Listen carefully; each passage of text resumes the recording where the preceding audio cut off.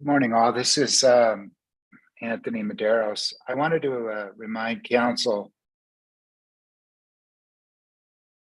Angelica, can you hear me out there?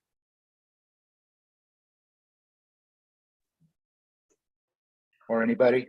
This is Allison. I can hear you. Good morning. Good morning, Allison. Thank you. I just want to remind council that we need to have the witnesses appear pursuant to the pre-hearing order, paragraph 6, at least 5 minutes before the hearing, in order to just to ensure that their connections are okay, and that their audio feeds are working, and at least that they can get on, because we ran into a problem in my last hearing where one of the witnesses was not able to link, and we had to start an entirely different new Zoom meeting that was not able to be live streamed, unfortunately. So I want to avoid that in future hearings. So I have Mr. Schoenheider. Good morning, Mr. Schoenheider. Good morning. Yeah, morning. We're obviously not on the record. I'm just, as you heard, I just want to make sure that we have the witnesses. I see Ms. Leva Tercero. So good morning. Good morning. Mr. Hearing Examiner, am I coming through loud and clear? Loud and clear. Thank you, sir. And I expect that Mr. Watara should be with us shortly to make sure that his feed works as well. And Mr. DeSalen, do you think you could call up? Good morning, Mr. DeSalen, by the way. Good morning, Mr. Hearing Examiner. Yes, Michael Kenny will be our witness, and he tested the system this morning, and it seemed to be working out okay. So I just asked him to pop on again, so he should be on shortly. Okay, and Schoenheider, you're confident that there's Mr. Pearsall, that Mr. Luth, is he with you? He In is the same not office, with me, but he will be logging on shortly to test his system as well. All right. And we do have some other interveners that have not appeared yet. There's Mr. Kenny. Thank you, Mr. Kenny. Hello. And now that you've tested and you're fine, you can exit and please observe on YouTube the witnesses who've tested their connections until you're called to testify pursuant to the pre-hearing order. Thank you very much. Thank you.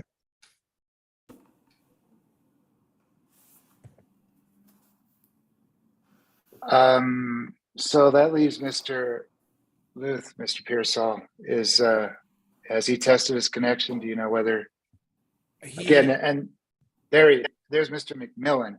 Again, the reason for this is I ran into a problem where one of the principal witnesses for the Pattern Energy Group was not able to establish a connection.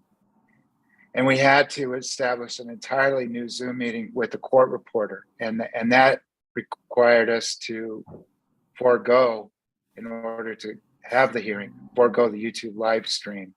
And I want to avoid that in future hearings. So I'm having witnesses test connections before the hearing actually begins. As to Mr. Luth, my understanding is he is trying to get on now. He may have had the same thing I did. When I logged on, it required me to sign up. I've never had that happen before, and then it wasn't sending me the authentication code, so I had to go through my personal email. But I got in, so I assume he will be able to here shortly. Well, it's precisely for problems like that with folks who are not as tech savvy as you that we might run into a problem. So that's why you just proved the rule about why I'm requiring this. So Mr. Hearing Examiner, if I may. Yes, sir. I ran into the same issue this morning. Usually when I log on to these Zoom public hearings, I just get right in. But this morning, there was a gatekeeper there and it wanted an authentication code for me as well. So I got that handled, but I just got a text and Mr. Watara's having trouble getting in through the Zoom platform. He's working on it. But Okay. there you go. There's just some high weirdness sometimes with Zoom for some reason. Well, at least if we're working on it now before the hearing begins, by the time he's called to testify later, hopefully the problem will be fixed like Mr. Pearsall was able to fix it. I guess it's an extra layer of security that is being required now. So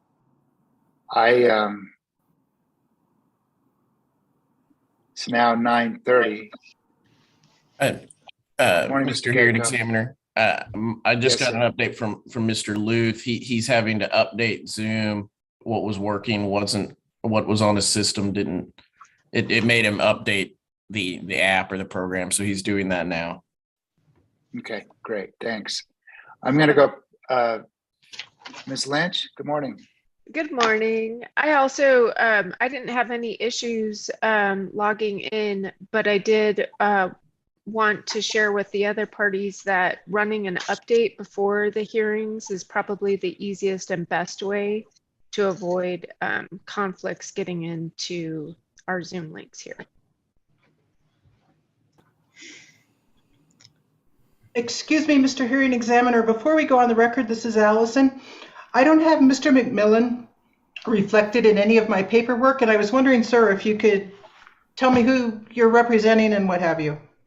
Yes, ma'am. I represent Occidental Permian Limited, or OPL, and I may not have been officially added to the service list in this case. Is that because Ms. Coleman's on leave, Mr. McMillan? That's certainly part of it. I recently became licensed in New Mexico finally, so I had my assistant go through and add me to the various cases that we've been working on, but this one may have been omitted from that. Well, Thank you. And you are with O'Melveny and Myers? That's correct, yes. Thank you so much. well, welcome, Mr. McMillan. It's nice to meet you. Congratulations. Oh, thank you. Being admitted to the New Mexico bar. And Ms. Hoyman, you were on the spot because you asked the question that I was just going to ask. So, wow, very impressive. Thank you. Okay, I'm going to stop my video for a second, put my jacket on, and then we'll start.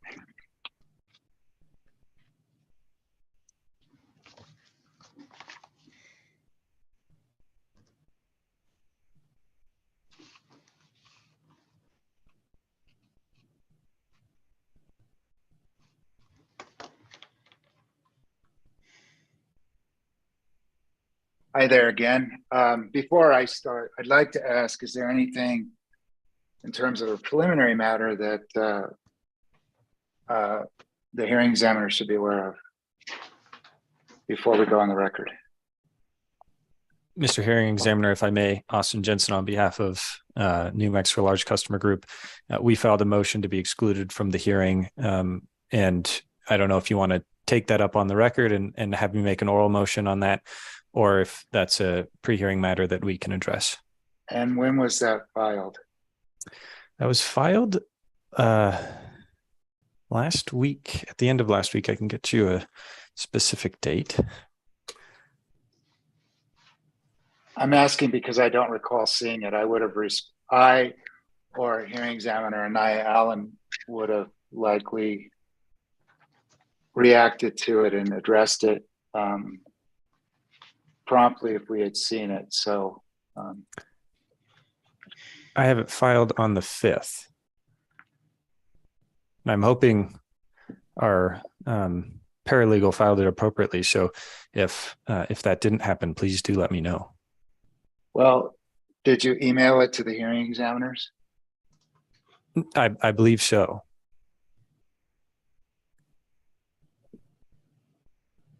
Hearing examiner Anaya Allen, did you recall receiving it?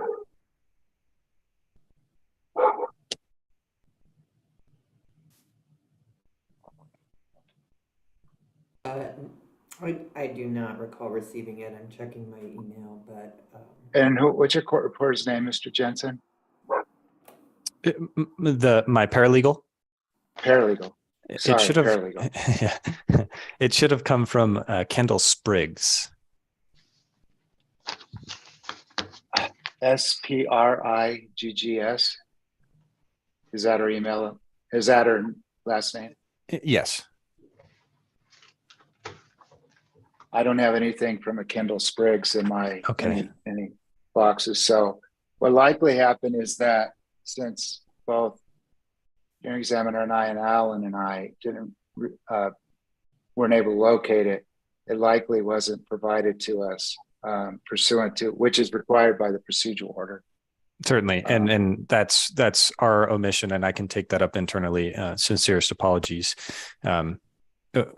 Would it be appropriate for the hearing examiner for me to make an oral motion on the record in lieu of that written motion? Okay. Yes, and we'll get to that when, and the signal will be when I say preliminary matters. Okay. Very good. Thank you, sir. After entering appearances and requesting any public comment, which I've been informed by our paralegal that Ms. Kippenbrock that we don't have any requests for oral comment. So, okay, if there's nothing else at this point, let's go ahead and go on the record. Is there anything else though? Any of the other counsel? All right. Ms. Ash Hoyman, are you ready?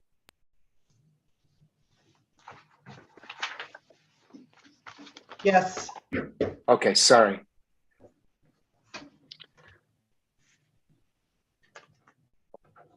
This matter before the New Mexico Public Regulation Commission will please come to order.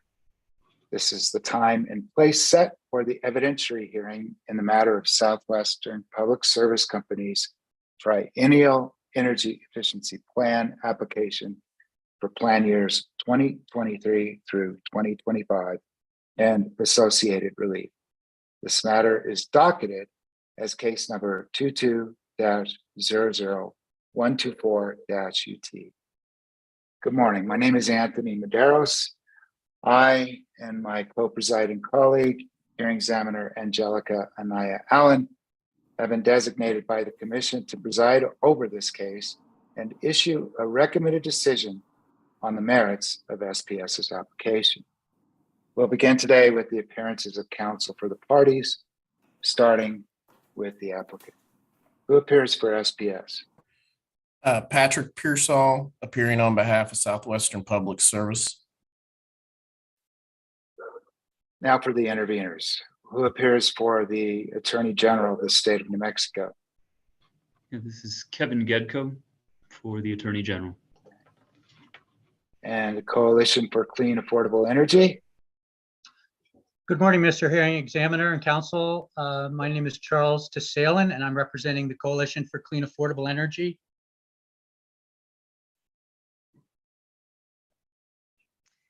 Good morning, hearing examiners and counsel. My name is Kara Lynch, and I am co-counsel with Charlie Desallin, representing CCAE. Thank you. The New Mexico Large Customer Group. Good morning, hearing examiners. Austin Jensen on behalf of the New Mexico Large Customer Group. And by way of full disclosure, long time ago in a galaxy far away, I was an associate at the predecessor to Holland and Hart, Campbell, Carr, Berg, and Sheridan. That was in the mid-90s. So just by way of full disclosure, I thought I should disclose that. Thank you. And Occidental Permian Limited. Good morning, Your Honor. Michael McMillan for Occidental Permian Limited. Morning, Mr. McMillan. And last but never ever least, who appears for staff of the Utility Division of the Commission? Well, that's awfully nice of you to say, Mr. Hearing Examiner. Good morning. Good morning, Madam Hearing Examiner. John Bagacco here for the NMPRC Utility Division in this proceeding. Thank you. Thank you, Mr. Begacco.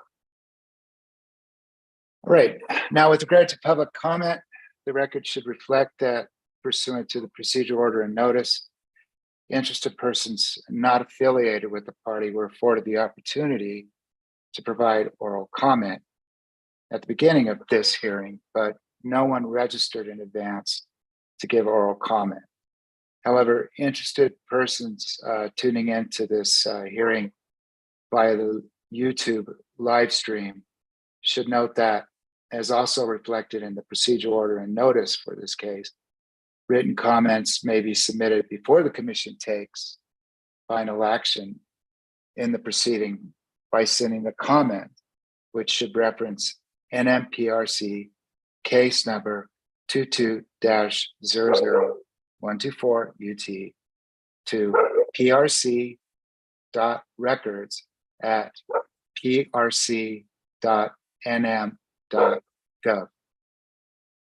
And if that doesn't work, try the old domain name, which is prc.records@state.nm.us. Commission, just like all or most state agencies, just changed its domain name from state.nm.us to prc.nm.gov.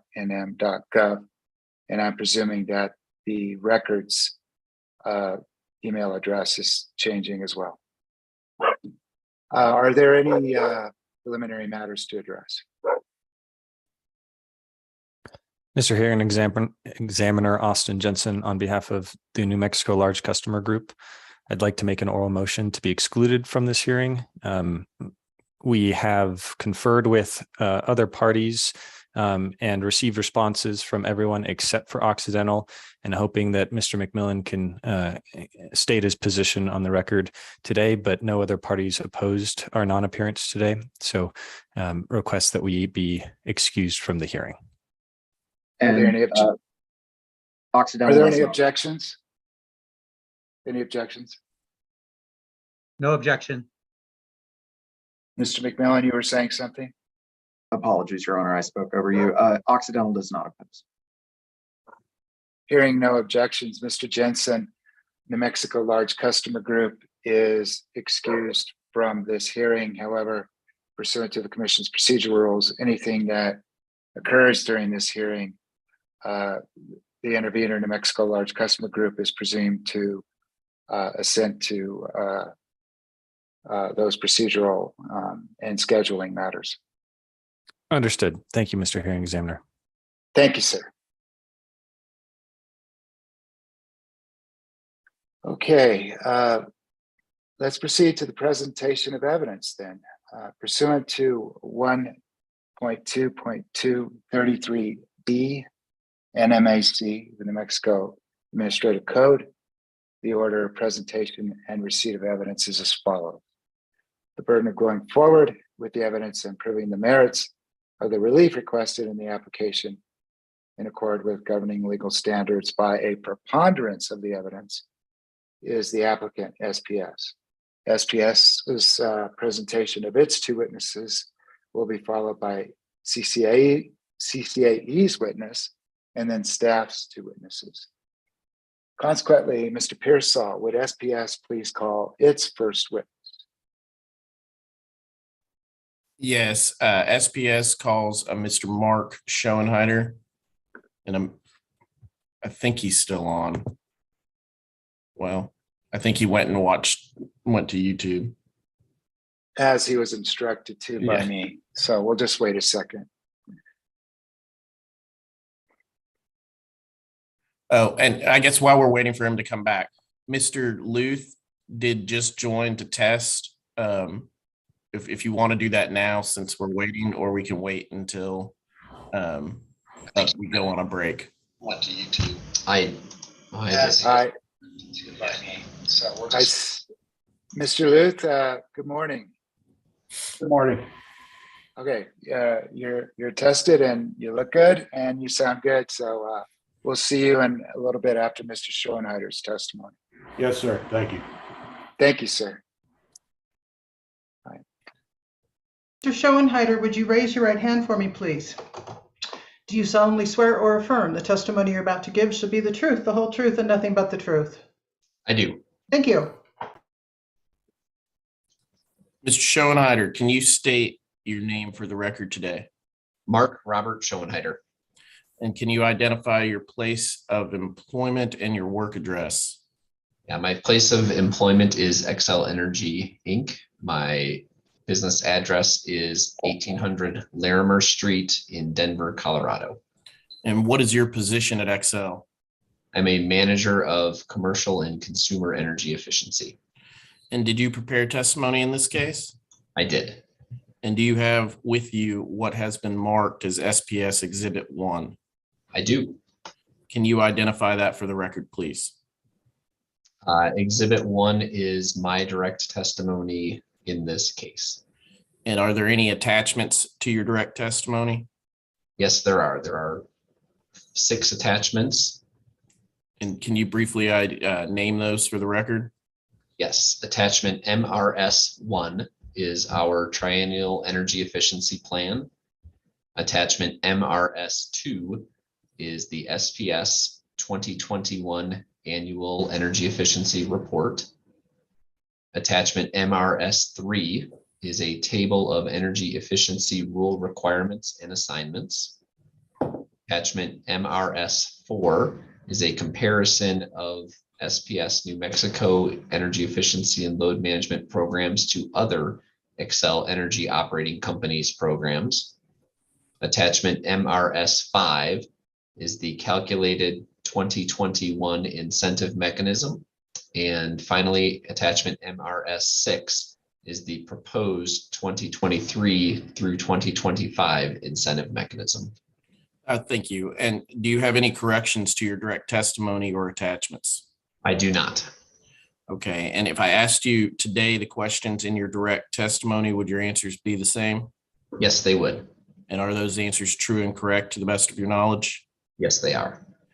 And do you have also with you what is marked as SPS Exhibit 2? I do. Can you identify that, please? That is my rebuttal testimony. And are there any attachments to your rebuttal testimony?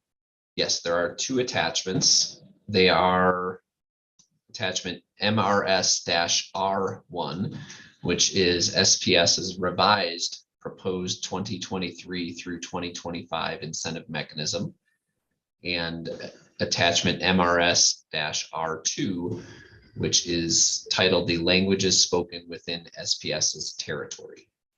And do you have any corrections to your rebuttal testimony? I do not. And if I asked you today the questions in your rebuttal testimony, would your answers be the same? Yes, they would. And are those answers true and correct to the best of your knowledge? Yes, they are. Thank you, Mr. Schoenheider. At this time, I'd move for the admission of SPS Exhibit 1 and SPS Exhibit 2.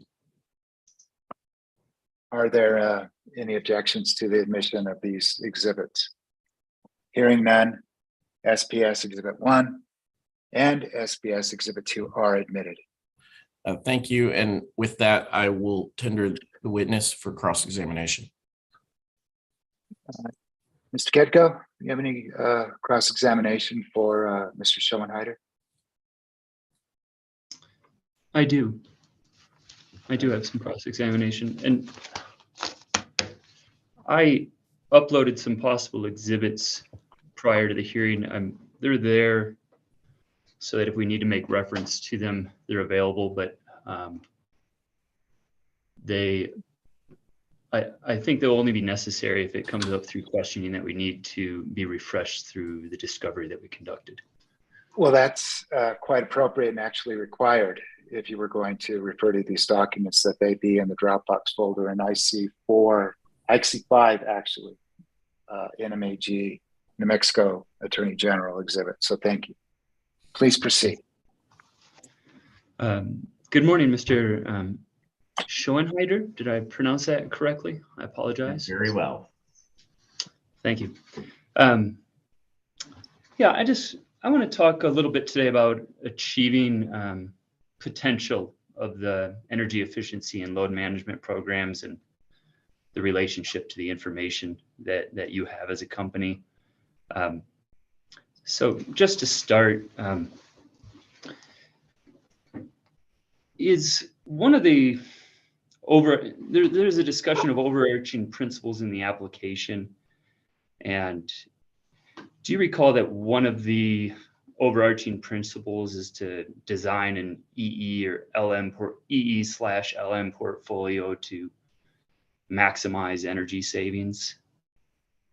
Yes, I believe that's one of 5 principles. Okay. And do I understand that correctly if we talk about like designing an EE/LM portfolio to maximize energy savings? Would that be related to achieving the maximum potential of the programs that you run?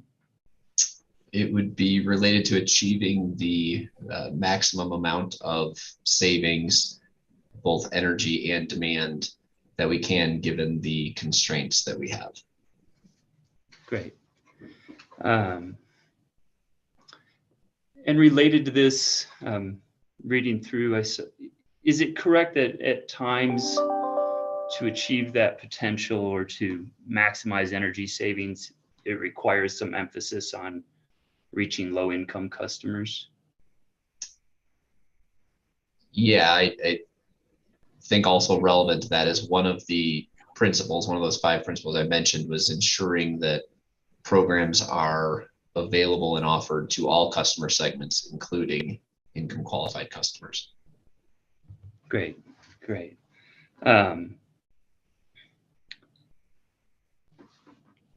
So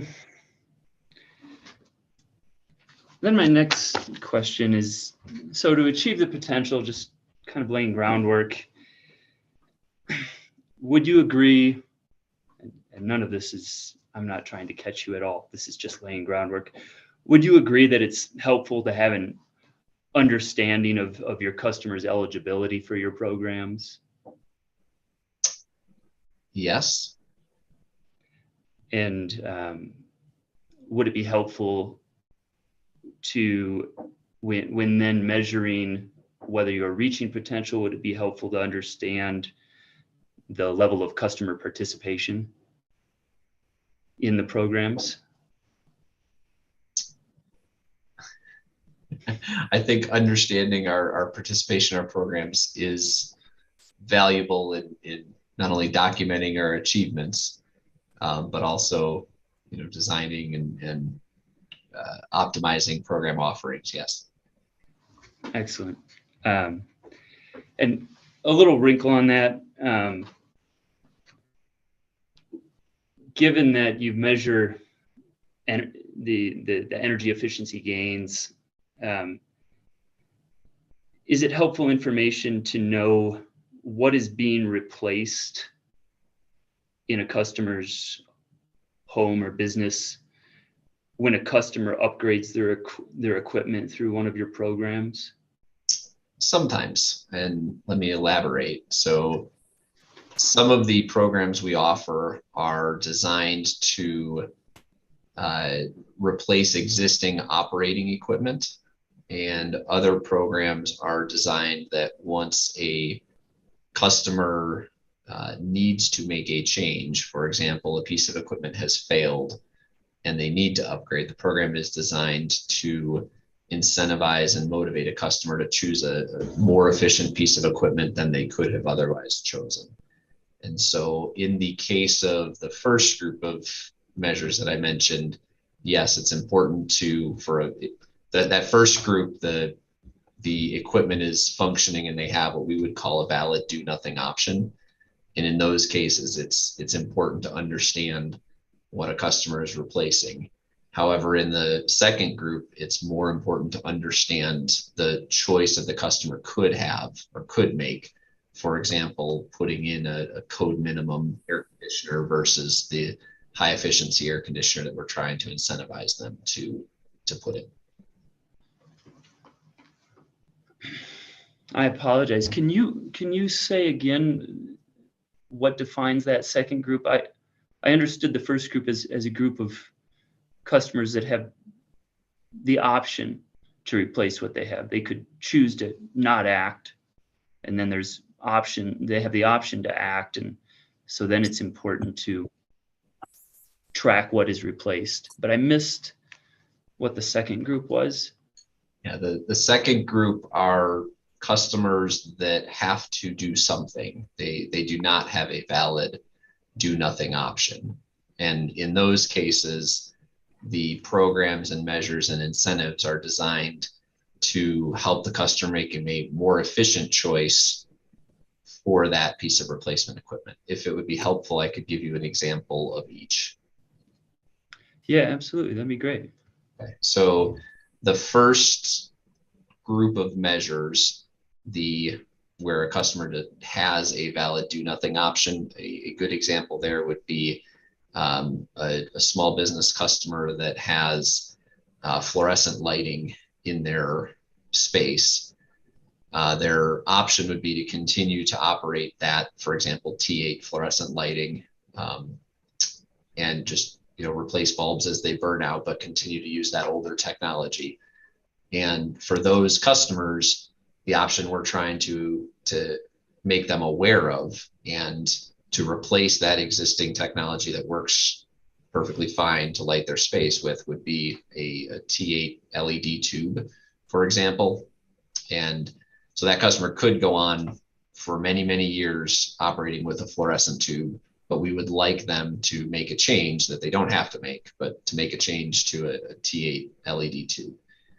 The second group of measures, a good example, and these are where a customer doesn't have a do nothing option, would be our residential HVAC program. Parts of it, for example, are for our air conditioner,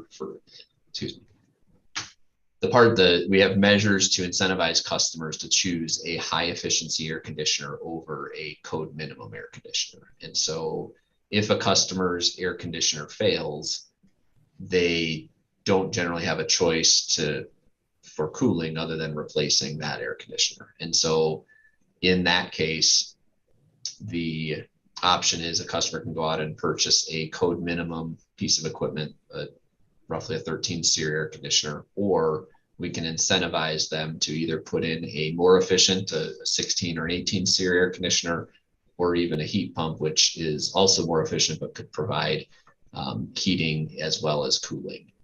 And so in those cases, it doesn't matter what the customer's existing piece of equipment was, because most of the time it has failed and it's not relevant to the discussion. They don't have the option of continuing to use it. So the option that we're trying to incentivize is, instead of buying the lowest efficiency piece that they could per code, we want them to purchase a more efficient piece of equipment.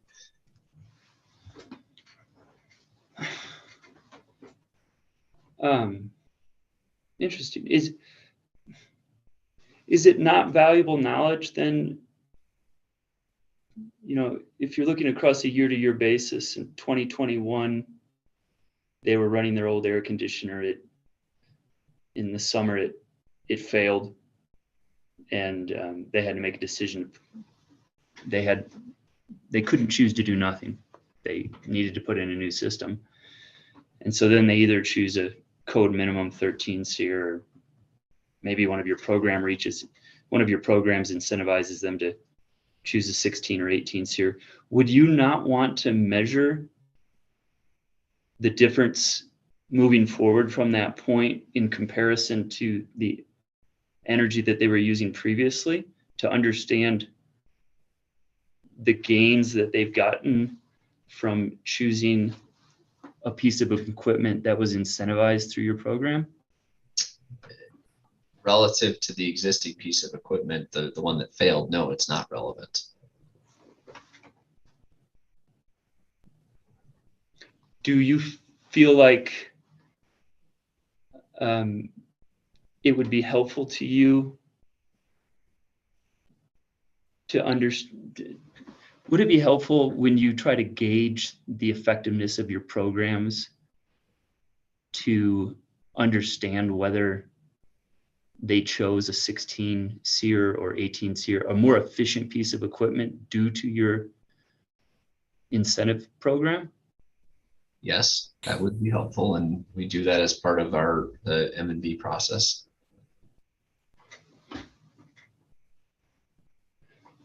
All right.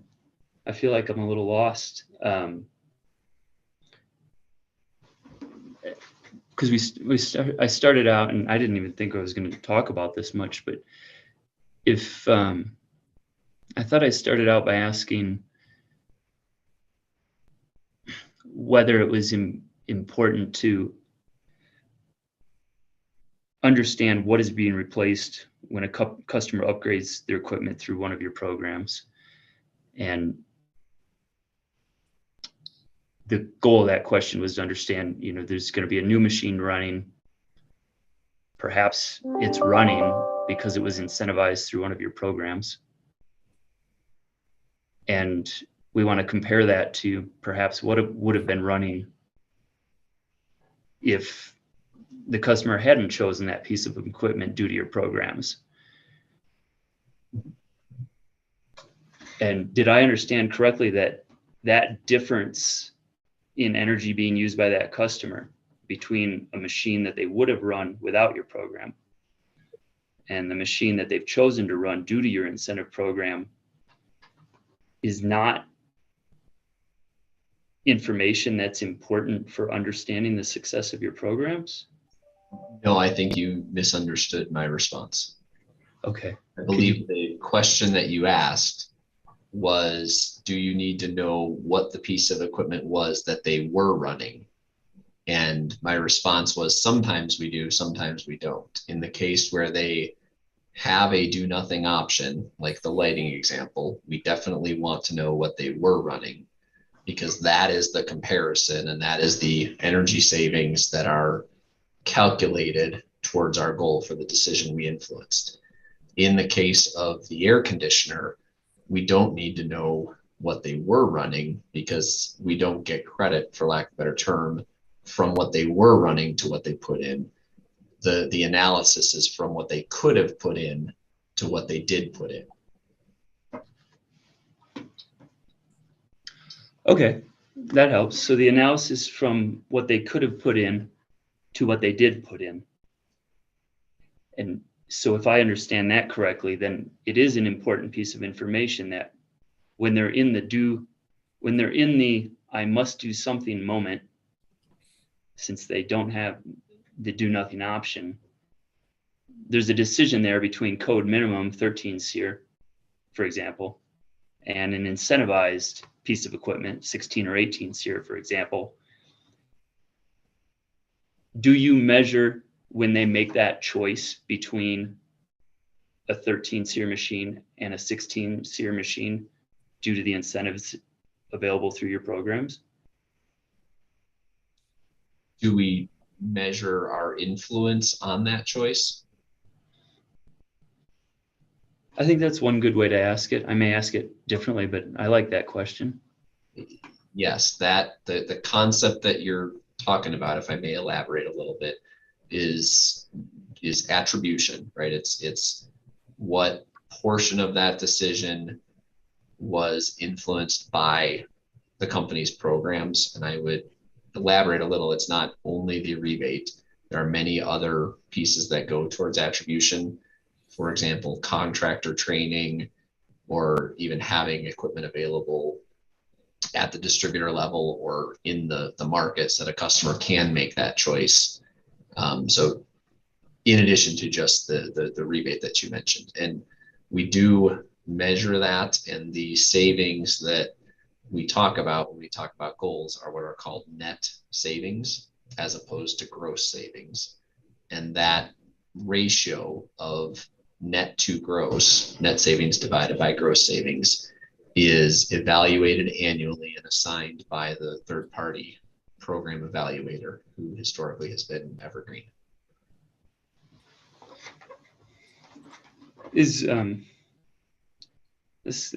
I don't think there's, well, I have a thought on, is there any way to understand whether that, is there a way for SPS to understand whether the customer would have chosen that 16 SEER machine, continuing in our example, even if that incentive rebate hadn't been available? Yes, that's, maybe I was unclear. There's research that is done as part of the evaluation process that aims specifically at identifying the attribution, how much of the savings that occurred were the result of operation of our DSM programs. And that research is summarized in a value called the net to gross, which is applied on the savings realized and therefore is factored into the cost effectiveness of the programs. Okay, and yeah, I appreciate you being patient with me. I'm learning while I do it. So if I ask over, and this will be the last one on it, I just to give do you know the particular way and that's measured? I'm just curious. For example, I put in a 16 SEER machine in a home this year, and I made that decision on my own. There wasn't a program that I was aware of where I was doing that, but I looked at what it would do and I made that decision. And if there had been a program, which there may have well have been, this wasn't in, and if I would have been more conscious, I would have applied for that program and I would have gotten that rebate. Mr. Gedko? Yeah, I apologize. No, that's okay. I apologize, but I wanted, for the record, when the machine that you installed, the 16 SEER, is that a heat pump? What is it? I don't. Or is it in my case? In my case, no. It was a 16 SEER condenser unit for a traditional air conditioning system. Okay. And that's okay. And I think if I had read through this case before I made that decision, I would have looked more at heat pumps. But so for our example, which is actually a real example, a 16, I chose a 16 SEER air conditioning condenser. I wasn't aware of rebates. And I made that decision without a program. Assuming there was a program available and I was aware of it, I would have chosen to apply for the rebate. Is there any way, I'm just curious on this, in doing the attribution analysis to understand that I made that decision without respect to the rebate program? Mr. Hearing Examiner, Yes, if I may, can we just clarify for the record that the example that we're given is Mr. Gedko, do you live in SPS's service territory?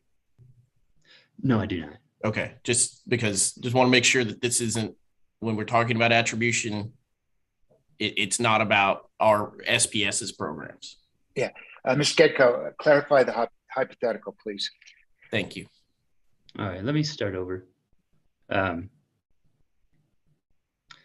Let's hypothetically imagine a homeowner that's in SPS's territory. And that homeowner is faced with a decision for replacing an air conditioning unit. That homeowner is not aware of a rebate or incentive program for putting in a high efficiency unit relative to what could be considered a code minimum unit. And that homeowner, unaware of the incentive program, chooses to install a high efficiency unit.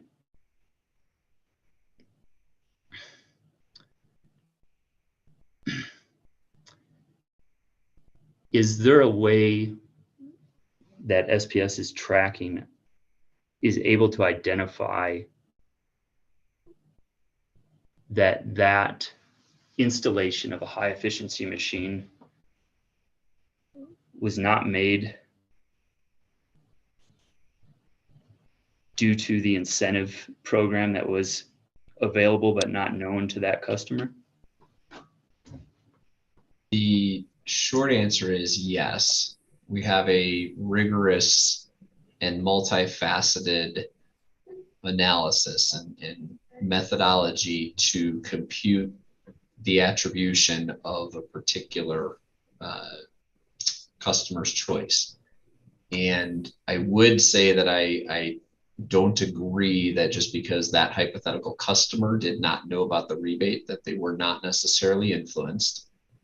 I talked about two other pieces that are relevant. One is we provide, or a hypothetical program provides training to contractors to make them aware that that equipment exists, to make them aware of the benefits and help sell that equipment to customers. We also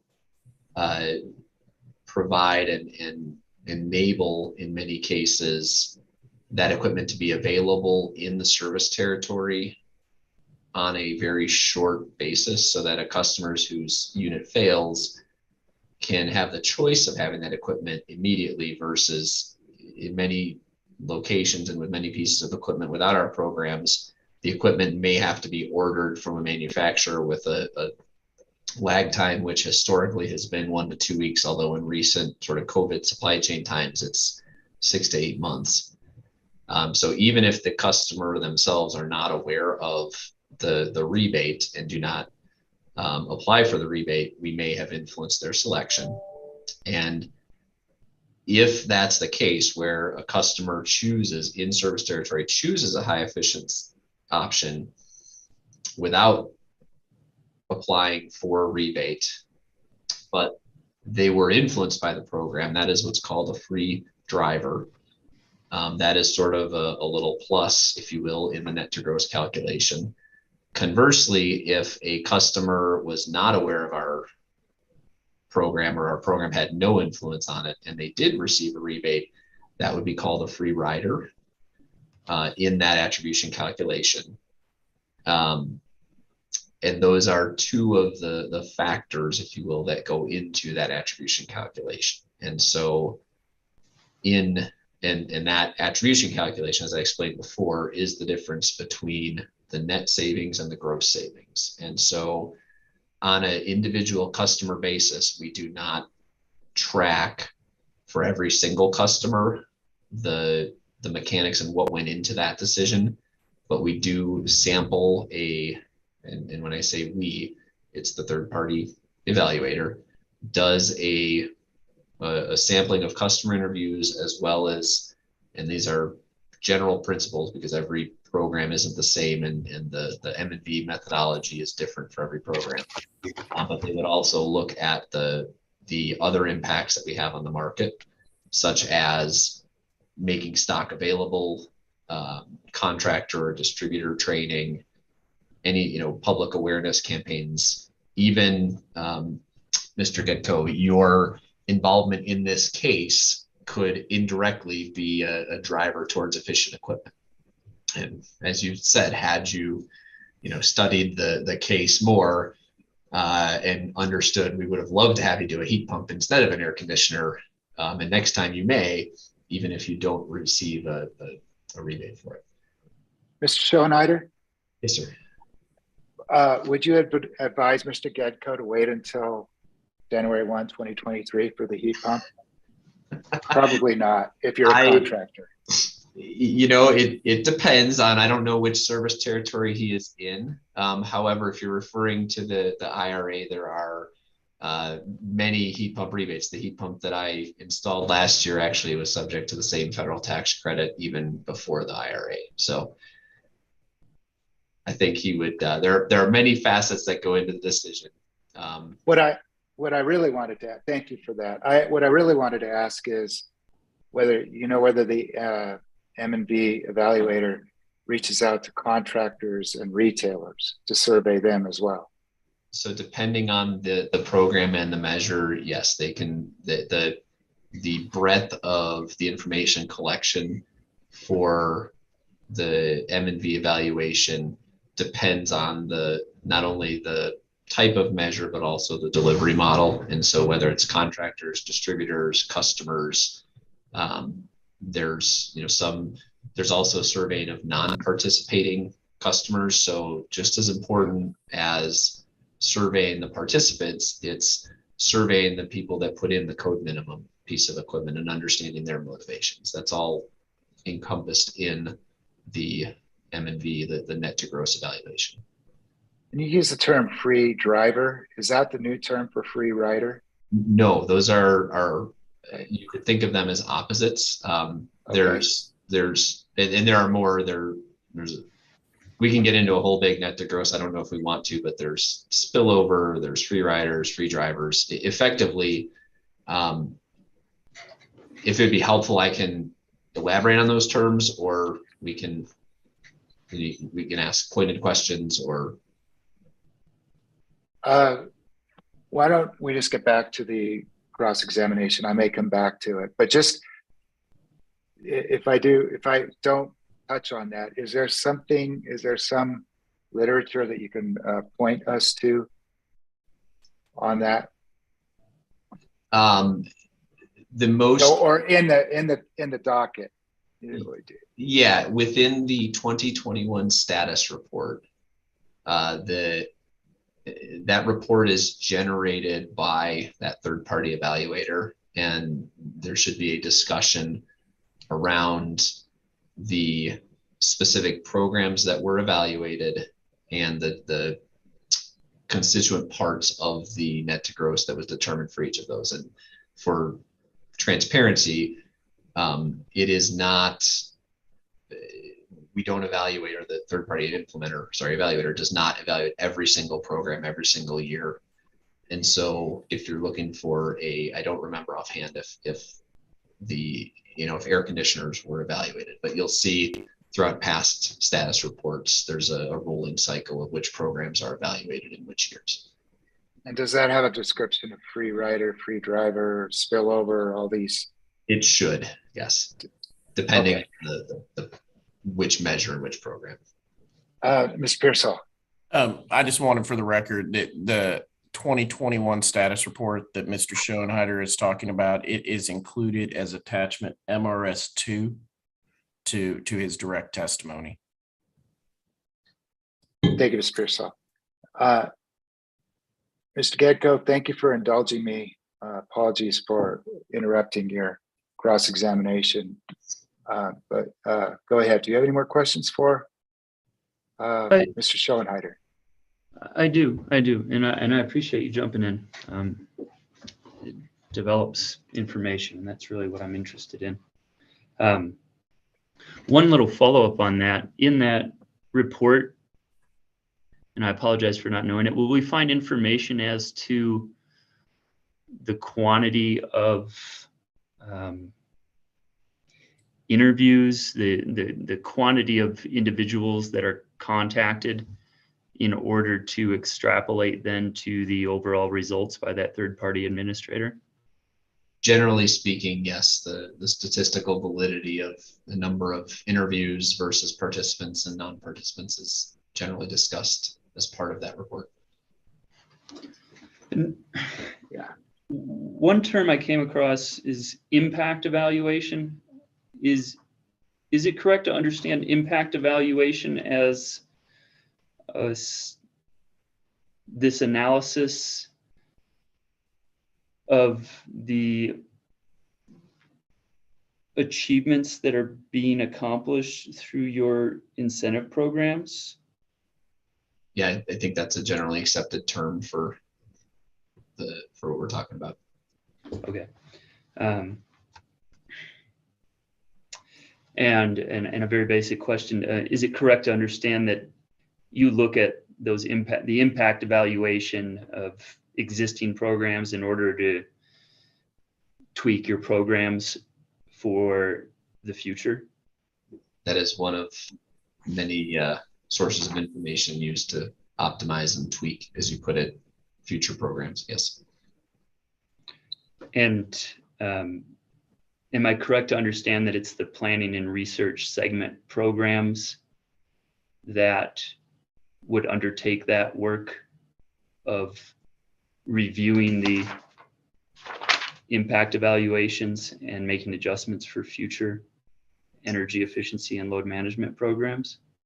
I would generally characterize those actions as part of a planning and research function. Okay.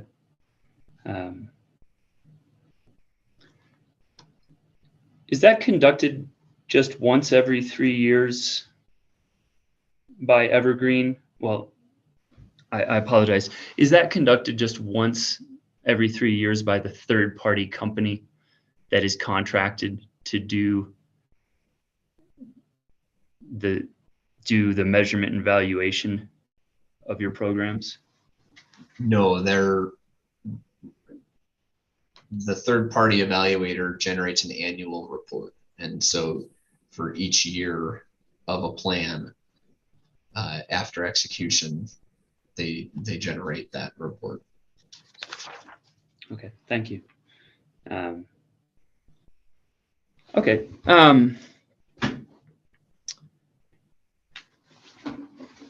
Turning to a couple more specifics. We issued some discovery, and thank you for responding to it. And coming out of that,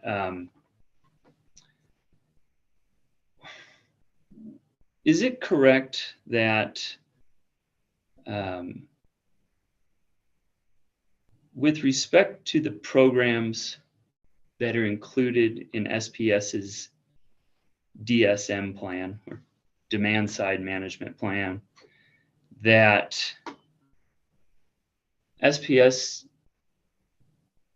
doesn't know the number of customers eligible for each program?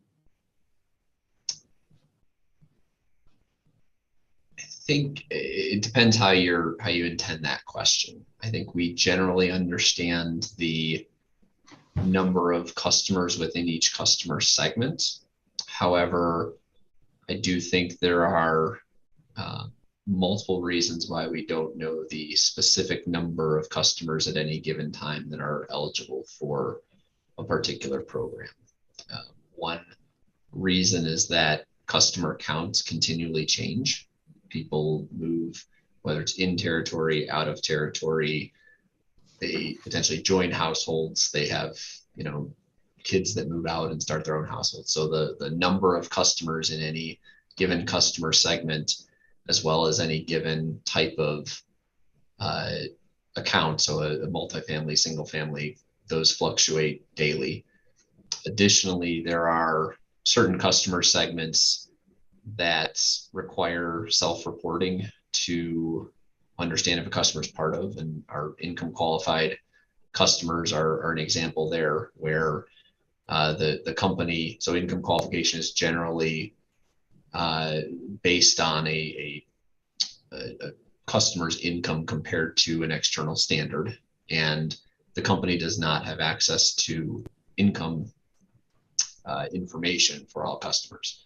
And so participation in an income qualified program is based on self-reporting and a customer applying for that. And so we may have an estimate of the number of customers that at any given time could qualify for our income qualified programs, but the number that are actually eligible would be based on that income, which is simply information that we nor any other utility does not have access to.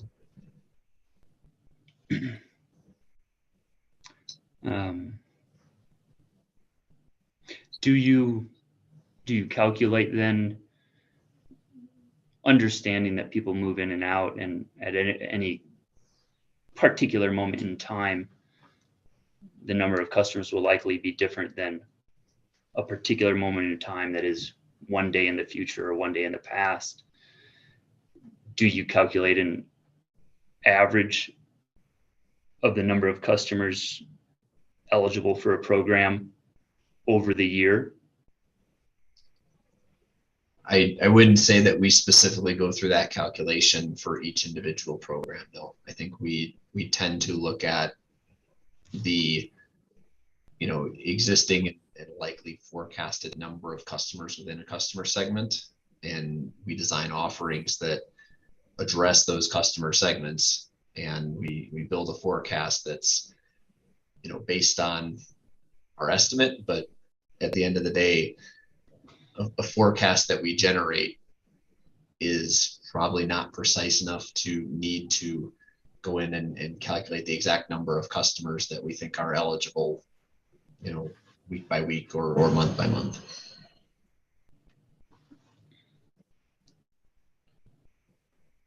And I'm sorry, I'm making a note.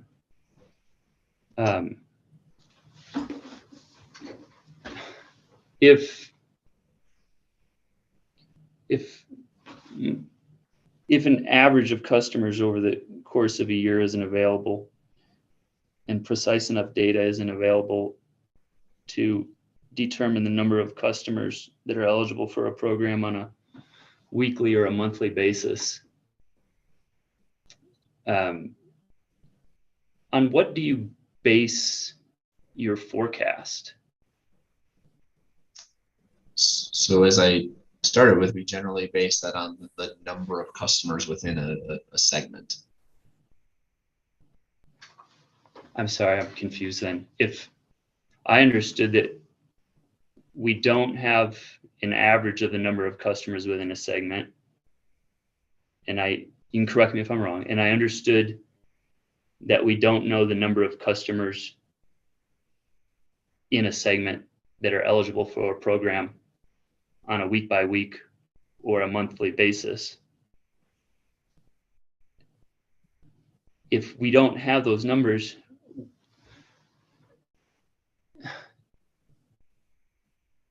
how do you then base your forecast on the number of customers eligible for a program? I think you may have misheard or I misinterpreted your question. We do know, and we have included in my direct testimony in the plan, we have the number of customers that are in each customer segment at the time the plan was filed. We also, within the potential study, have an estimate of growth rates within certain customer segments. I believe the question you asked me initially was, do I know the exact number of customers that are eligible for each program? And I do not know the exact number of customers that are eligible for each program. I generally know, the number of residential customers we have, we may have information about the likely percentage of those customers that are in a single family home versus a multifamily home. And from that, we can build forecasts for expected participation. Additionally, those forecasts are in a lot of cases based on the performance of the program.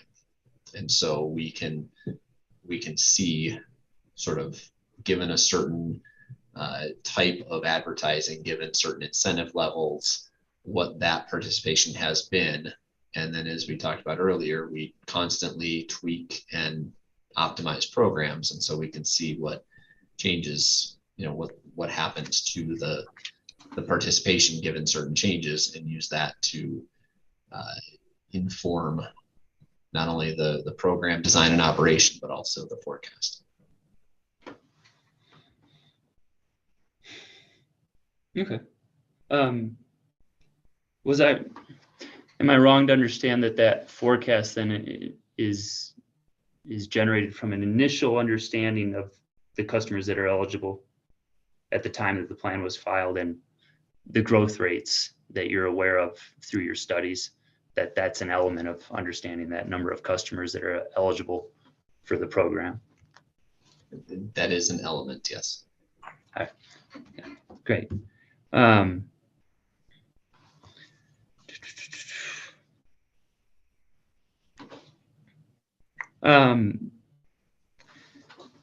Does the residential sector have one of the highest potentials for energy efficiency improvements compared to other customer classes? As a percentage of savings, yes. Or sorry, as savings as a percentage of consumption, generally the residential segment, and more specifically within the potential study, was identified to have a higher achievable potential. And is another way of saying that as a percentage of overall sales, they have a relatively high potential? They have a relatively high potential. And when you talk about potential, as we look back at the potential study, there are 3 different types of potential quantified. There's a technical potential, an economic potential, and an achievable potential. And your statement is most appropriately correct to the achievable potential.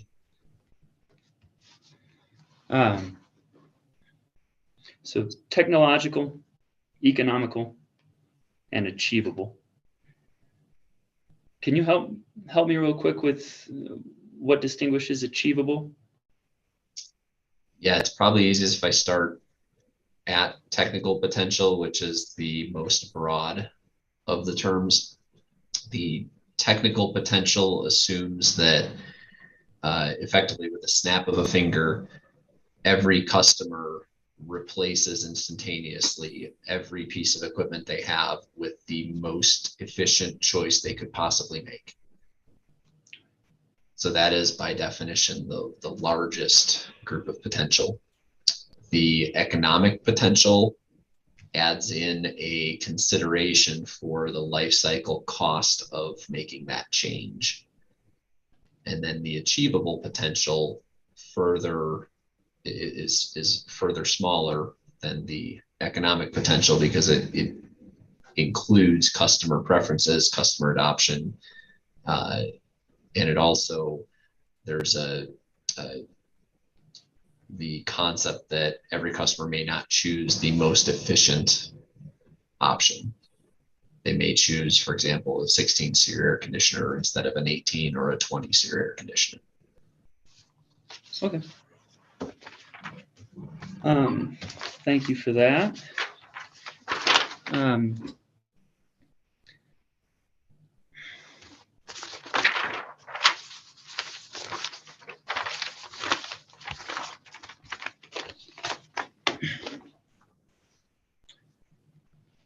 Moving on to another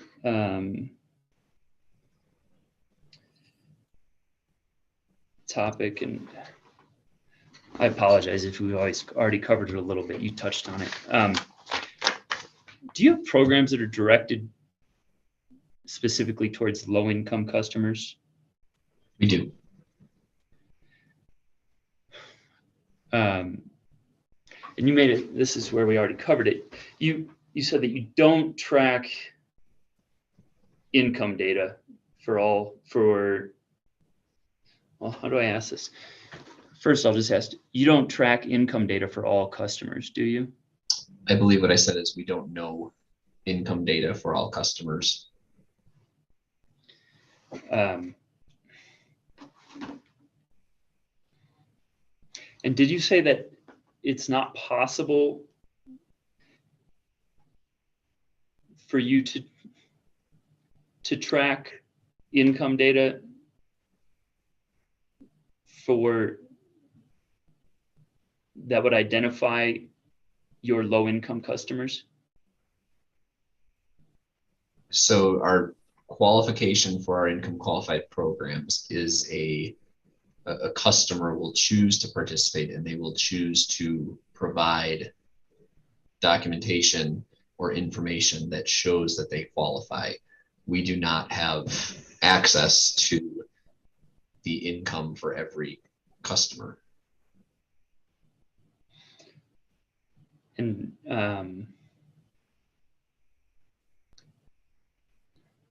I apologize for the ignorance of this, but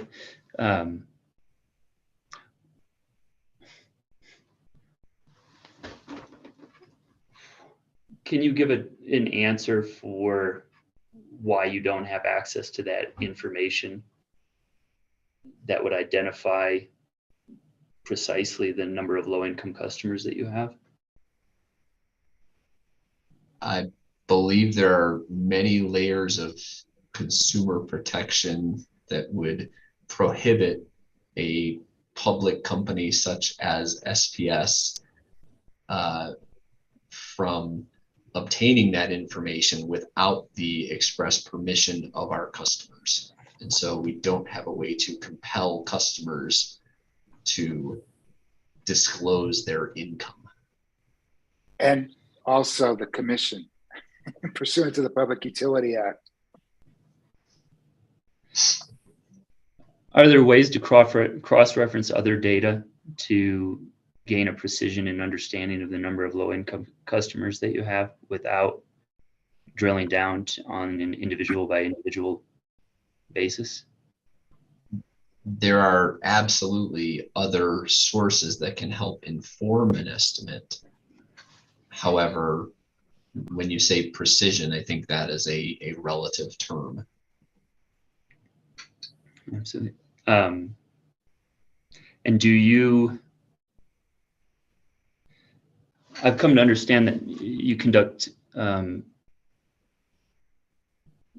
there's self-generated information of low-income individuals that volunteer information, and that helps you understand that they're part of your low-income eligible population. Does SPS perform some of the cross-reference to other data sources in order to augment their understanding, its understanding of the number of customers that are eligible for low-income programs? Not sure I understand your question, so I might try to rephrase it. Do we use data sources to try to identify and target outreach to customers that may qualify for our programs? Yes, we do. Do you use that cross-reference data to, in addition to help you conduct outreach to those individuals, understand the true number of customers to which you could perform outreach? I don't think so. I think you're confusing topics. We can perform outreach to anyone, customers or not. And there are many different levels of outreach, from radio and television ads that don't discriminate customer or not. They don't discriminate income level. They don't discriminate what type of customer, all the way down to very targeted communications, whether those are through implementers or direct mail or email or social media. There are many, many different channels for outreach. And at a high level, our goal is to use the information we have available to make our communication as effective as possible. And effective meaning both the number of customers that we can reach with the message that is the right message for the right customer at the right time, but also effective from the perspective of doing that at a cost that is in line with the program and is not exorbitant, right? We could theoretically send an SPS employee to every household and have them knock on the door to offer each of our programs. However, that would likely cost far more than the program uptake for that, right? So I don't know that given that context, I'm not sure that your question makes a lot of sense. Yes, we use information to target the right message, the right customer at the right time. Yeah, my question is getting at, kind of the confidence of that you have in understanding of number of customers that are eligible for low-income customers. And do you recall that there's an estimated, is it correct that there's an estimated 19% of residential customers that meet the low-income eligibility requirements using Experian modeled income information? I would not object to that number. And The Experian modeled income information is an estimate. And Mr. Correct. Gedko, Yeah. what area are you talking about? Statewide or within the counties that SPS serves in New Mexico? I'm talking about what I understand to be SPS's service territory in the state of New Mexico. And perhaps Mr. Schoenheider could confirm that the 19% of residential customers that meet the low income eligibility requirements, which is not disputed, is for SPS's territory in New Mexico. Is that correct?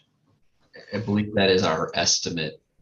However, as I tried to say earlier, there are many data sources and none specifically match the criteria of are you an SPS customer, and whether it's Experian, whether it's census tract data, none of them align exactly with our customer population or our service territory. And so these are all estimates, back to our discussion earlier, if we don't know an exact number.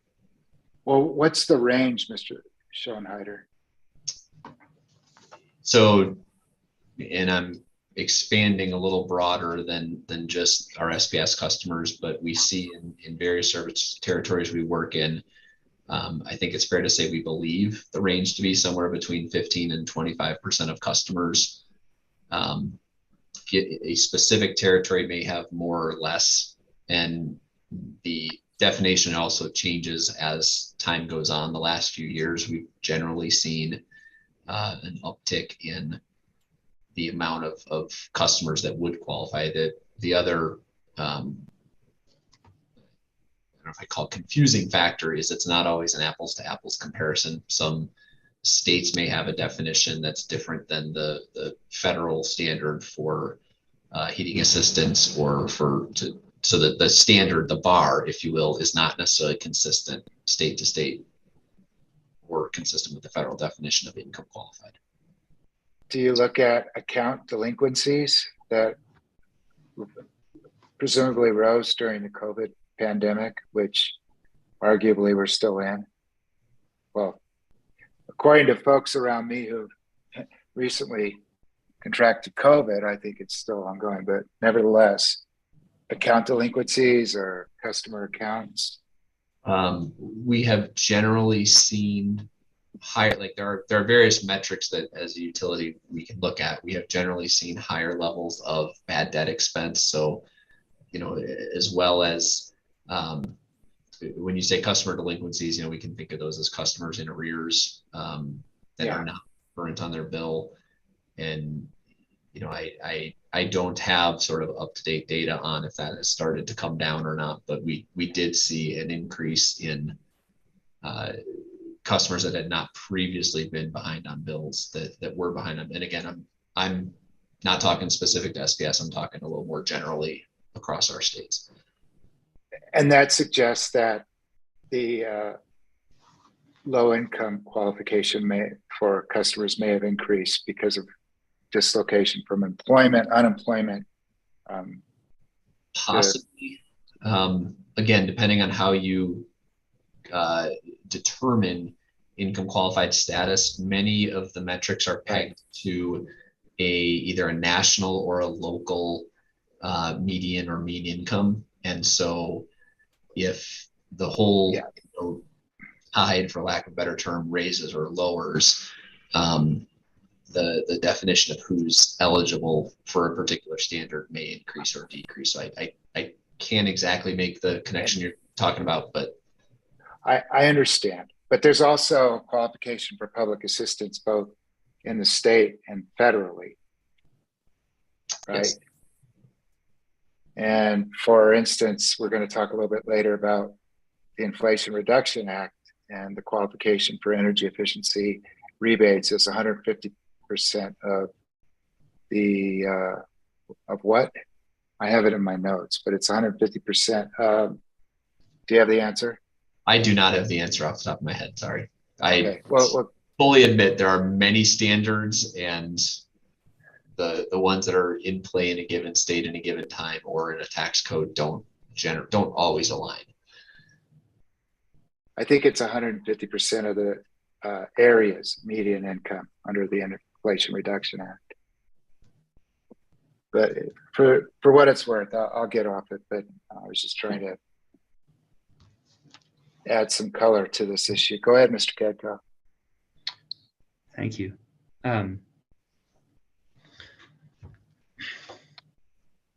Is it a fair statement that the more precision knowledge of low-income eligible customers that SPS has would enable SPS to customize, tweak, or alter its programs more efficiently to Not gain? necessarily, no. Not necessarily. Can you explain? Well, you say more efficiently, and the example I gave earlier, we could have more precise information if we went door to door for every customer. However, the cost of doing that would be very, very high, and that would be borne not only by sort of all customers, but also those same income qualified customers. At the end of the day, every dollar that we spend shows up on a customer's bill, and in some cases, adding those types of costs you were just describing may impact income qualified customers more severely than other customers. And so it could be seen as a sort of a regressive, cost allocation.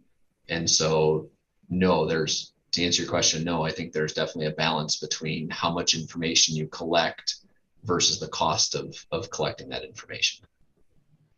Okay, yeah, fair enough. So assuming for a moment that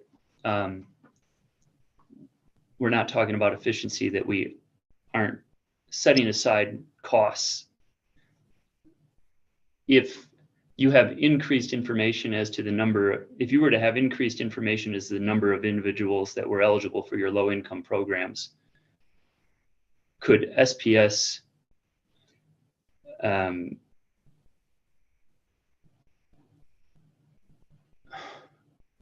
be more effective in targeting programs to those individuals? Setting aside costs, if in addition to knowing the number as you indicated, but knowing who they were, we could likely be more effective in providing those services. And reading between the lines, do I understand correctly that the Experian modeled income information is not New Mexico specific? Is that correct?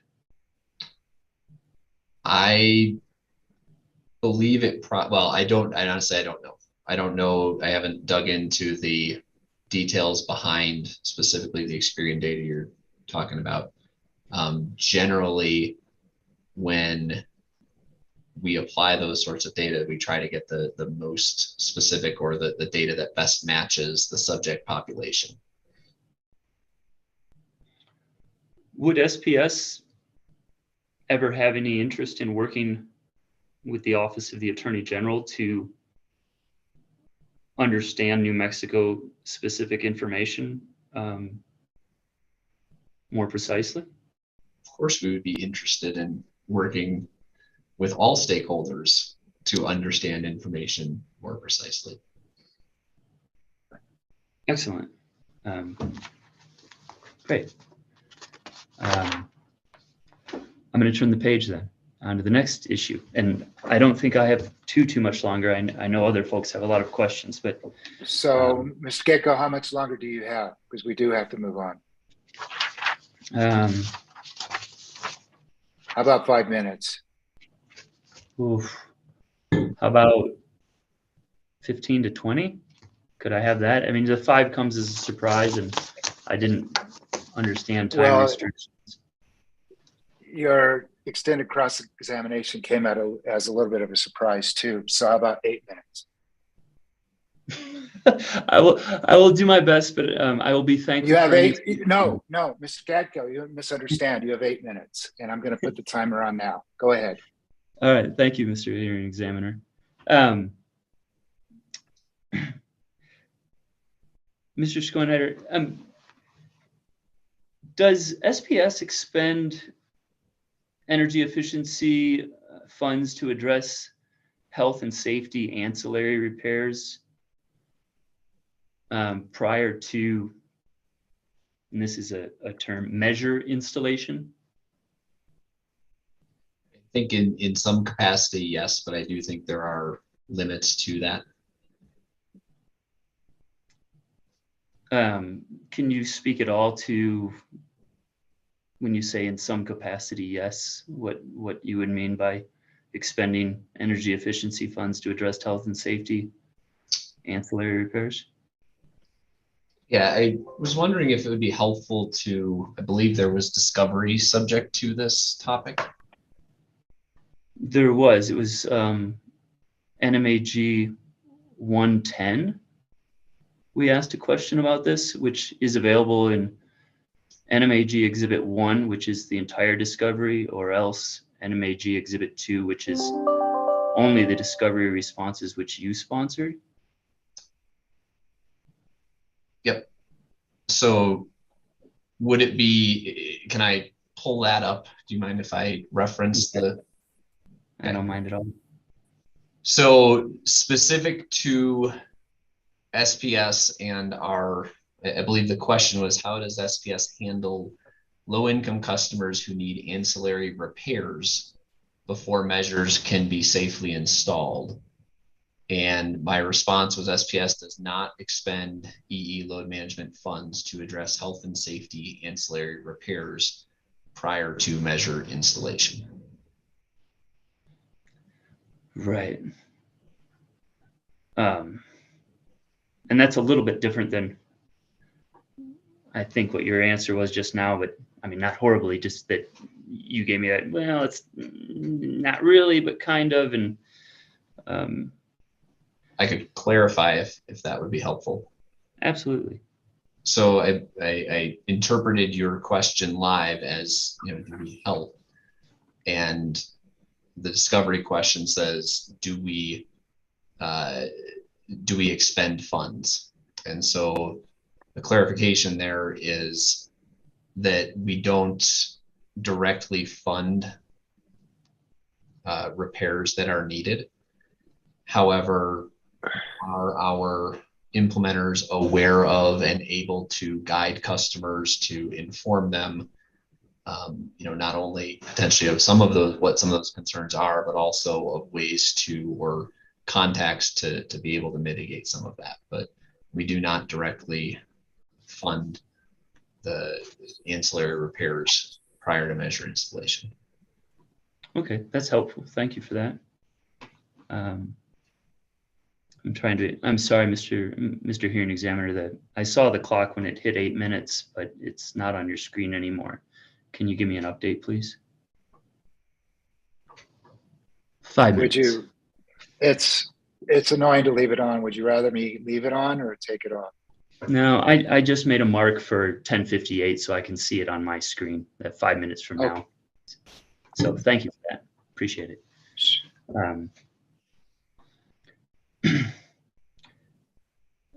So, Mr. Schoenheder, SPS, it's correct that SPS has a program that provides rebates to customers that replace an existing water heater with a heat pump water heater, correct? We do.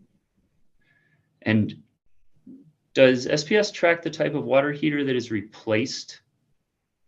Let's assume you do not. Okay. Does it follow that SPS is not able to determine which customers that use the rebate program are switching fuels from gas to electric, for example? That is correct. Okay. Would SPS be able to track the type of water heaters that are being replaced? Potentially. would there be a willingness on the part of SPS to track that information for future analysis purposes in the state of New Mexico? I think it comes back to relevance and the going back to a discussion that we had earlier. When we talk about water heater incentives, if you remember, it feels like forever ago, we talked about the lighting example and the air conditioner example. And if you remember, the air conditioner example was the customer does not have a do nothing option. And so they have to make a purchase. The water heater, heat pump water heater rebates that you're referring to fall into that category, where the presumption is that a customer's water heater has failed and they are choosing between a new low efficient water heater and a new high efficient water heater. So the old water heater is kind of out of the picture. And so it may or may not be relevant to expend resources to understand what that water heater was. Okay. Okay. Given my limited time, I'm going to turn to just my last line of questioning. In the state of New Mexico, the justification for energy efficiency programs under the EUEA is identified as the utility cost test. Are you also familiar with a test called the participant cost test? I am. And is it correct to say that the participant cost test places more emphasis than the utility cost test on measures of costs and benefits for the participants in the program? I think, yeah, the way that I generally think of it is that the participant cost test is from the perspective of the participating customer versus the utility cost test is more macroly from the perspective of all customers. So understanding that the participant cost test is not required in the state of New Mexico, would it be useful for determining the success of a program with respect to the costs and benefits to the participants in a program? Hearing examiner. Yes. I'm going to object on whether it's useful or not is neither relevant nor material to the issues in this case. As Mr. Gedko just said, the participant test is not the standard in New Mexico. It's the UCT. Mr. Schoenheider talks in his testimony about some of the other tests that are applicable in Minnesota and Colorado.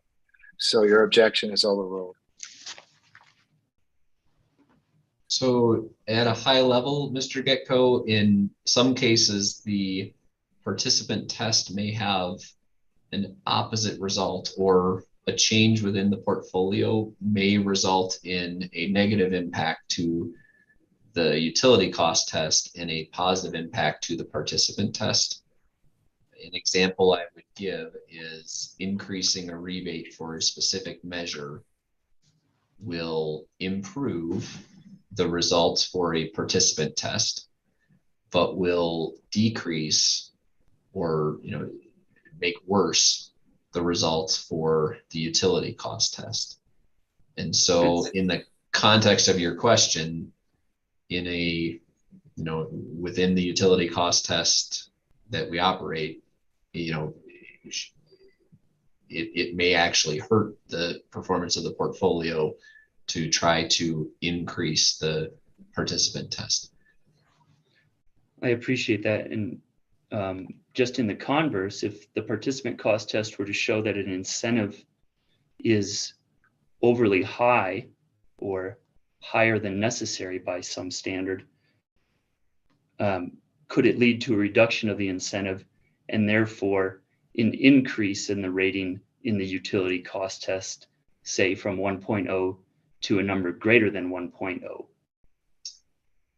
I don't think that that would be the causation there, but I agree that the math works that way. So yes, a reduction in a rebate from would improve, assuming you get the same participation, a reduction in a rebate would improve the utility cost test and decrease the participant test. Yeah, Mr. Getko, that was 9 minutes and 45 seconds. One last question. Would SPS be interested in any further discussions with the Attorney General to explore whether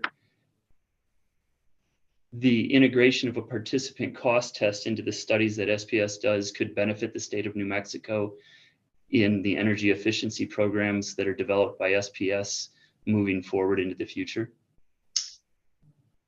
So I would encourage the Attorney General to participate in the public participation meetings that we have as part of this proceeding to discuss those sorts of topics.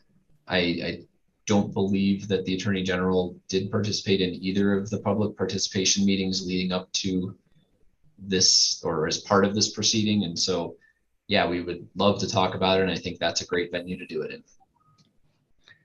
Thank you, and thank you for being so patient with my questions as I build my knowledge in this area. I appreciate it. Thank you. Absolutely. Thank you. Thank you, Mr. Getko. We're going to take a 15-minute break, but before I do, I'll ask Mr. McMillan and Mr. Bagatko whether you have any cross-examination for Mr. Schoenheider after the break and how much you might have. Mr. McMillan? I do not have any cross-examination, Your Honor. Thank you. Mr. Bagatko? I have a terrifying 5 minutes for Mr. Schoenheider there. Not just kidding, not terrifying. 5 minutes at most, I believe. And as a matter of housekeeping, Mr. Hearing Examiner, it looks like Mr. Watara overcame his technical difficulties. If you'd like to briefly test his audio and video, I think after that, hopefully everything works and he can go watch it on YouTube. Well, his video looks good, Mr. Watara. Good morning. Hello, good morning.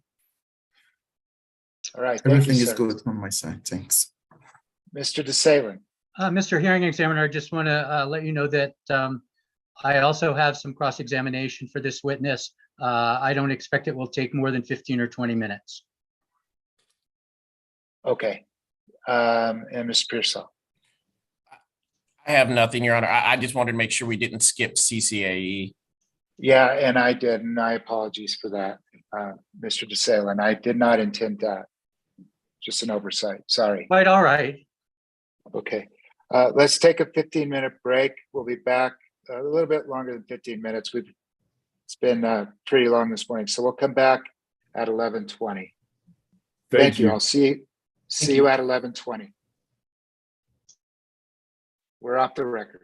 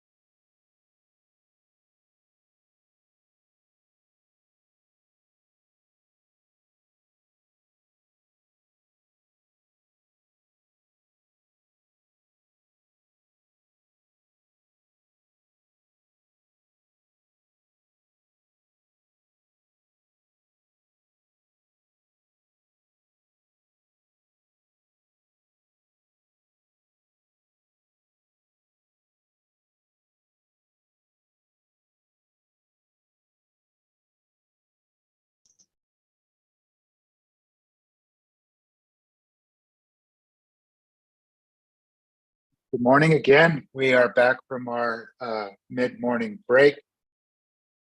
We have cross-examination in about 15 minutes from Mr. DeSalen. Is that correct? Yes, Mr. Hearing Examiner, 15 or 20. Okay, please proceed with Mr. Schoenharder. Are you ready, Mr. Schoenharder? I am. Thank you. Please proceed, Mr. DeSalen. Thank you. Good morning, Mr. Schoenharder. My name is Charles DeSalen, and I'm representing the Coalition for Clean Affordable Energy. And I appreciate your testimony this morning. I do have a few questions. Now I'm going to start out with your oil and gas customers, which is a topic that Mr. Kinney raised in his testimony. First of all, could you tell me what percentage of Southwestern Public Service Company's load comes from oil and gas customers? It is a high percentage. I'd have to refer to my testimony for the exact number, but I believe our CNI customers in total are in the ballpark of 85%, and a high percentage of those are oil and gas. Okay, and do you know what that is in kilowatt hours? Off the top of my head, I do not. Okay, and are these customers mostly oil and gas producers, like drilling operations, that sort of thing? I believe that it's a significant number of sort of those fields, so not just the wellhead, but also gathering and collection and minor processing. Okay, and I would expect that oil and gas customers are among your largest individual customers. Is that correct? That's correct. And how important is the savings from oil and gas customers in achieving the goals of the company's triennial energy efficiency plan? So all customer segments are important. Specifically, oil and gas customers, as you pointed out, represent a very large percentage of the consumption. However, if you reference the potential study, the technical, economic, and achievable savings as a percentage of load for those industrial customers is far lower than it is for other customer segments. Okay, and why is that? In a lot of cases, well, if you look at the potential study, the types of measures, the types of efficient technologies, as well as the cost characteristics that those customers use for decisions are sort of much smaller, much more focused than potentially a residential customer. Okay, and would you agree that there are specific things that oil and gas operations uniquely can do to save or to conserve electricity? I do think there are certain technologies that are more appropriate or available in larger scale with oil and gas customers than with other customers. Unique might be a stretch. Okay, now is there anything in the Southwestern Public Service Company's triennial energy efficiency plan that specifically addresses efforts to increase efficiency with respect to the company's oil and gas customers? We have many offerings and activities that are directed to those customers. Yes. To those customers in particular, or generally to your commercial customers? So the majority of our programs are available to commercial and industrial programs. We have had efforts of outreach directly to those customers, as well as you may be familiar from previous cases that we have done outreach specific to those customers, as well as a study to try to increase the number of options of things that are available, as well as participation from those customers. Okay, when you say those customers, are you referring to oil and gas customers? I am referring to oil and gas customers in that context. Okay, could you give me some examples of things that the company has specifically directed at oil and gas customers? Sure, and I'm going to go back in history a little bit. If you're familiar with how oil field operations work, you may be familiar with a piece of equipment called a pump off controller. That was a prescriptive measure that is, to your point earlier, uniquely suited to oil and gas customers.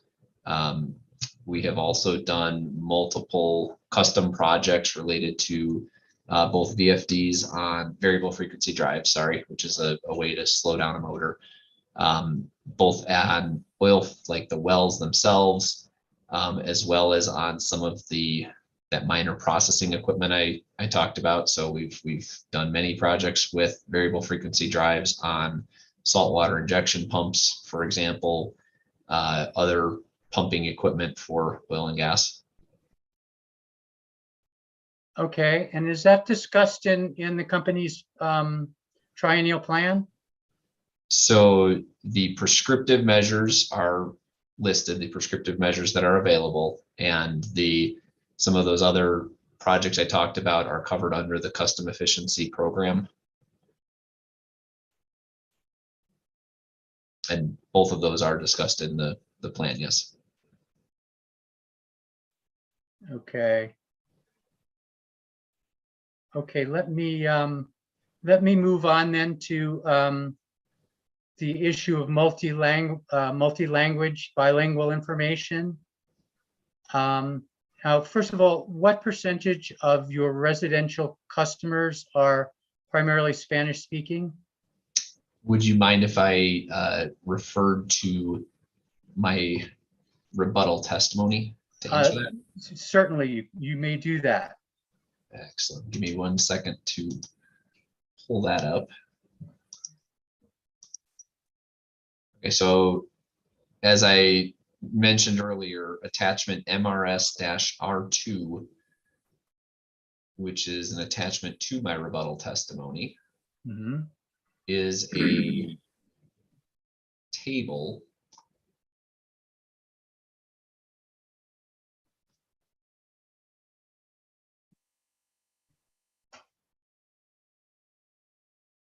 that highlights the percent of population that speaks various languages at home. And within the counties, so this is not, as we talked about earlier, it's not necessarily specific to only SPS customers, but it's the counties in which SPS has service territory. Those counties are Lee, Eddy, Chavez, Roosevelt, Curry, and Quay. And specifically reading from that table, the percentage of population that speaks Spanish at home for Lee County is 37.5%, for Eddy County is 21.8%, for Chavez County is 32.2%, for Roosevelt is 27.0%, for Curry is 25.7%, and for Quay is 20.1%. I will caveat that with those are not specific to SPS customers, but those are the counties in which SPS operates. And Right. that's go ahead, Mr. Salem. I was just agreeing with him that I understand that, and I think, but it nevertheless gives us a sort of a ballpark figure, which I think is useful here. Well, let's just clarify the understanding. It's because there are rural electric cooperatives in some of those counties, correct, Mr. Schoenheider? I believe it's accurate to state that we don't serve every customer within the entirety of all those counties. And would it be accurate to say, well, who would serve those customers if SPS is not? I am not an expert, but generally I would assume it's either a municipal or a co-op. Thank you. Go ahead, Mr. Salem. Thank you. Now, you state in your rebuttal testimony, I believe that the company is working on providing information to its customers in both English and Spanish. Is that correct? That is correct. And now I wasn't sure from your testimony, is the company currently providing bilingual information, or is that just something that's planned in the future? We currently provide bilingual information. I will say that we do not provide every single piece of information in multiple languages. Okay. Now, can you give me some examples of information that's provided in Spanish? We have rebate forms. We have radio, commercials, if you will, on radio. We have some of our outreach materials, whether it's through social media, email. Some of that is provided in multiple language, but not all of it. Okay, when you say some of it, could you give me a ballpark estimate of what we're talking about? That's a great question. It is a moving number as we continually increase the percentage of what is offered, although I don't know that we have specifically quantified it. I would guess that more than half, but less than 100% is provided.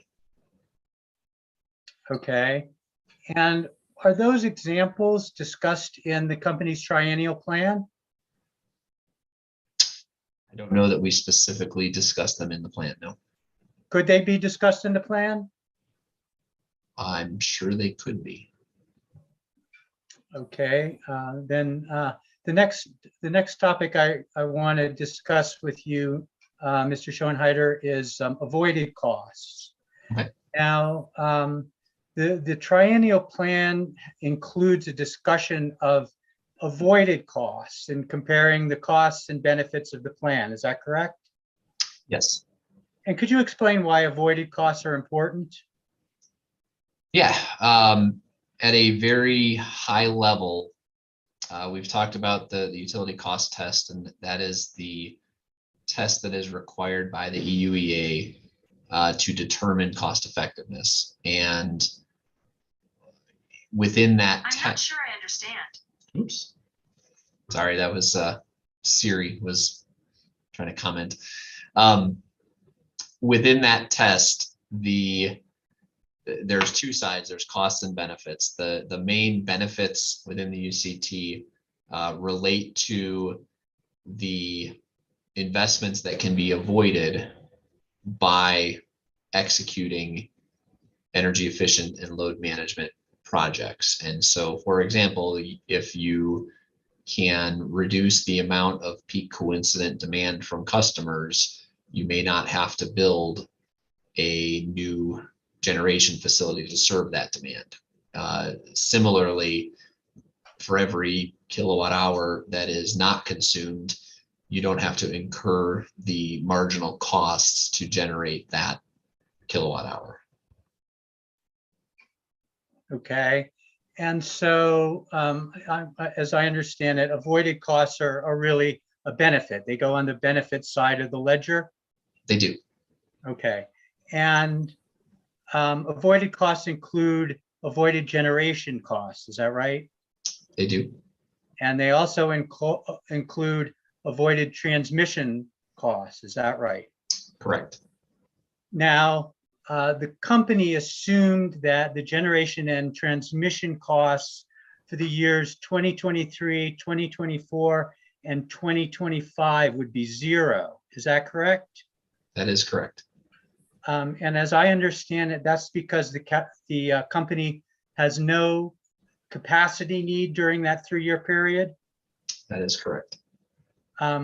But would you agree that there are avoided costs that occur in the short term prior to the year that the additional capacity is needed? If you're referring to avoided marginal energy costs, yes, and those are included in the analysis. Okay, and what about operation and maintenance costs? Operation and maintenance are included in marginal energy costs. Okay, and wouldn't Mr. DeSaling, I was going to ask this question about what marginal energy costs consisted of. So can we just get that definition out from Mr. Schoenheider?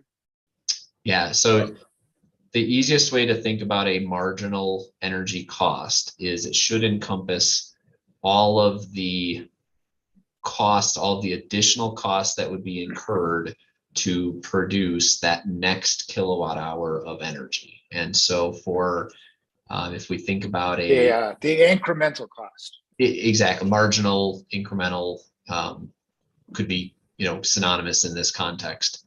So if you have to burn extra fuel, if you have to perform additional maintenance, or if you have to, let's say, hire another operator to be on because a unit is now running that wasn't running, all of those would be considered marginal energy costs or incremental energy costs. Thank you. Thank you, Mr. DeSalen. Oh, sure. Thank you. What about operation and maintenance costs? If I wasn't clear a minute ago, marginal incremental operation and maintenance costs are included in the marginal energy cost that we assign per kilowatt hour. Okay, so that would mean that the generation and transmission costs for those years would be more than zero, wouldn't it? Avoided costs.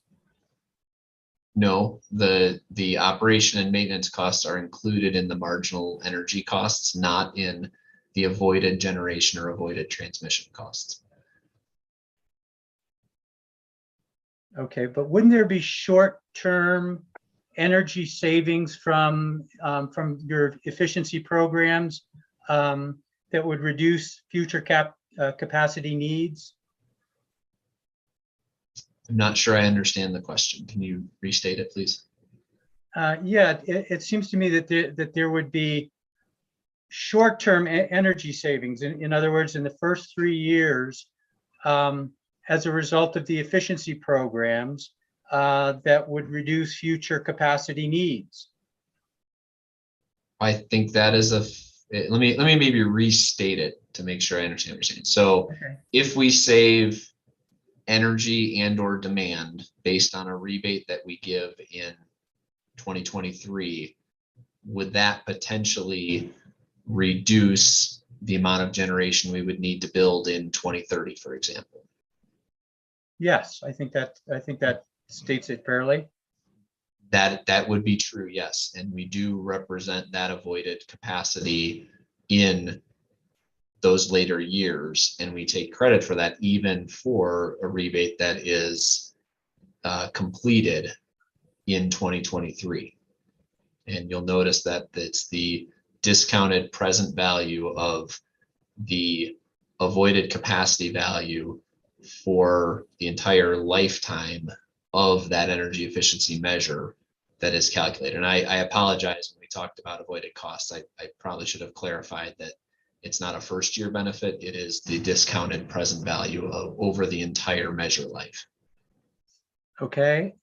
Well, shouldn't that be reflected in the avoided cost for those first 3 years?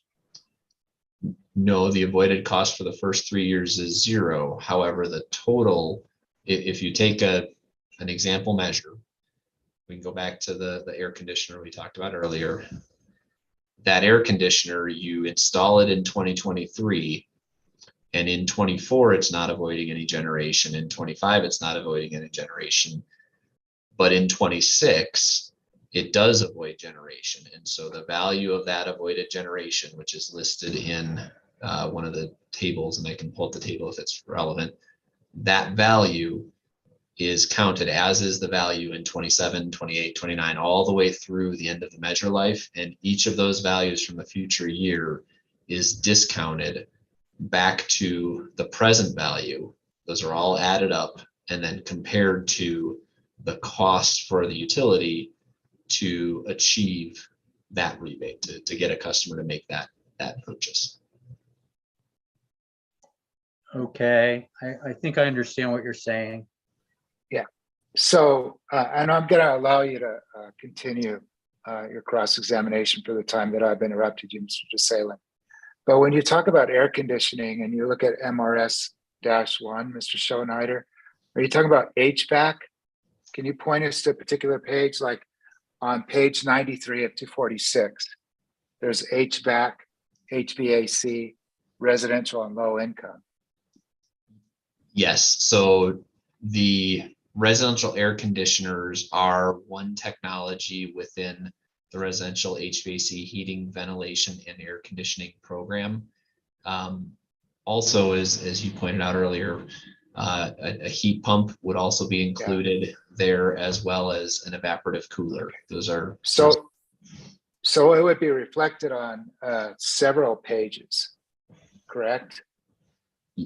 Yes. The benefits, in other words, like for instance, when you were talking about the figures for air conditioning, one of them would be on page 93, generation capacity $119,512, transmission and distribution capacity $33,874, the marginal energy $286,824, and then avoided emissions CO2 only, apparently not applicable. Is that correct?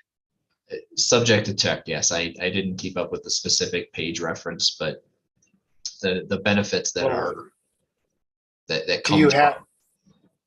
Yes, that's measured over the lifetime of the particular program. Of the particular that present value. Equipment. Yes, exactly. And Yeah. There are multiple pieces of equipment within that program, and so right. An evaporative cooler may be 10 years and an air conditioner may be 18 years. And so for the specific rebate that is issued, we calculate an avoided generation benefit and a magnitude of kilowatts that are saved, as well as kilowatt hours. And those values are then applied over the lifetime, the useful life of that piece of equipment. And you mentioned that in this, as well as heat pumps would qualify for air conditioning. Is that right? Yes, heat pump. Well, heat pumps are part of the residential HVAC. We tend to have different rebate levels for an air conditioner than we do for a heat pump. And can you explain why heat pump is a misnomer? Well, there are heat pumps that only heat, but generally when you speak of heat pumps, we're talking about a particular technology that both cools in the warm months, in the hot months, and then provides heat in the cooler and cold months. Is that right? Yeah, at a very high level, and I don't mean to go too far off the context, but an air conditioner, what the public generally refers to as an air conditioner, is 99% the same equipment as what the public would refer to as a heat pump. It's the same direct expansion, vapor compression, refrigeration cycle. The difference is a heat pump can operate that cycle in reverse. So there's a reversing valve and generally one extra thermal expansion valve in a heat pump that allows not only the sort of traditionally known operation of an air conditioner, which draws heat from inside the house and expels it to outside, but it also allows the reverse. Much like a refrigerator, right? A refrigerator is very similar to an air conditioner in that it only allows the cycle to run one way, but it's generally the same refrigeration cycle. Yes. Yeah. Okay. Mr. DeSalen, back to your cross-examination. Thank you, Mr. Hearing Officer. Excuse me, Mr. Hearing Examiner. Okay, Mr. Schoenberger, Schoenheider, I'd like to, move on to the issue of the costs of air pollutants. And you stated in your rebuttal testimony that the costs resulting from air pollution should not be taken into account in determining the cost effectiveness of the energy efficiency measures. Is that correct?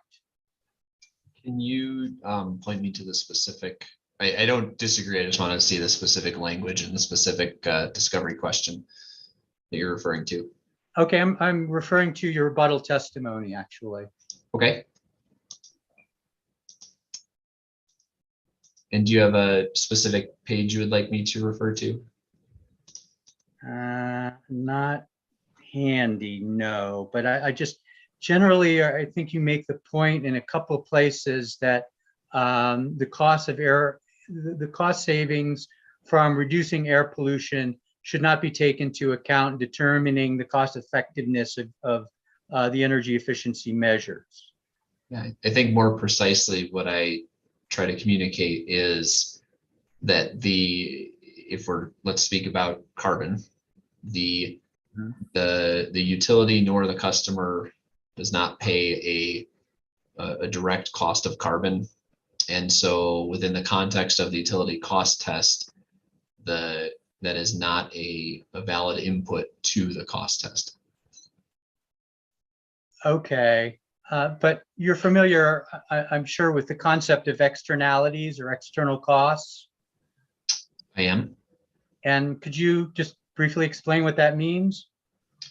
So in other cost effectiveness tests, they're taken from a different perspective, and there are externalities that can be included in those cost tests.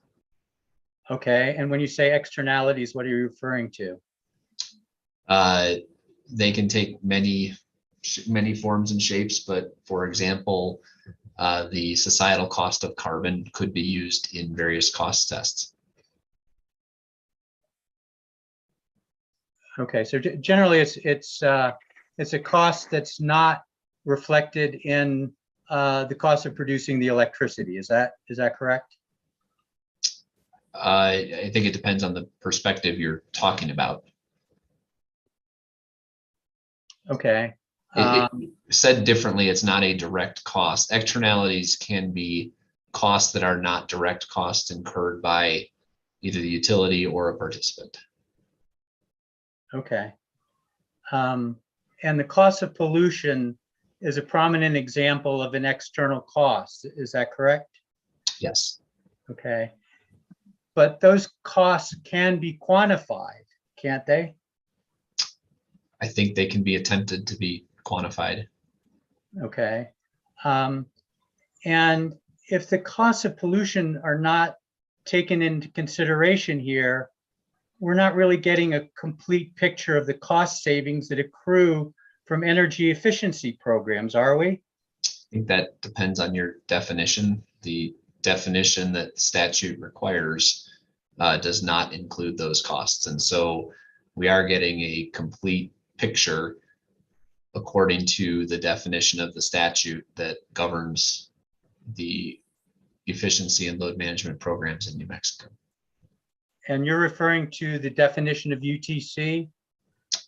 UCT, utility cost test, yes. Sorry, too many acronyms.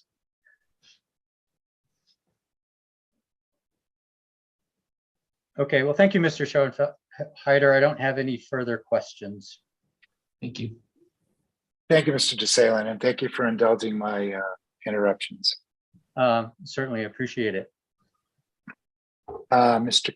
Pagotko, any questions for Mr. Schoenheider? Yes, Mr. Hearing Examiner, just a very few questions, if Mr. Schoenheider would indulge me. Good morning, Mr. Schoenheider. How are you doing? Doing well. How are you? I am all right. I'm going to ask you some questions about some things you said in your rebuttal testimony, which I believe has been marked as SPS Exhibit 2. I direct your attention to page 15 of that document, if you've got it handy. Give me 1 second to get there.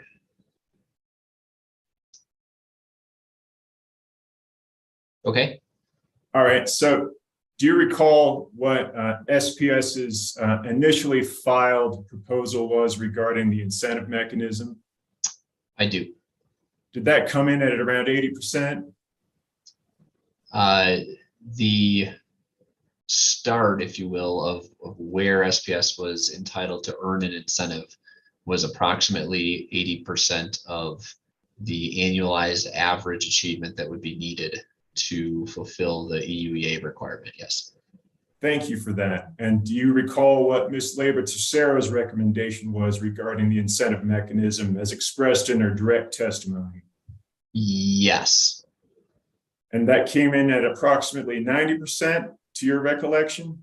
Correct. Okay. Now going back to page 15 of your rebuttal, you see there from lines 1 to about 13, you talk about, I guess, an alternative proposal for the incentive mechanism, which would bring, I guess, the threshold in at approximately 85% of the annual average required savings. Am I stating your testimony correctly? You are. Now, going down to the bottom of that page on 15 and running over into 16, in addition to what we see in your middle ground alternative of 85%, you also talk about how, in conjunction with that, you adjusted the base incentive from 5.75% to 5.95%. Am I correct in my recitation of your position?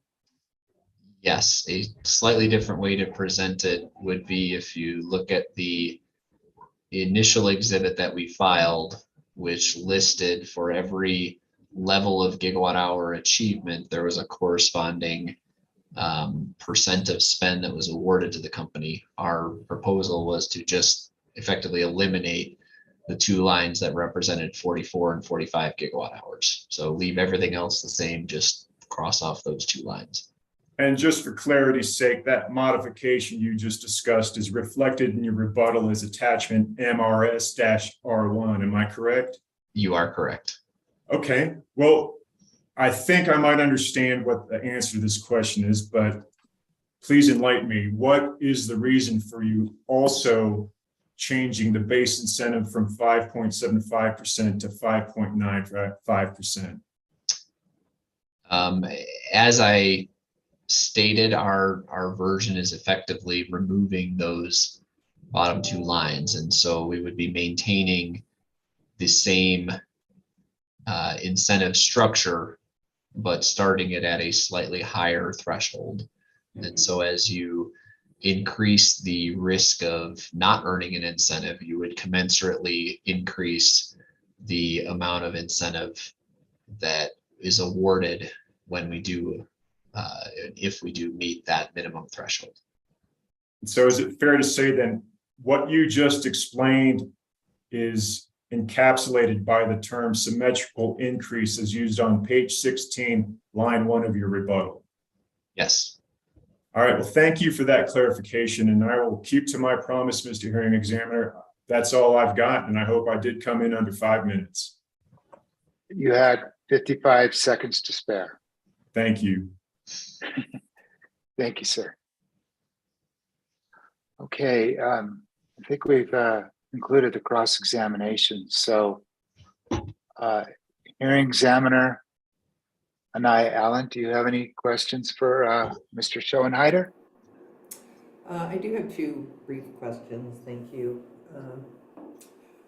Mr. Schoenheider, going back to the issue of, I think, sort of customer participation in the programs, I had one question related to the low-income consumers, and I wondered whether SPS has looked at any kind of collaboration with the State Human Services Department and its LIHEAP program in identifying particularly needy customers who might benefit from some of the energy efficiency programs that are offered. Yes, and I apologize. I'm having a little bit of trouble hearing. I think I heard that entire question. However, if I ask you to repeat yourself, I apologize in advance. What I heard from the question is, have we considered coordination with state agencies such as those who administer LIHEAP to understand who and hopefully target customers for participation in our low-income programs? And yes, we do consider coordination there, and we have coordinated with various entities in that regard. Thank you. And then the second question I have actually also goes to the issue of participation, but this time with respect to sort of commercial and industrial customers. Given that the vast majority of SPS's customers are in the commercial and industrial area, what do you see as the barriers to their participation that I think are shown in your exhibits which indicate fairly minimal participation by a lot of that sector. Yeah, I think the most illustrative explanation or really explanation of that lower participation comes from the potential study, which I believe the Attorney General attached as a hearing exhibit, so we can look at that if that would be helpful. Or I can sum it up by saying that the technical potential as well as then the economic and achievable potential for the industrial sector as a percentage of sales is significantly lower than those same technical, economic, and achievable potential for the residential sector. If you'd like further, we can take a look. There's a pretty nice graph or a few graphs that show that if you'd like me to kind of point you to those. I'll review those. Thank you. Okay. That's all I have, Mr. Hearing Examiner. Thank you, hearing examiner Nye Allen. Ms. Schoenheider, thank you for your testimony today and your thorough testimony as usual in these cases.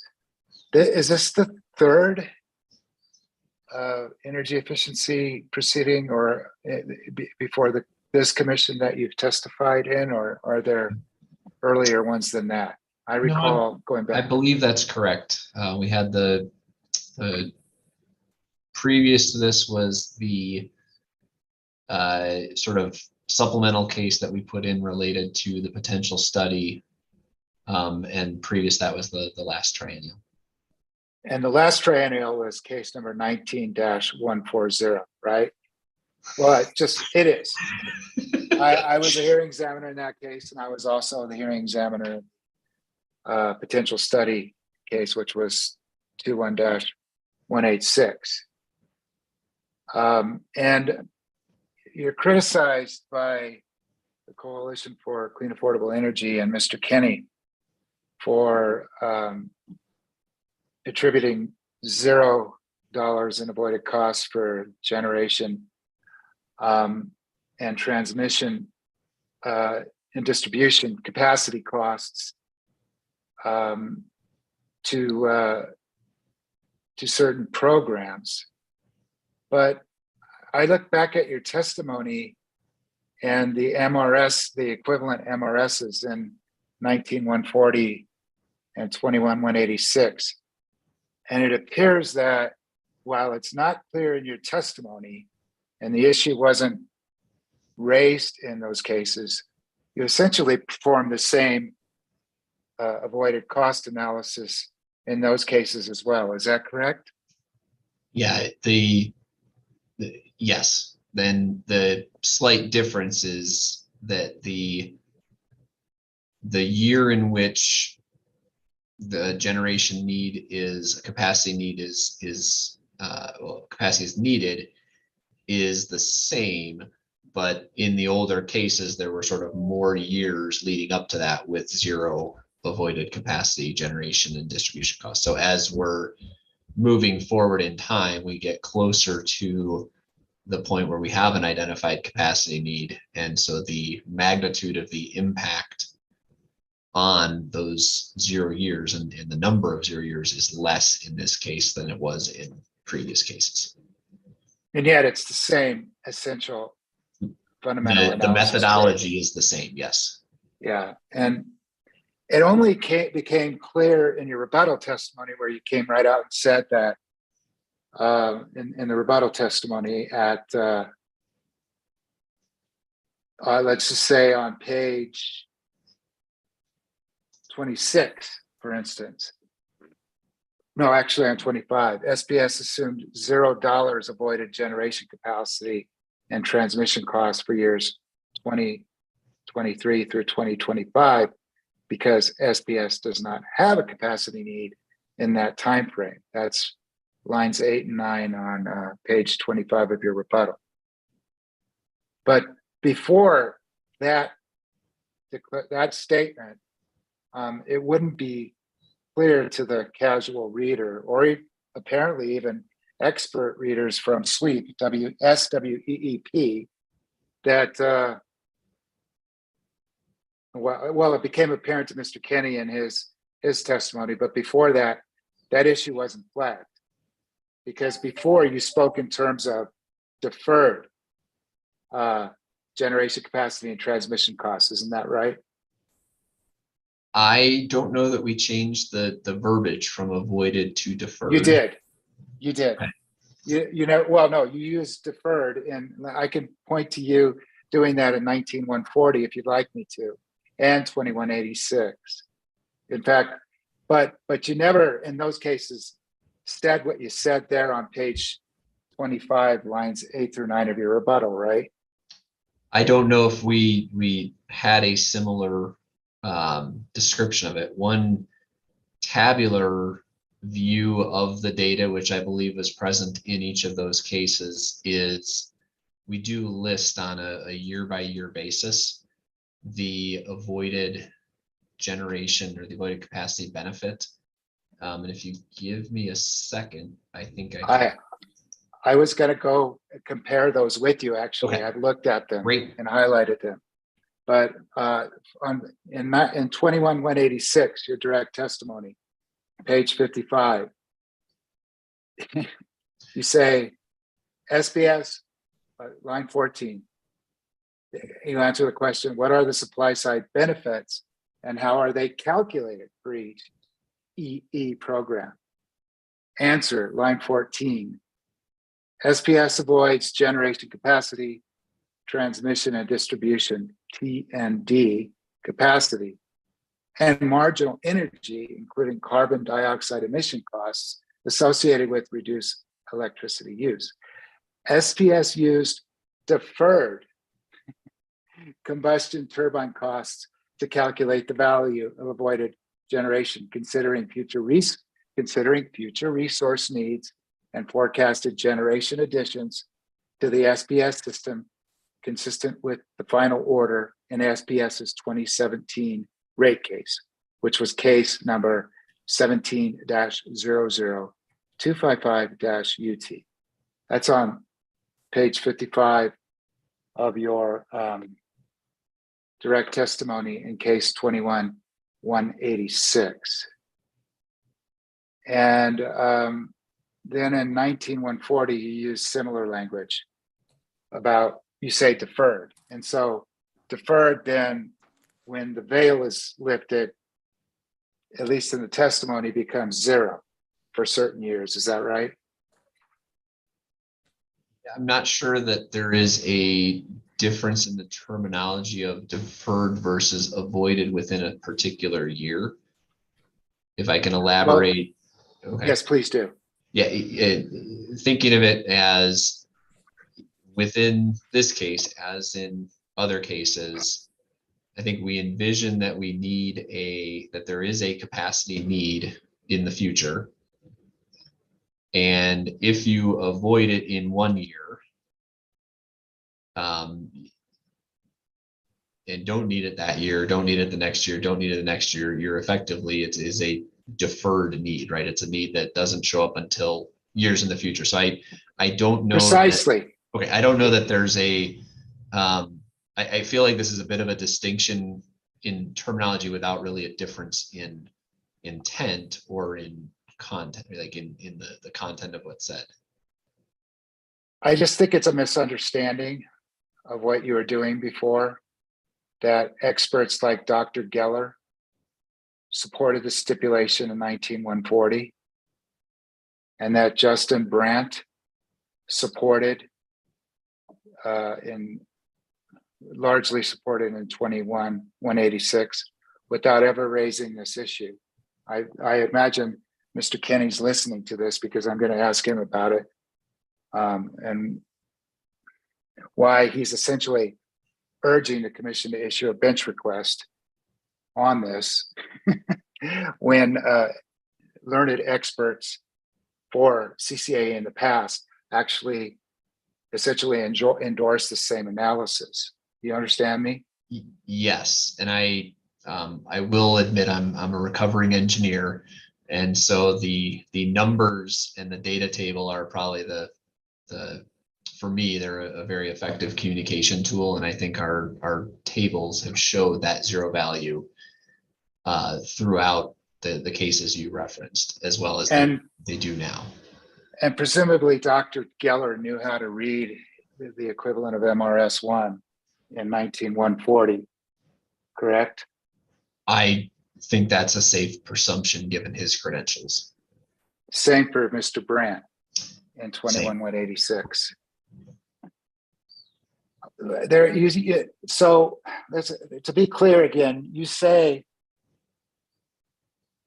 19140, direct testimony on page 59, starting on line 6. SPS used deferred combustion turbine costs or turbine costs to calculate the value of avoided generation, considering future resource needs. Same language essentially that you used in 21186, right? That's my understanding, yes. So I was looking for zero in those cases in the testimony, which led me to look closely at the equivalent exhibits in those cases. And that's where I found that you had, I arrived at the conclusion that, and you confirmed it, that SPS used essentially the same methodology in those prior cases. Correct. That was correct? Yes, sir. Okay. Now, you said that that's essentially the only difference was the timeline and the accumulation of the avoided costs or system benefits, right? Yes. I said differently, the number of years that there would be zero is shorter in this case because we're closer to the time when we have an identified need. Well, let's dive in a little deeper to that zero cost estimate. When I'm looking at MRS 1, I want you to explain for me. Do you have that exhibit handy? I do. And you explain it, I think, well in your rebuttal testimony, what you're doing. And to cross-reference that's on pages 25 through 26, I think, where you lay out that explanation. Is that right?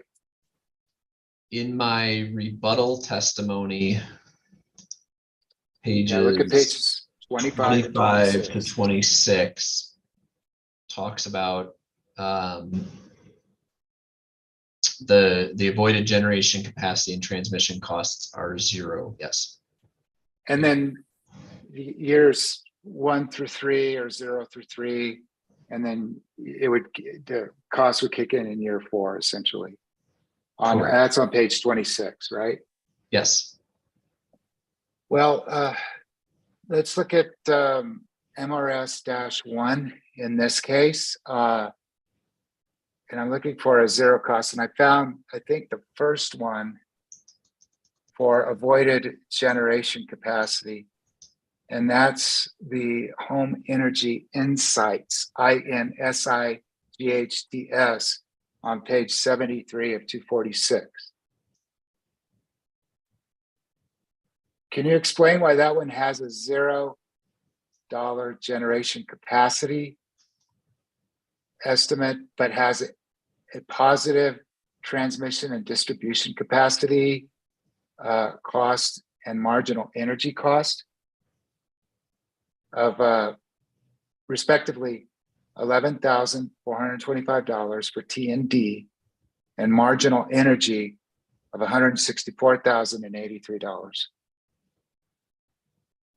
Can you give me that page reference one more time?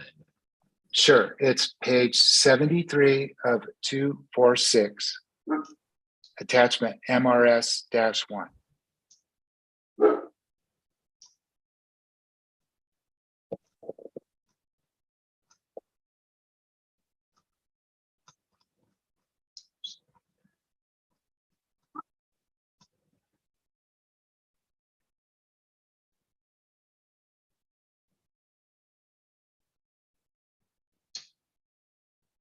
Okay, so I am there. And what we're looking at is for plan year 2024, Right. the utility cost test analysis. This is sort of the results.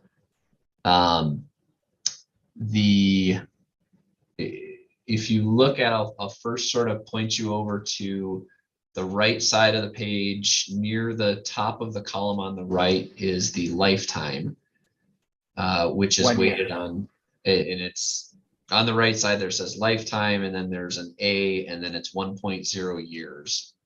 Yeah. And so the measures within this program for context, it's a program where we use multiple channels to engage a customer, and we're trying to adjust their behavior. So the things they do at home, it's a residential program that can reduce the amount of energy they use.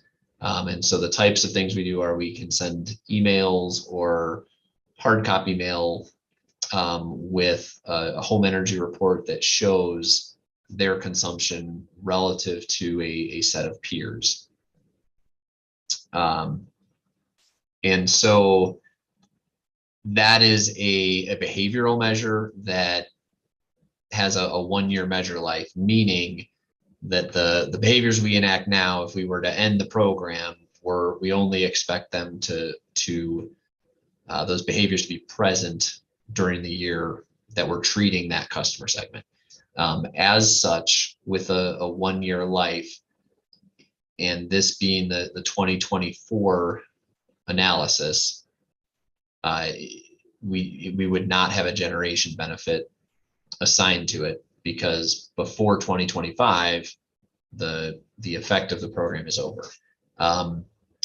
The fact that there is a transmission and distribution capacity benefit shown, I don't have an explanation for that at this point. I would have assumed that it would be a zero value with the generation also being zero. If you give me one, and the third one there is the marginal energy, which, as we talked about earlier, that's related to every kilowatt hour that we don't have to generate. If you give me 1 second, I'm going to look back to the cost tables, which should also be in the plan. And if you have an explanation, there for that discrepancy or difference, that would be great, because otherwise it will initiate a bench request. I'm going to look for that explanation right now. Earlier in the plan document. And I should add, while you're looking for it, that the numbers are slightly different, but roughly the same for Home Energy Insights 2023 on page 72 of 246, as well as for 2025, which is page 74 of 246, correct?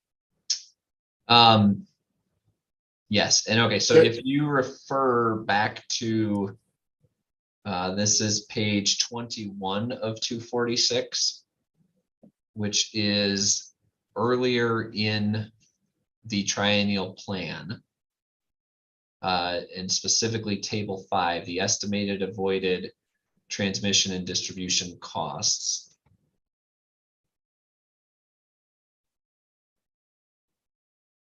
I can explain why there is a value there. Okay, go ahead. I'm there. Okay, so if you see in years 23, 24, and 25, in the year is in the first column on the left. The second column is the transmission, the value of avoided cost. For transmission is 0. However, for distribution, there is a cost shown of $9.43 in 23. And most relevant to your first example is $9.62 per kW in 2024. And then the fourth column shows the summation of both transmission plus distribution. One more quick point, if we go up one page to page 20, and we look at the table, the similar table but related to generation, you'll also see 0 2023, 2024, and 2025. And that's the table 4 that you referenced earlier in your someone's cross-examination of you, correct? Yes. Table 4, and then also, and if we think about their, generation is the facilities to make the energy. Transmission is the connection from those generation to a more local substation level, Right. and then distribution is from the substation on. And so we do have an avoided capacity constraint at the distribution level. So think of it as, the wires that go from that substation to individual homes, or it could be meters, it could be it's that sort of last mile. And so while we have 0 generation and 0 transmission capacity need identified, we do have a distribution need identified. And so if we now return to, I believe I need to find the page again, the cost bend that we were looking at that you originally referenced me to, I think it was 70. It was 74. 74, thank you. You'll see that there is 0 generation capacity because in year 24, there's a $0 per kW value in table 4. And then in table 5, while the transmission is 0, there is a small $9.62 value for distribution. And so those combined together give us that distribution, that T&D avoided cost, which is a benefit in this context. And actually, it was pages 72 through 74, representing plan years 2023 through 2025. Yep. All right, let's move forward then to the next place where you have a $0 avoided cost. And that, as I'm scrolling through quickly here to get there, it's residential thermostat rewards. And there, MRS-1 page 111, 112, and 113, you have 0 generation capacity costs and 0 T&D capacity costs. But obviously you have the marginal energy cost. Is that correct? And the only thing I'd ask here is, why is there no T&D capacity cost here, whereas there was for the insights example that we just discussed? So I see the pages you are referring to. And here the lifetime weighted on generator kilowatt hours is 10 years, according to program inputs per customer kilowatt and per participant. I agree.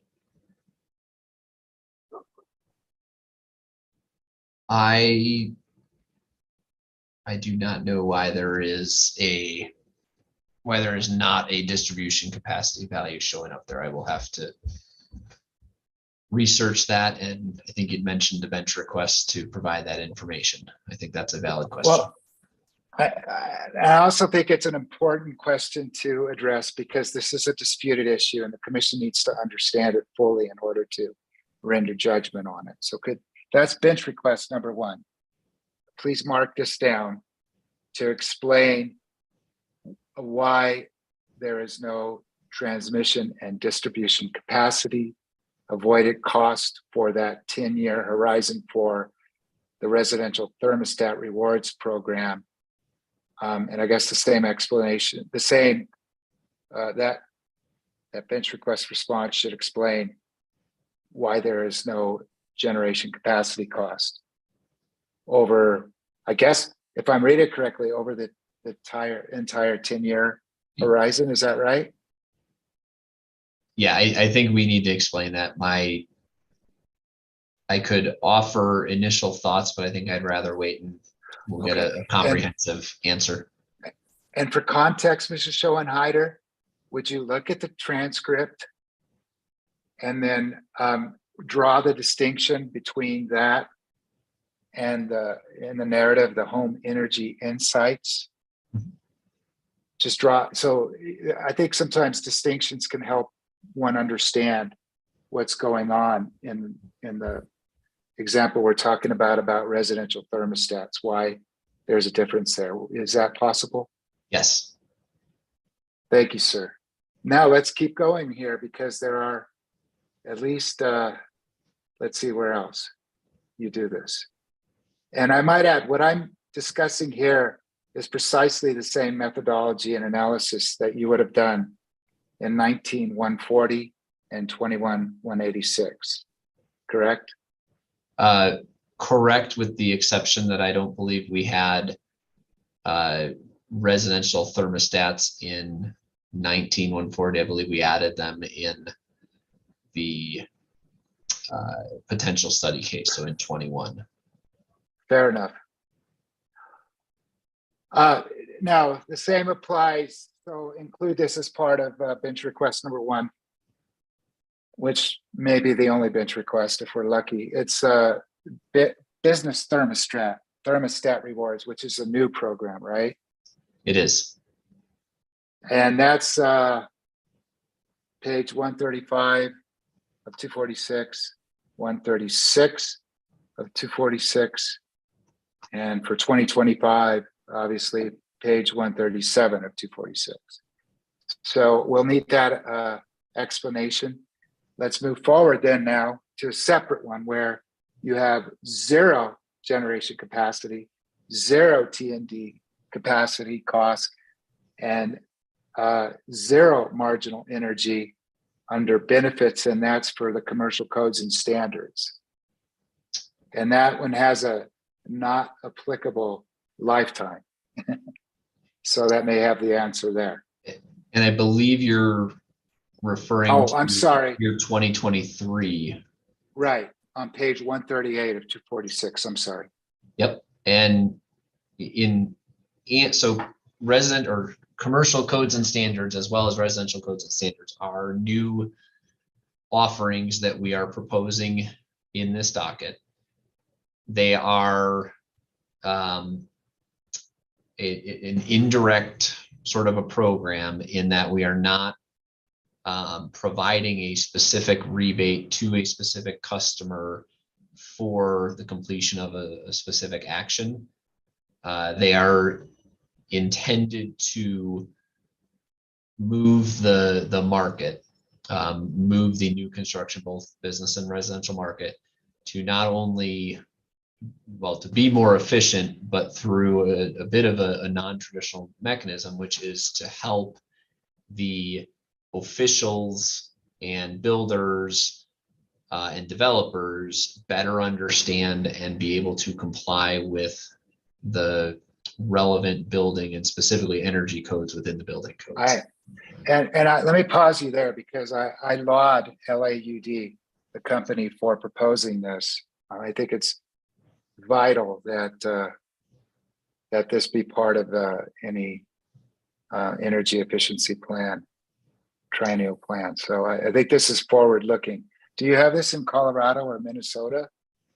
We have launched it in other jurisdictions, yes. And how has it done there? How is it performed? We are in early stages, and we're part of this program is, as I mentioned, it's not you can't point to a specific home that was built, that received a receipt or a rebate. And so we are in the evaluation process. The signs are very good. We're getting very positive feedback from code officials, from developers, from builders. And I don't have a direct link here. However, if you keep up on Colorado legislation, there was a recent, taking a step back, Colorado is what's called a home rule state. So there's no consistent building code within the whole state. So every jurisdiction has a different code. But there is a state code enforced by a state agency in New Mexico, right? I believe so. How- Well, and this would be important in terms of construction or of manufactured housing, right?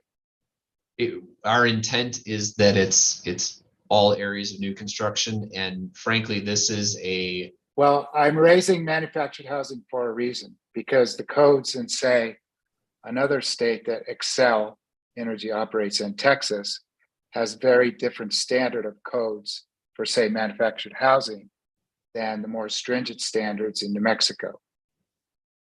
And so the extent to which you have manufactured housing company crossing the border and wanting to construct for a New Mexico resident, say in one of the counties that like Chavez County, they would have to comply with the New Mexico codes, but they may not realize that they have to comply with the New Mexico codes, and they might put up shoddy housing that doesn't hold up, right? I think your hypothetical situation is possible, and I think It's actually, yeah. I hate to testify, but it does happen frequently in New Mexico. And so what we've seen, though, is some of the contractors from Texas no longer want to operate in New Mexico because they don't want to comply with the more stringent codes in New Mexico. So this is just one example of why this is I would say this is a significant program. Just my observation. Yeah, we agree. Is that a fair observation?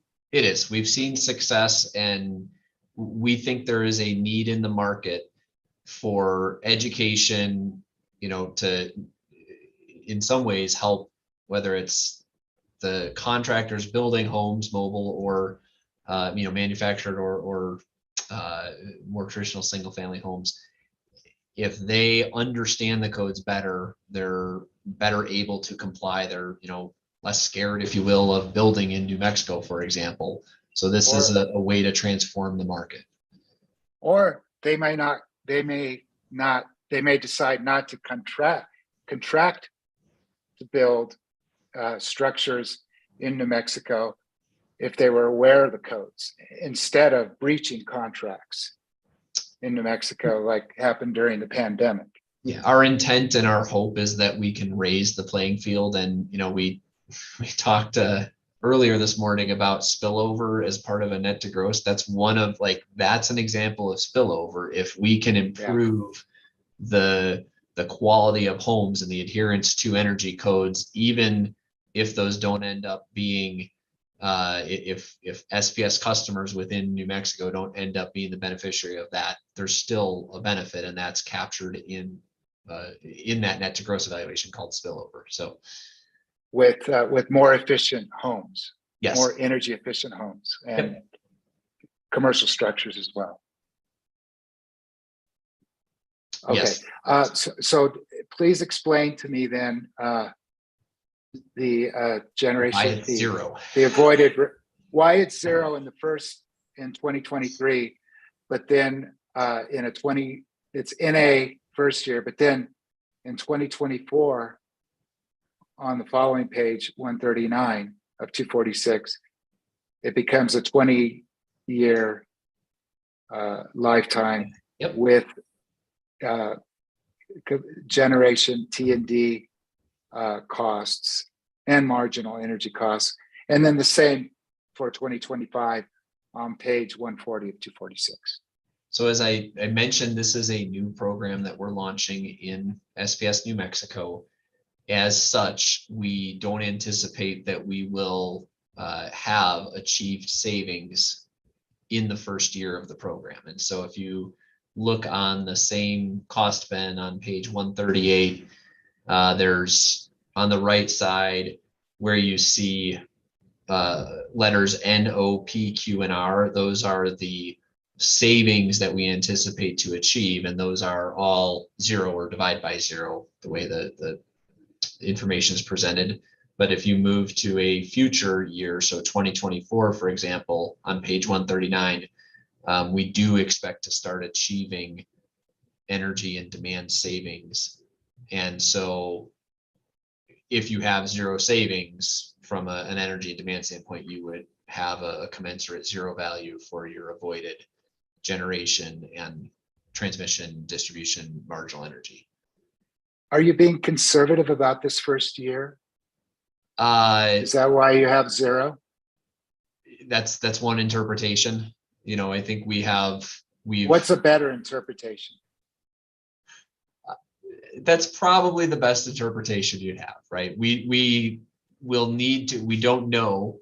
We've had discussions with Evergreen, who is the third party evaluator.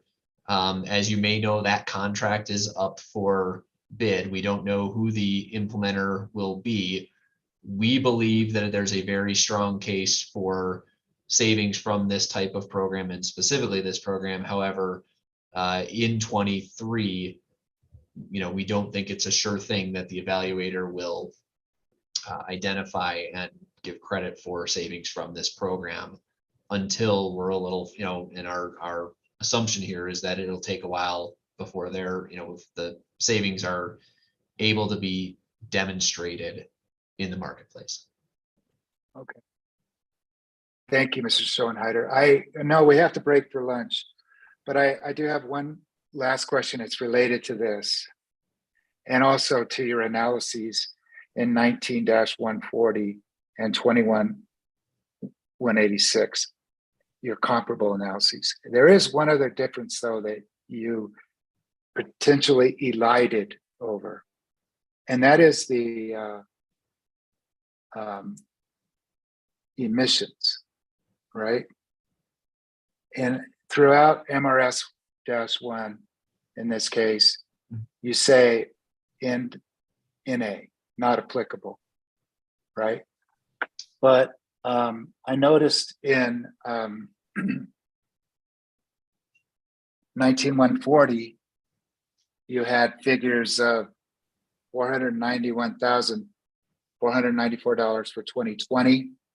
This is for total system benefits.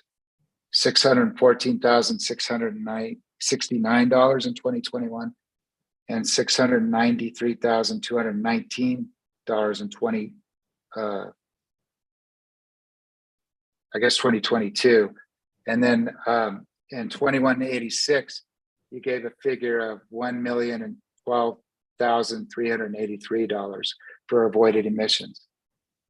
First off, why is it NA now, but you had costs or benefits of avoided emissions in the past two cases? Yeah, I can speak to why it is NA now, as those are not direct costs that the utility pays. I don't have an answer for why it was a positive value in the last case. So I think that's something I need to provide to you. That's, let's just say it's avoided emissions bench request number 2. That's fair. Now, and the other parties should bear in mind that pursuant to the rules of evidence, I'm requesting additional evidence, and pursuant to that, parties will have an opportunity to provide responses to SPS's or replies, I guess more accurately, to SPS's bench request response. So the parties' due process interests will be obviously accommodated and recognized here, as in every other case where the hearing examiners issued bench requests, or the commission as well, hopefully. But in this case, those are the figures that I pulled, yeah, and that the 2022 figure from 21-186 was your exhibit MRS-3. And that was page 1 of 17 for avoided emissions. And then the 19-140, that equivalent figure for portfolio total, just for the sake of the record. Let me get there. I have it highlighted. It'll just take me a second. Yeah, it's on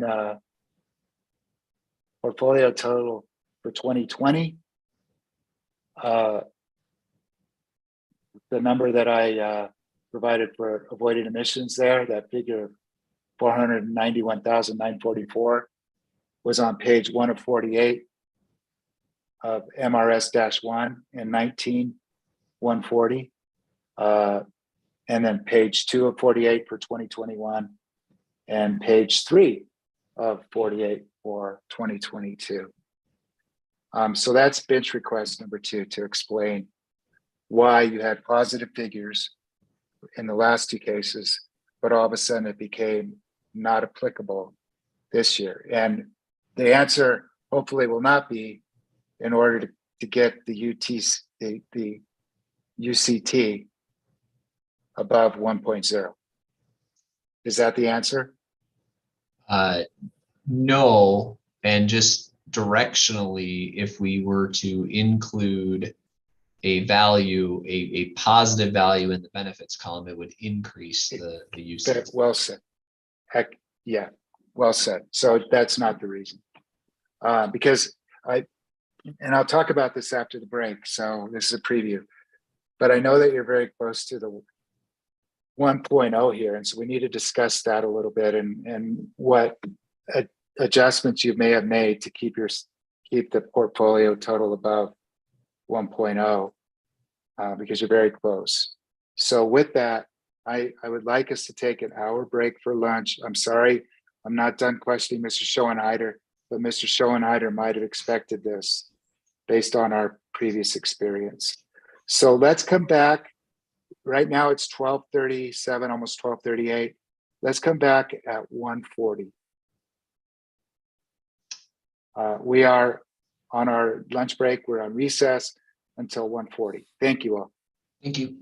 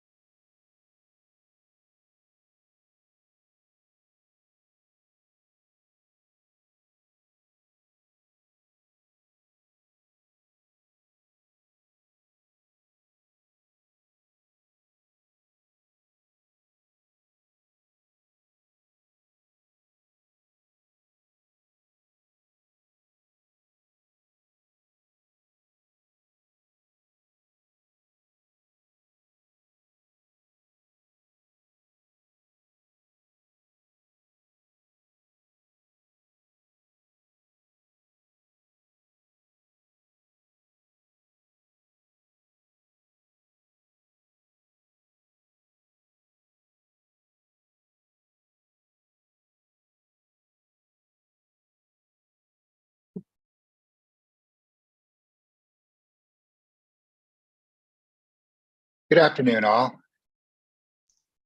Good afternoon. Good afternoon. Good, you can hear me. We're back from our afternoon break, and I have a couple more lines of questioning for Mr. Schoenheider. I hope everybody had a good lunch. Mr. Schoenheider, I hope you had a pleasant lunch. I hope I didn't upset it too much Not with at my all. questioning beforehand. Well, I wanted to Mr. go back Hearings to that. Examiner, Yes. I'm so sorry to interrupt. No, that's all right. Before we go back on the record, I learned over lunch that I have an unavoidable childcare obligation. So could I have your permission to continue monitoring this hearing via the YouTube for the rest of the day? I do not plan on having cross-examination for any witness. Mr. McMillan, fine. You are excused, subject to the same proviso that I gave counsel for the large customer group, which is that anything that is decided procedurally in terms of deadlines and that sort of thing during the course of the hearing, you've acceded to by your absence. Yes, Your So- Honor, that I'm totally fine with that, and I'll stay on as long as I can, but we'll go dark at some point. That's totally fine. You are excused when you need to be. Thank you, Your Honor. Thank you, sir. I'm gonna cut straight to the point. Mr. Schoenheider, are you there? I am. Let's get you back. Okay, I like to have you on that screen there, so I could speak to you.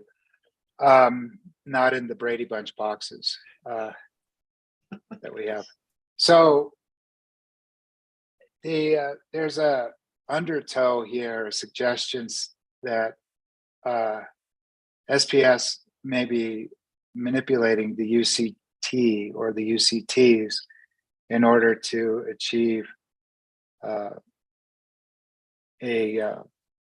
1.0 or greater. Have you or SPS performed any manipulations? Give me a straight answer, please. That or any adjustments that put you at 1.0 or above? Not in any sort of a devious manner. We are balancing and trying to get the most savings we can while keeping the portfolio at or above a 1.0 UCT. And so from a program modification standpoint, yeah, we're continually trying to optimize how we, promote and execute the programs to keep them as cost effective as possible. Well, let's attack it this way. The UCT back in, or approach it this way, not attack it, but approach it. The UCT back in 19140 for the first triennial plan. When we speak of the first triennial plan, we're talking, I'm going to admit, Ms. Lynch, what we're talking about is the first triennial plan in the wake of the 2019 amendments to the Efficient Use of Energy Act. Is that correct? That's what I understand we're talking about, which would be plan years 20 through 22. And plan year, and I'm looking at now your direct testimony, page 16, table MRS-2. The portfolio total UCT was 1.47. Let me put this on a better screen here so I can read it. Yeah, 1.47 for 2021. It was 1.59, the UCT portfolio total. That's the bottom of the table, MRS3, page 17. And then page 18, the UCT portfolio total is 1.71. Now, do you recall off the top of your head what the 2022 UCT was in case 21-186? I do not.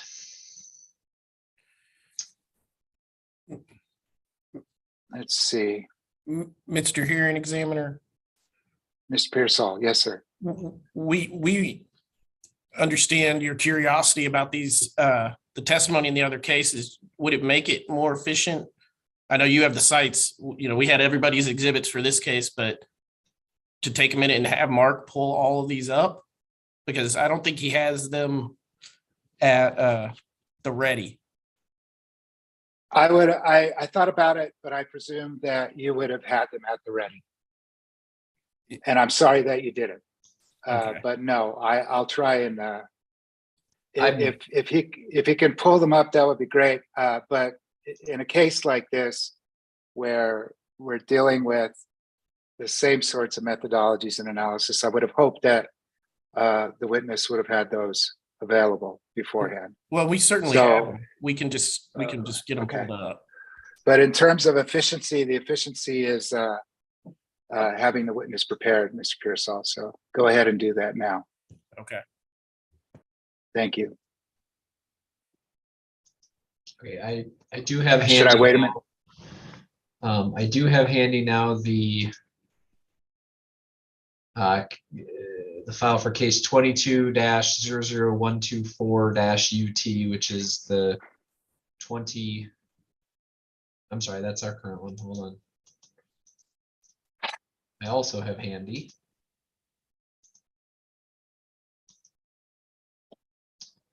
case 21. 186.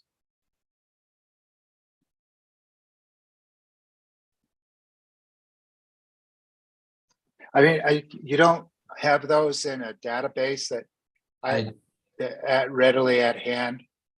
I am. That you I'm can pulling them up call through up. SharePoint. Yeah, I'm pulling them up through our SharePoint site. Okay. And I'm happy to continue that. I also would. I mean, these files for me are my lifeblood going back to 2000 when I started this. So I try and keep them at the ready, if you follow me. I think that's fair. And I will, well, I have an idea of where you're going with the line of questioning. And if it helps, I am happy to, well, I just want to find that. I'm sorry.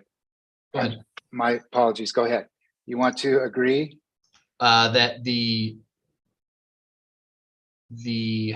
UCT score in the previous triennial, the scores every year were greater than 1, and the UCT scores in the proposed triennial for years 23, 24, 25 are much closer to 1 and declining in 23, 24, and 25. Right, but they were substantially greater or higher or Yes. better in the past cases. What I have in my notes in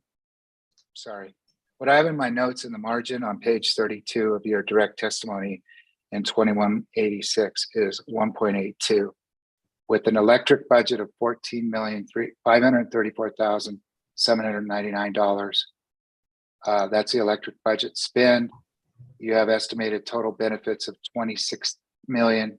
It's 14,534,799 budget spend, and total benefits of $26,429,722. That's on page 32. And I'm trying to find the UCT. It's on page 54. Projected portfolio UCT ratio of 1.82 for PY plan year 2022. So why have the UCTs dropped to the levels that they're at in this plan, which according to your tables on page 31 of the direct testimony, in this case, SPS Exhibit 1, portfolio total is 1.04, MRS3, page 31, for, I suppose that's 2023. 2024, it's 1.02, that's table MRS4. And then 2025, MRS5, it's a flat 1.00. That's on page 37 of table of your direct testimony. Yeah, there Can you go ahead? there are two general reasons that I would give, and we can talk through kind of the specifics related to them. At a high level, first of all, the avoided costs, the value of those avoided costs on a per kW and per kWh basis are decreasing. And those are, we could compare the same tables, table 4 and 5 that we looked at earlier from this plan against previous plans to see that decline. Yeah, And so the benefits are decreasing. The benefits per unit of savings are decreasing. Yes. The second main point, or the second main reason, is the achievements, the total magnitude of achievements are increasing, and we're pushing towards higher and higher levels of participation and achievement. And at a very sort of high level, the more savings that you get, or the more savings you try to get, the less cost effective the total portfolio will be. And an example I could give is, if let's say that the first 10 gigawatt hours of achievement, those are customers that don't need a whole lot of incentive or convincing to undertake a given measure. And so the first 10 gigawatt hours might cost you, let's say it's $10. The next 10 gigawatt hours might cost you $20, and so on. And we are at the point where the difference between the filed and achieved goals in previous plans versus what we have in the planned in this triennial, those last gigawatt hours themselves are not cost effective. So if we were to just look at the UCT for, and I don't know exactly where the line is, but the last 5 to 10 gigawatt hours, they themselves would have a negative UCT. And that may be that we have additional measures or programs, or we have additional participation within a given program. And we're getting to harder to reach, or customers that are harder to convince to act. And so in a holistic portfolio, if the first few are cost effective and you kind of start to build up good net benefits, the difference between the benefits and the costs, you'll get to a point that the next gigawatt hours you're taking are actually reducing that portfolio net benefits. And we're at a point in the last year of this plan where it's basically a 1.0, meaning that there are very few to no net benefits. I think if we took it out a couple more decimal places, we'd see a small net benefit. But that's really the driver for reduced portfolio cost effectiveness, is that we're adding additional gigawatt hours that by themselves, they are not cost effective. Excellent answer. Very understandable.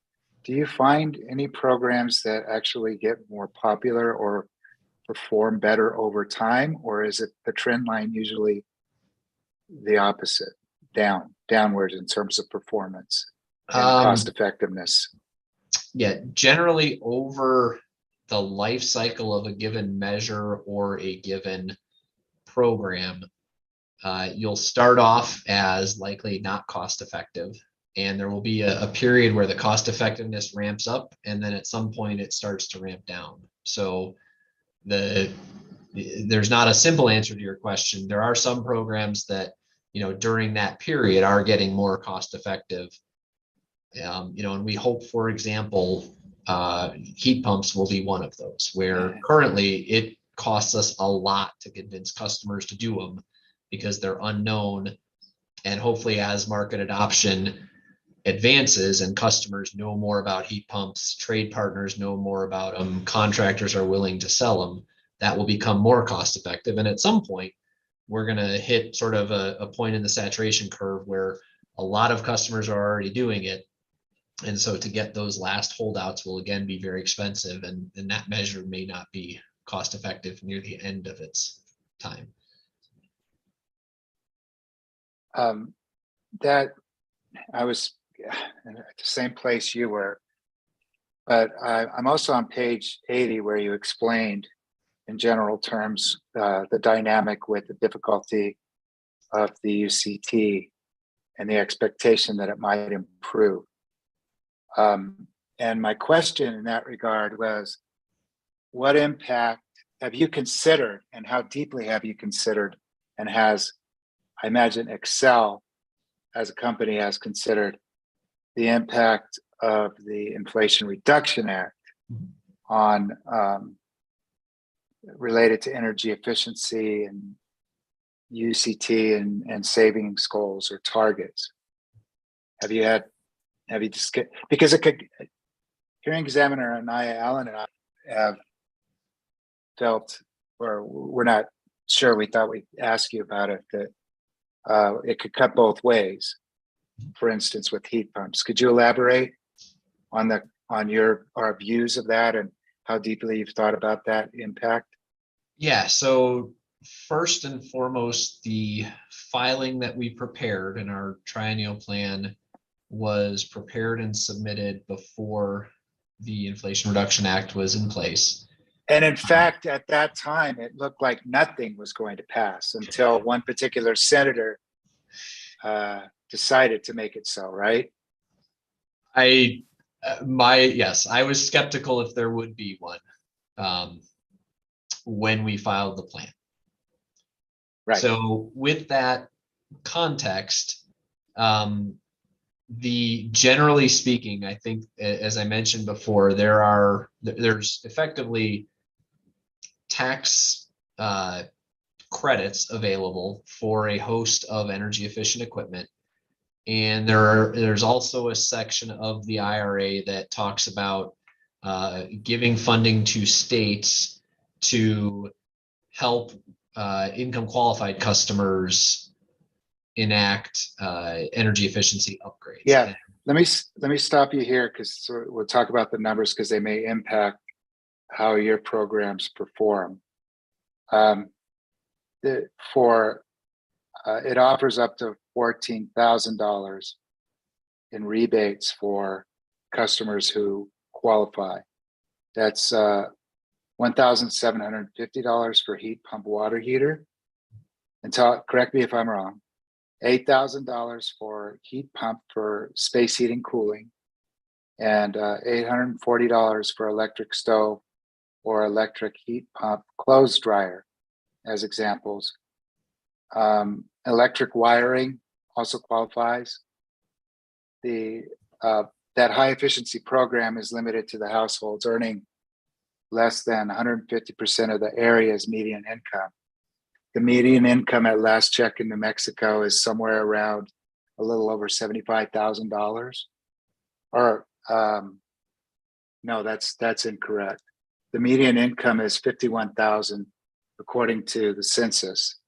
U.S. Census is $51,243 in New Mexico. So that makes the cap at, multiplying that by 1.5, it's around 76,000.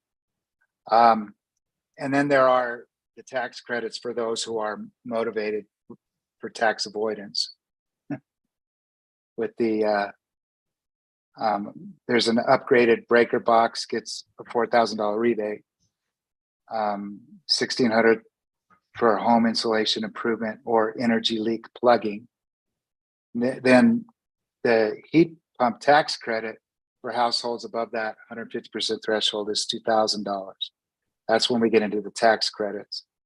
And solar installations, but that's not energy, that's not DSM, that's we look at that in the Renewable Energy Act context, so I won't belabor that. But that's basically a summary of some pretty substantial, the climate hawks were pushing for more, right? But it's a pretty substantial path forward on energy efficiency in terms of federal policy. how does the federal policy impact your programs? So I think there are a few ways. I do think there will be a general increase in awareness of the types of technologies that we're talking about. There's quite a bit of overlap in the types of things in the IRA, as well as the types of things in our programs, types of measures that we incentivize and influence customers to undertake. So that is a good thing. Generally we expect we'll have some sort of lifting of the tide for program participation. The flip side to that, we've talked before about attribution and net to gross, and that we do incorporate that in the savings and goals in the EUEA as well as in our program are on a net basis. And so while the IRA is likely to raise the gross amount of efficiency projects that are done, the net amount is likely to not change, because that attribution, part of the reason customers will be doing these measures, will be attributed to the IRA and to the funding, whether it's tax credits or the more direct rebates. And so in net, there should not be a change in the net savings for the program, or realistically the cost effectiveness, any of those things. It should balance itself out. But it wouldn't cannibalize any of your programs? Are they complementary? Well, Just theoretically, stated to the contrary. I think the way that I try to think about it is the pie, the size of the pie will increase. So the number of heat pumps that get installed will likely go up. However, all else equal, the number that are credited to the portfolio due to net to gross will remain the same, because the net to gross is likely to go down exactly as much as the pie grows. And why is that? Can you explain? Give an example. Sure. So I'll take an example of, let's stick with heat pumps. And if we have a rebate of $1,000 for a heat pump, and through the IRA, a customer is eligible to get a tax credit that's equal to $1,000. You're $2,000. Well, so let's say I was just using example numbers. Sorry, let's say ours is 1,000 and the IRA, the tax credit was 1,000, just to make the math easy. Then there's a $2,000 total incentive for the customer to choose a heat pump. And let's say that convinces a customer to do it, then the attribution for that heat pump, part of it would go to the IRA and part of it would go to our program. And so let's say that without the IRA and just our rebates, we had one customer that received $1,000 rebate, participated. But with the IRA, we now have two customers that participate. We would not get credit for both of those customers. We would only get credit for one of those customers through the net to gross. Okay. But a qualifying customer under the income qualifying for the rebate, they could get $8,000 under the IRA rebate program. And then they'd also would they get an additional $1,000 from SPS?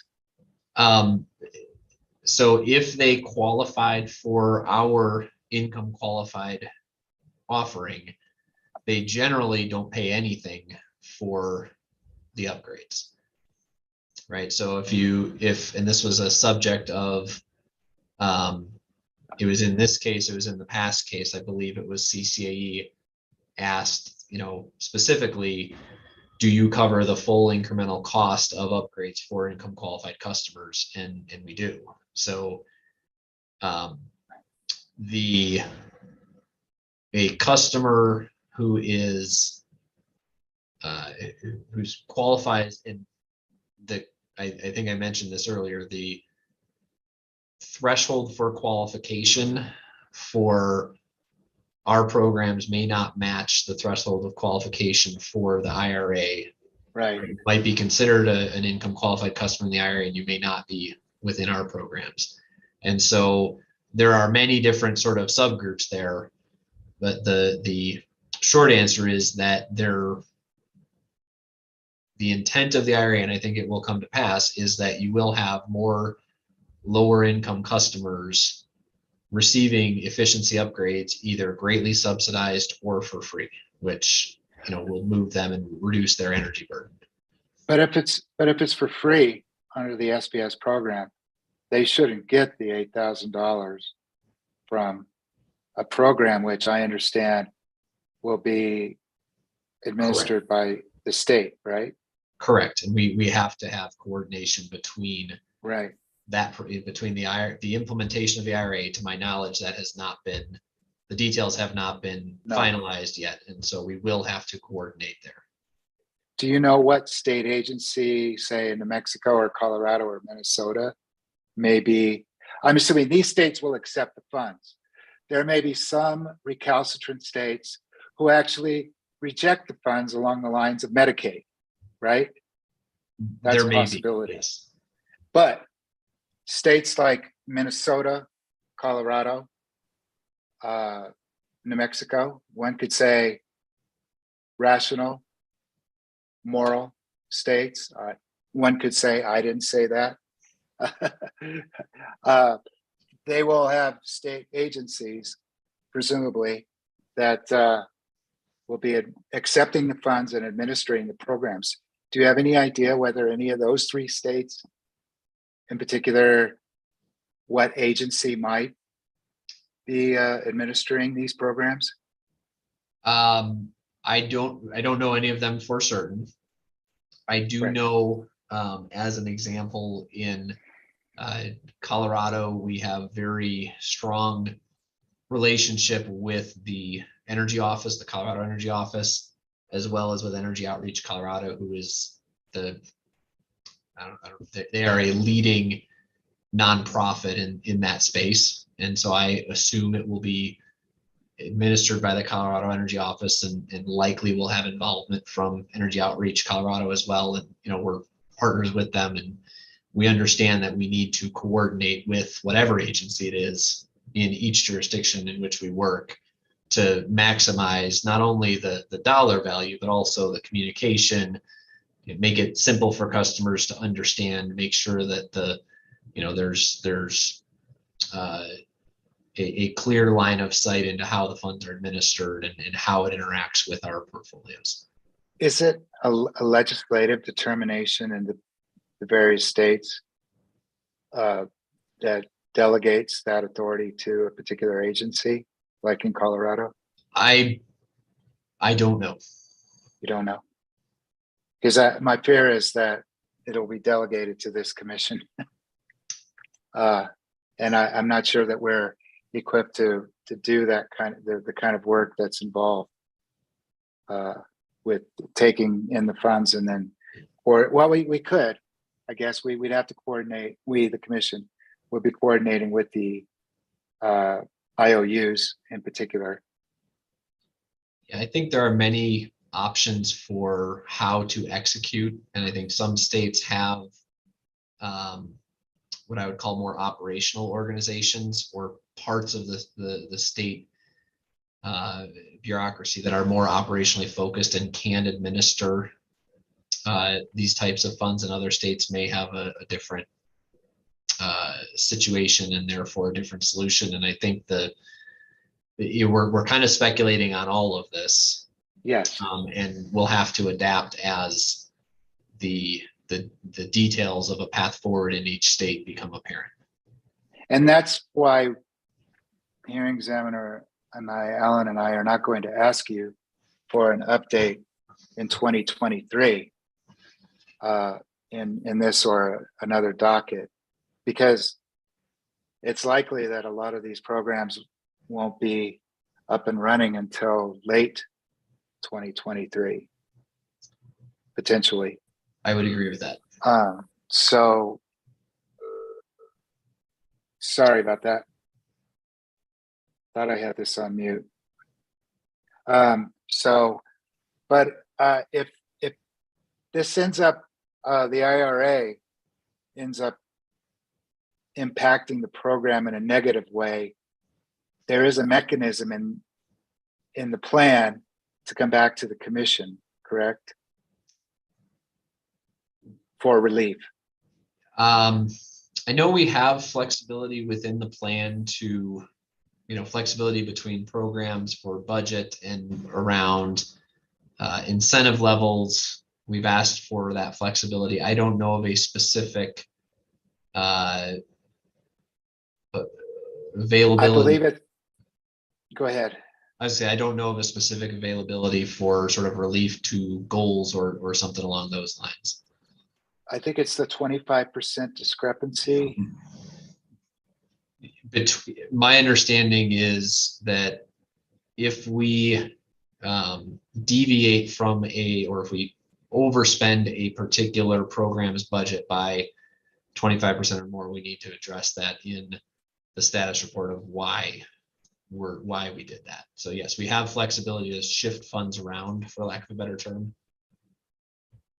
Until it gets to a certain threshold, which is the 25%, right?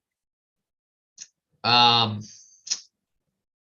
think I'd need to reread that section, but my understanding was above 25%, we have to explain what we did and why.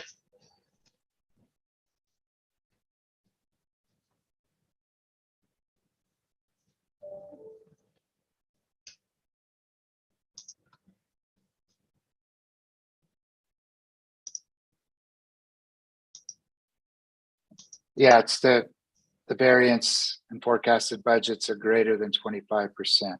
I think it's on page 48 of your direct in this case.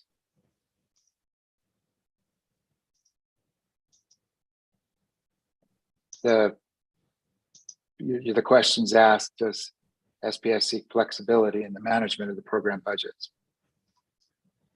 And it's a variance of greater than 25%. That could be positive or negative, right? Up or down. I believe the intent was for that positive variance to spend more than that. I don't know that we explicitly stated that it did not apply to spending 25% less. Well, I thought if a program is badly underperforming,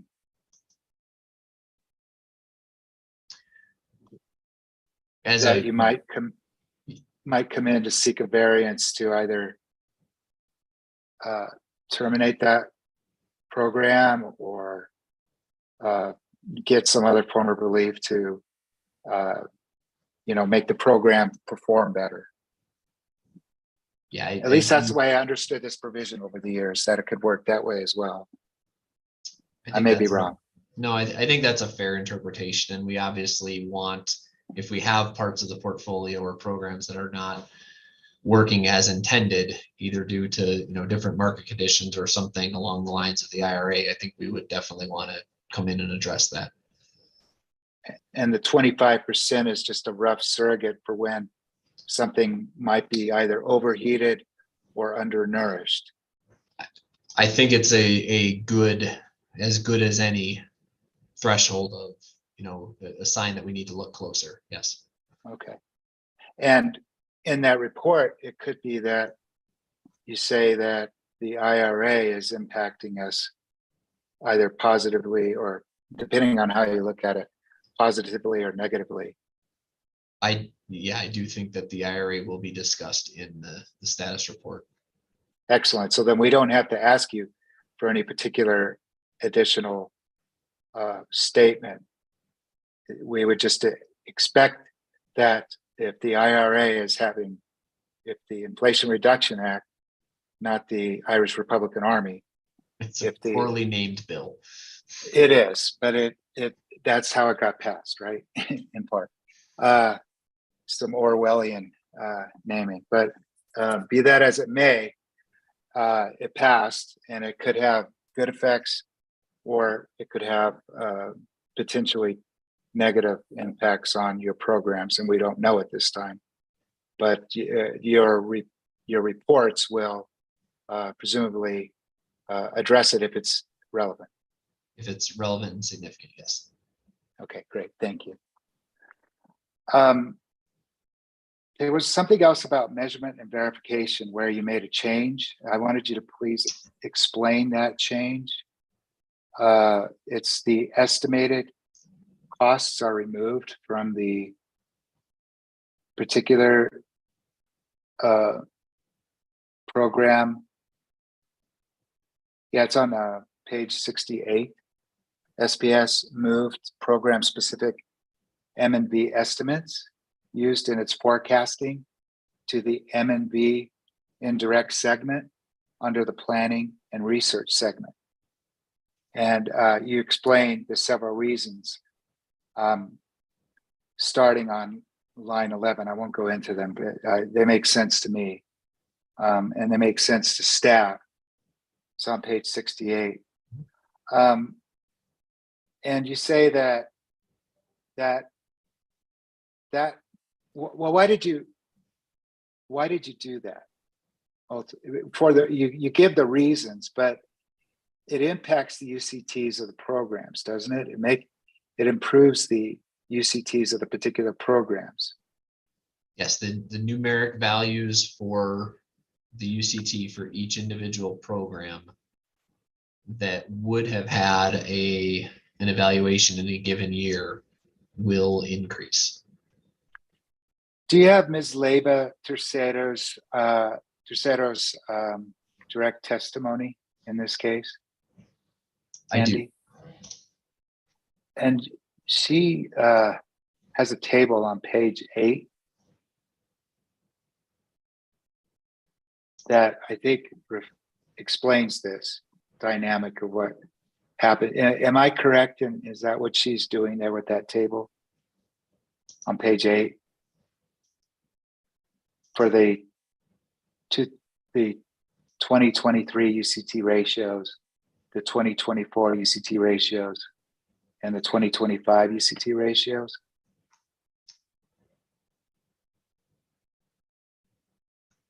Give me 1 second. I see the table. It's table ELT-2.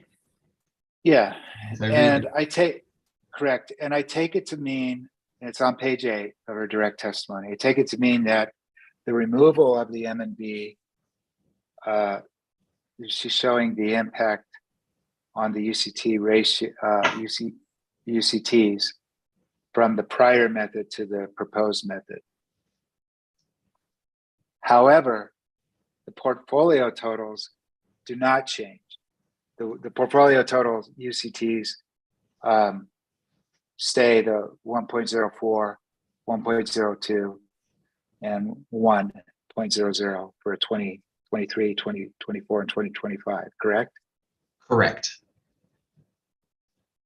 One other point I would raise is that you'll notice that not all of the program UCT ratios change either. And the reason for that is not every program has an M&V evaluation done every year.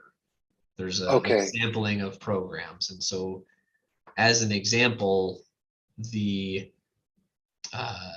heat pump water heater program has under the prior method, a 0.93 in 2023, but a 1.01 under the proposed method in 2023. So there is a change, but in years 24 and 25 for that same program, there is no change between prior method and proposed method. And the inverse is true for residential home energy services, where for 2023 it remains at 1.06 under both methods, but in 2024 it increases slightly from 1.10 to 1.12. Then, however, in 2025, it goes back to 1.17 under both methods, correct? Yes. And why is that? Why is So- in between? So in the case of heat pump water heaters, it appears that that program will be evaluated in 2023. It will not be evaluated in 24 or 25, but residential home energy services would not be evaluated in 23, but it will be evaluated in 24, and it won't be evaluated in 25. And so under the prior method, you would see a lump sum of cost in 1 year that would artificially reduce the cost effectiveness for that program in that year, even though the benefits of that M&V are applied in multiple years. And Yeah. so the new method, the proposed methodology, tends to not show that sort of lumping of costs. And if we think back to the heat pump water heater line, you could, under the prior method, one could say, hey, that program isn't cost effective in 23, but it is in 24 and it is in 25, when in reality, it's likely cost effective in all 3 years, but 23 was bearing the brunt of all of the M&B costs for multiple years within 1 year. And how do you know when a program is going to be evaluated? In this context, we are forecasting when it will be evaluated. We, as SPS, don't control when it would be evaluated, nor know specifically when it will. That's a decision for the third-party evaluator. And historically, we've had a little bit of foresight because we can talk to the third-party evaluator and understand what they're thinking. However, given that contract is up for bid right now, we don't know who it'll be. And so we have made a best guess, but it is subject to change based on the decision of that third-party evaluator. And so the best guess or best guesses are reflected in that table in Ms. Leyva Tercetto's testimony. Yes, as well as we have proposed or included a budget for measurement and verification that we anticipate to be true based on historic budget levels for M&V. But again, that contract is not in place and we don't know who the implementer will be. We don't know what the costing will be. And so those costs will be different than what we have forecasted.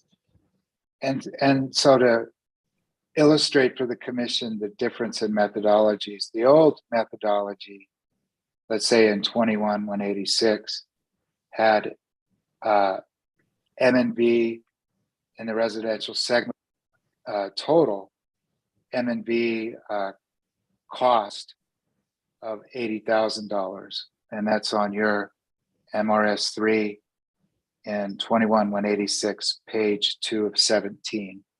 Does that sound about right? For the residential segment, that sounds about right.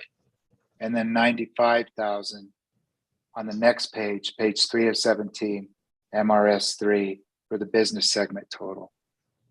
That sounds about right as well. But then in this case, those numbers are zeroed out. That's the difference in the methodology, correct? Yes, and they are included instead in, there's a total line The item indirect. below that in the indirect that has the residential, the business, as well as other costs in there. And you explained the sound reasons for the change, and I understand that. Let me see if I have anything else for you. Thank you for your patience and your excellent answers. As always, Mr. Schoenheider. Let me see if I have anything else.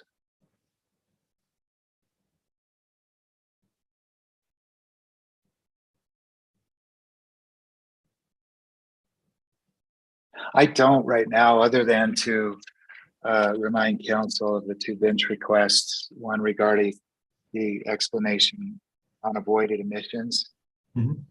And then the other on the bench request regarding, it was bench request one, regarding the other matter, which is reflected in the record in the, and will be in the transcript. I think it's regarding the commercial. Do you recall? My recollection was to help understand Right. the cost benefit for the residential demand response program as well as the commercial demand response, and why how the measure lives relate to the avoided generation, transmission, and distribution costs. And also to distinguish, I think that I asked about distinguishing home energy insights too in that analysis. Mr. Pearsall, do you recall? You did. Okay, thank you. I just want to make sure, I want to reflect that before, because otherwise I'll forget. So it's, you're just helping me remember what I ordered. So thank you. Let's see. Any, is it time for redirect, Mr. Pearsall? None, Your Honor. Okay. Mr. Schoenheider, I just really appreciate your testimony. As always, could you please hang on until later in the hearing, till the remainder of the hearing on YouTube, in case we need to call you back on something? I will. Is that because you are, you know, all witnesses are important, but you're obviously the pivotal witness. So I'd ask that you be available for the rest of the hearing. I will. Mr. Thank you, Hearing sir. Examiner? Thank you. Appreciate the time. Mr. Gedko. Yeah, it's more of a procedural question, and I've been trying to really learn the best way that you like this handled. There was an answer to a question from hearing examiner Anaya Allen regarding a relationship to LIHEAP, and Mr. Schoenheider pointed to the XL Energy New Mexico DSM potential study from 2021 that I had uploaded as a potential exhibit and referred to it as an exhibit. And is there a need to enter that into the record if it needs to be referenced at the time of briefing or at the time of an order by the hearing examiners? Because it's cited within the testimony extensively, but it's not officially by itself in the record. And it's. Could you point us to the exhibit, Mr. Gedko? Yes, it is. Please. Yes. Let's look at it now. It is NMAG Exhibit 05. Oh, it's the potential study. Right. Which That's in the record in 21-186. in the previous case it is. Right. So we could take administrative notice of it. Is there any Right. objection to taking administrative notice of the potential study 2021 AG Exhibit 05 in this case? Hearing none, administrative notice will be taken of that exhibit, which was a pivotal exhibit, a major exhibit in the last case, 21-186. Thank you, Mr. Gedko. I appreciate you bringing that to our attention. Thank you, Your Honor. Thank you. Mr. Pearsall, would you call SPS's other witness, please? Yes, let me scroll through the boxes and make sure he is here. Not yet. Not yet. I sent a message when I knew we were wrapping up that he should be getting on, so I assume it will be happening quickly. That's fine.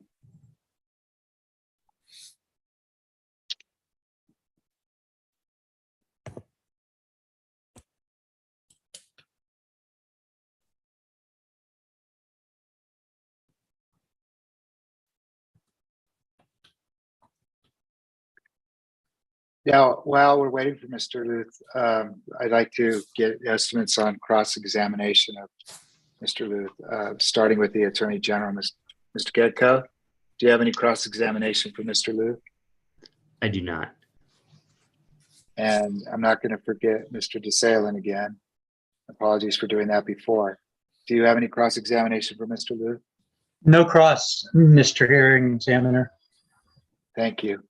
Mr. McMillan is gone to take care of parental duties, so he's been excused.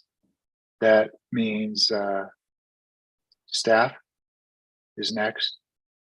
Do you Mr. have any- Hearing Examiner, no cross necessary for Mr. Luth, but we appreciate his testimony. Thank you. Thank you. Hearing examiner and Alan, do you have any questions for Mr. Luth?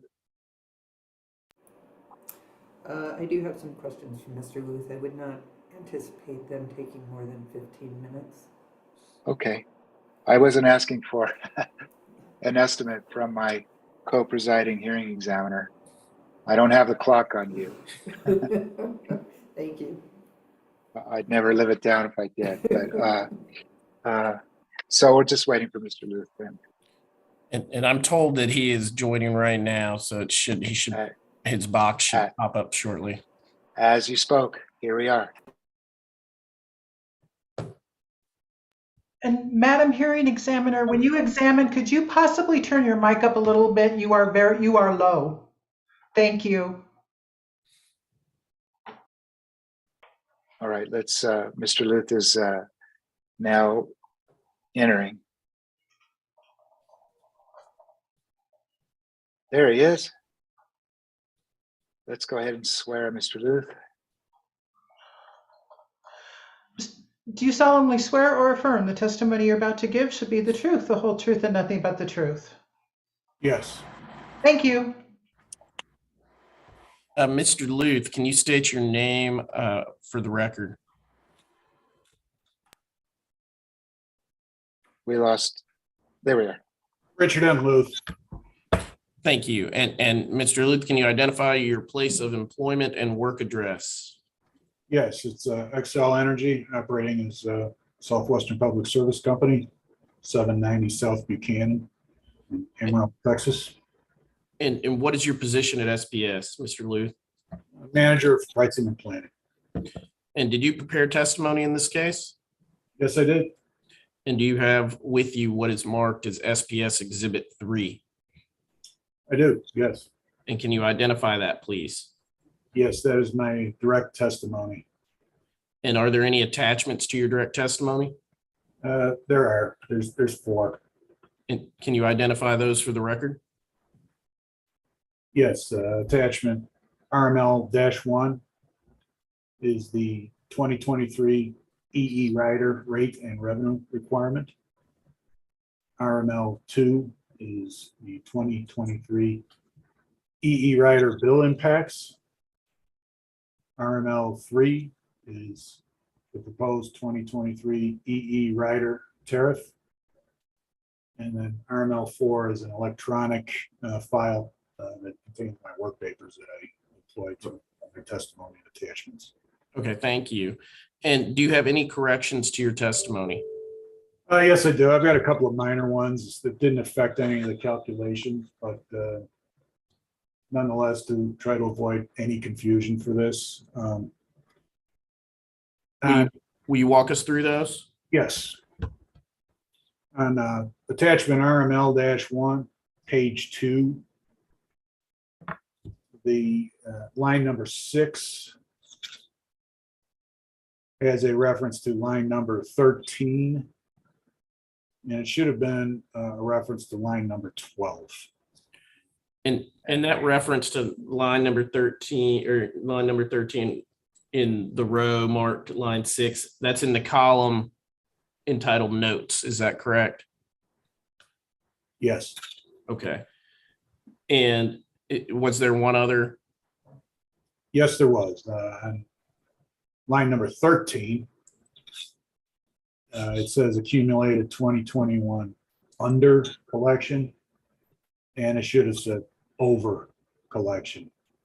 Now, again, the sign on that figure in the amount column does not change. It's still a parentheses $16,134. Okay. And that second correction was on page was where? The same page, Your Honor. Page 2 of RML1. If you look in the description column and you go down to what's marked as line 13, Okay.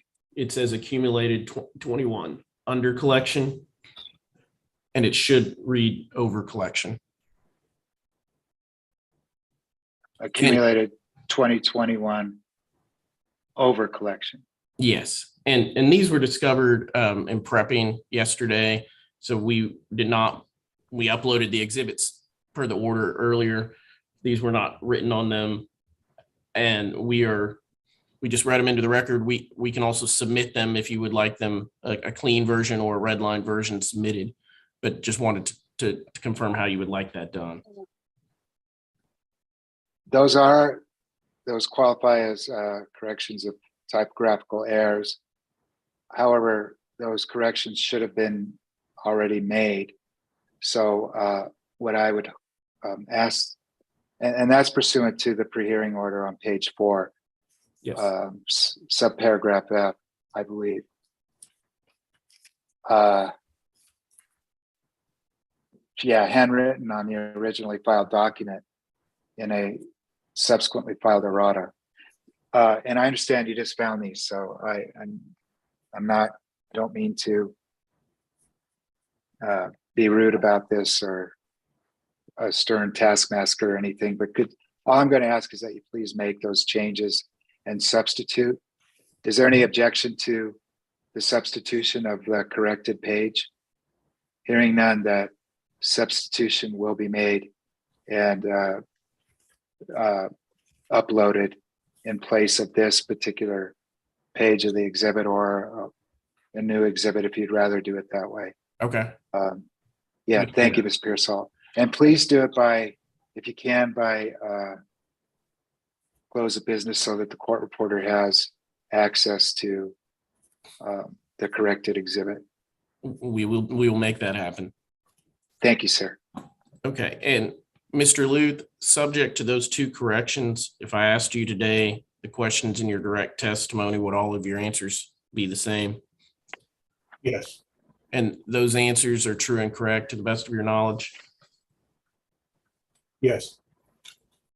With that, I would move for admission of SPS Exhibit 3. Any objection? Hearing none, SPS Exhibit 3 is admitted. And I would tender Mr. Luth for cross-examination. Attorney General, do you have any cross-examination for this witness? No, I have no questions for Mr. Luth today. Thank you. Thank you. Mr. DeSalen for CCAE? No questions. Thank you, Mr. Hearing Examiner.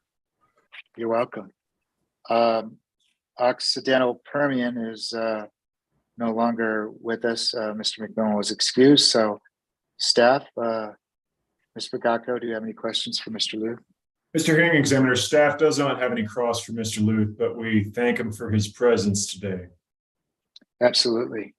That leaves the hearing examiner. So I'll pass the baton to hearing examiner Anaya Allen.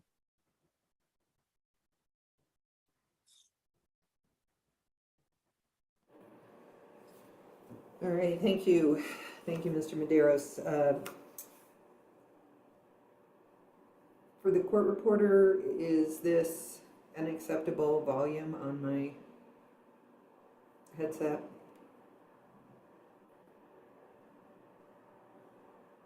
You're a little low, but I can hear you. I could I'll try to increase it a little bit more. All right, Mr. Luth, thank you for your testimony. I had a few questions. I note that there is a reduction in the rider for this year in comparison to the previous year, and I'm sure that the customers will appreciate that. Can you tell us how your calculations took into consideration the over recovery that occurred in plan year 21 and how you anticipate avoiding over recovery in 23 through 25? Yeah, in some instances, because it's a percentage-based rate, there's one, I view that as the reason why we do have. I'm sorry, Mr. Luth, I actually am having. Yeah, a little you're trouble breaking hearing up. you. Okay.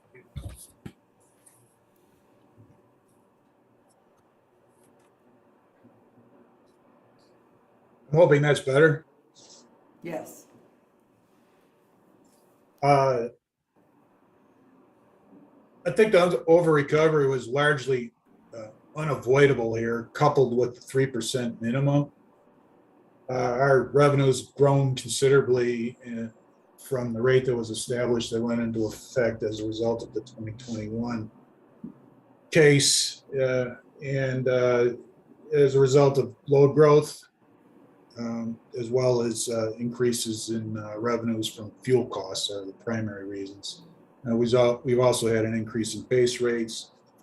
And when you add load growth with increases in base rates, and the previous rates have been established historical test years, it's largely unavoidable. Now, in this case, we've tried to estimate revenues going forward using more current fuel forecasts as well as our load growth forecasts. And so really, to address your question, I think that step in itself is an effort to avoid an over recovery. It's not a result of underspending. Our spending has grown, but our growth in sales has increased even more than a 23% increase in spending. Can I pause you here? Hearing Yes. examiner, can I interject here? Yes. Thank you. The increase in base rates, was it an approximately 9% increase under the stipulation for the residential class? Overall, approximately yes, with the fuel costs that were at issue in that test year. Really, I'd need to look it up to give you a more firm answer. The percentage increase on base rates was a bit more than that for residential customers. And that's really what I'm more familiar with and was the subject of questioning of me in that docket or case. Yeah, I'm familiar with that. Obviously it wasn't my case, but and so that was the largest increase in rates attributable to the growth in revenues under the base rate increase? Is that the lion's share? Are you asking, did that cause the over recovery in 2021, the increase in base rates? Mm-hmm. No, I'm asking as a percentage of the base rate increase, and then that led to the over recovery. Is the majority of the increase, or a substantial a substantial basis of the increase attributable to the increase in the residential rates? I can't say I've measured it or evaluated it. I would say it is a substantial input. Fuel costs, though, in 2021 and 2020 were roughly half of what they are now, even with our wind facilities. But they go through the fuel cost, don't they? They do, but the energy efficiency charge is based not only upon base rates, but the entire bill. The entire bill, That's as a correct. percentage of the entire bill. Yeah, okay.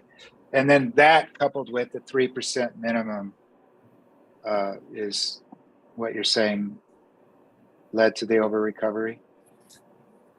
Yes, we endeavor to spend our money in a cost-effective manner. And so we want to spend it wisely, so to speak. And so it's proven to be a challenge with the load growth. It's a good problem to have as a utility company. It's much better than the other direction. But nonetheless, it is a problem for this particular matter. Because otherwise you're looking to build generation and transmission, right? To get the return on the investment. Well, that is part of the reason we've been in for rate cases recently. Okay. Okay. But really, thank- really from the other direction I was referring to just a minute ago was, we don't want to have declining sales. Right. Okay, thank you for allowing me to interject. Thank you, thank you. So Mr. Luth, the rider currently has approximately 0.25% built in for, or 0.253 for the incentive, the proposed incentive. And how would that be affected by either the proposal from staff of increasing the incentive to 48%, or I'm sorry, 48 kilowatt hours, or the modification offered in the rebuttal of 46 kilowatt hours?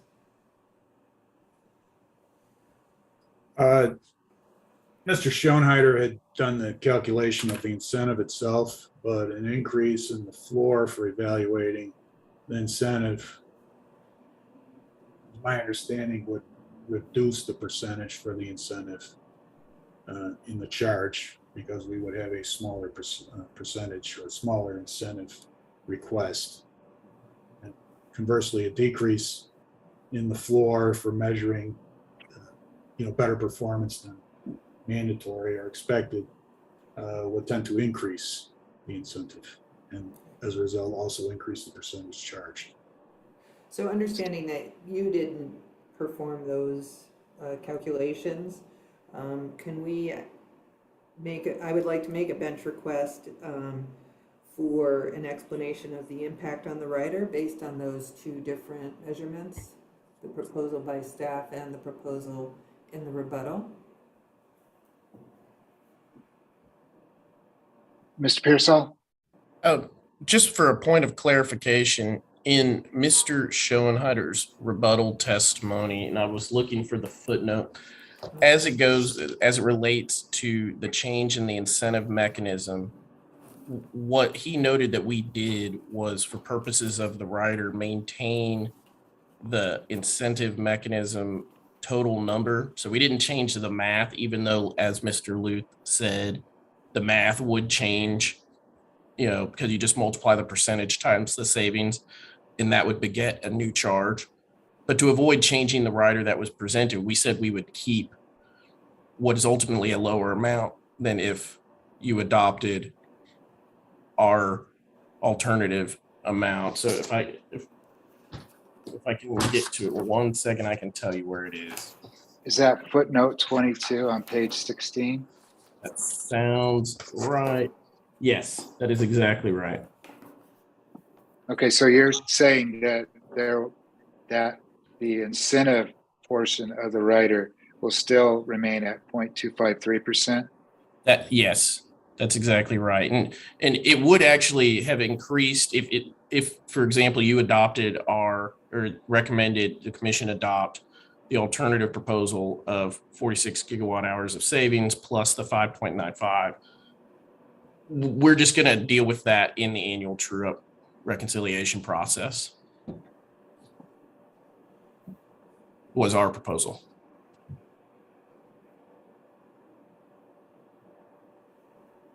Okay, well, if there is not going to be a adjustment to the rider based on, I guess, either of these potential scenarios, staff or the rebuttal? I don't think staffs would actually, and you could clarify or confirm with Ms. Leba-Tercero, under her model, she raised the floor from 44 to 48, but she kept the percentage the same. So while it would be more difficult to achieve the threshold level of incentive, the actual incentive when you did reach it was the same as under our initial proposed model. So I don't believe that would affect what was in the tariff as proposed by us for the amount. We'll ask her about that. Yes, thank you. We will do that.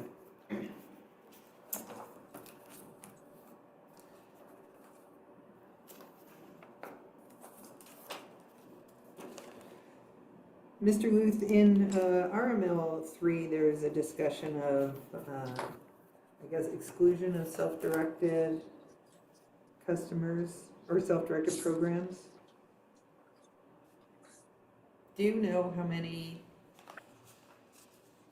customers are engaged in self-directed programs and currently aren't included in the calculation of the rider? I do not. So you can't say what the effect would actually end up being with respect to the costs of the program based on that exclusion of the self-directed programs?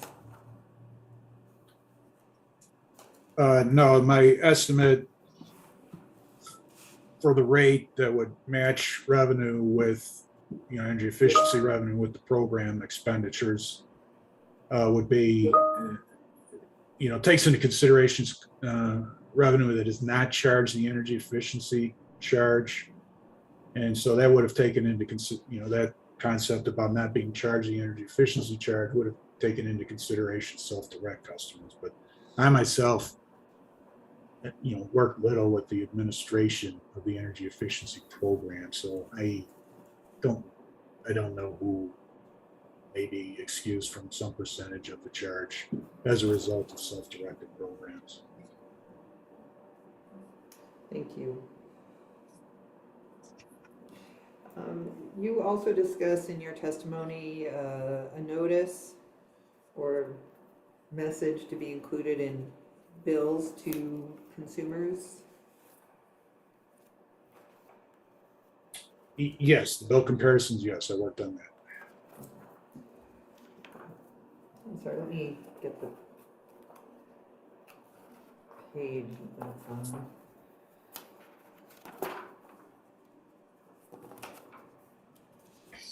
Okay, I believe that's on page 17 of your testimony. Can you indicate that this same language has been used in prior energy efficiency filings?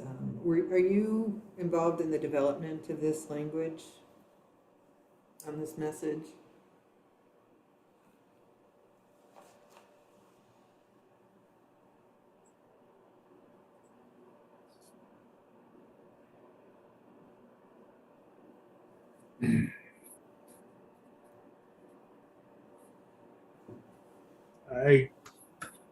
If I was, I can't remember. I think it's a continuation of what we've generally put in a bill message in the past.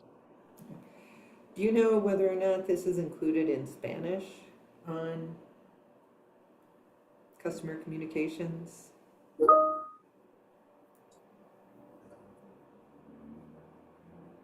I'm sorry, I did not.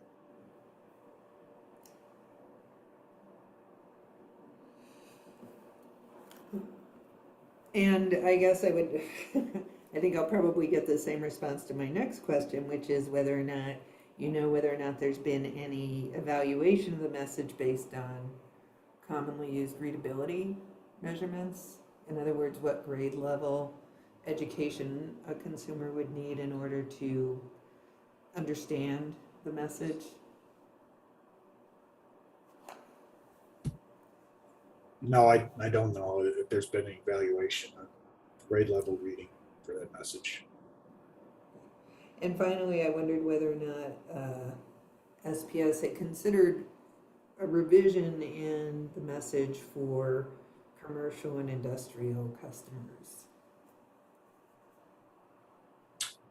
We've never considered it, to my knowledge, or rejected it either. So.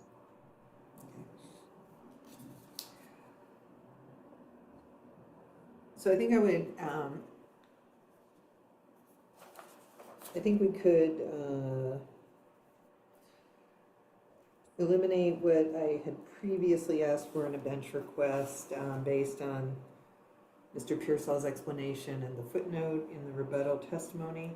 But I would like to ask for some explanation with respect to this message, whether or not it's provided in Spanish and whether or not there's been any kind of readability evaluation And whether there's been any consideration of developing a more business-focused message for the commercial and industrial customers. Because that would be bench request 3.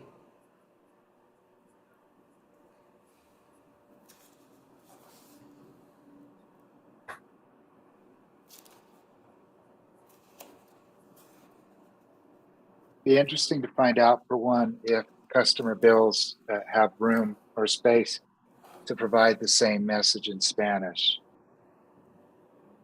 Right. or if it could be directed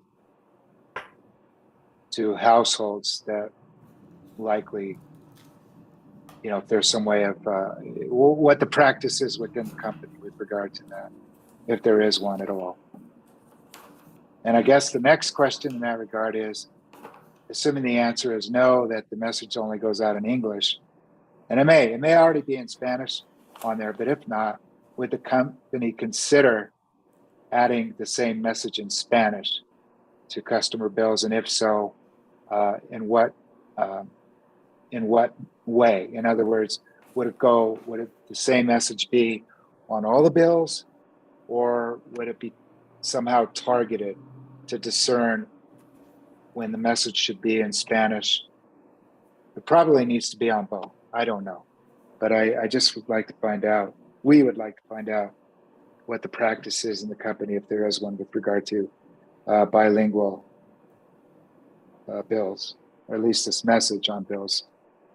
Well, just to maybe offer a comment, I think on an observation there is, you know, the company would prefer not to engage in, you know, limiting communication among people by making a mistake as to English or Spanish. Yeah, sure. So that's kind of guides our actions, I suppose, is to be uniform Sure. as possible. That only makes sense. So I guess the question is, do the customer bills already include this message in Spanish? But you don't know that. No, sir, I'm sorry, I don't. Okay, well, that's part of the bench request. And then the second part of at least this bench request with regard to the Spanish the message in Spanish, is whether the company, if the company does not already have that language in Spanish, that message in Spanish on customer bills, is the company willing to include it in response to the bench request, a commitment to provide that language on the bills in Spanish?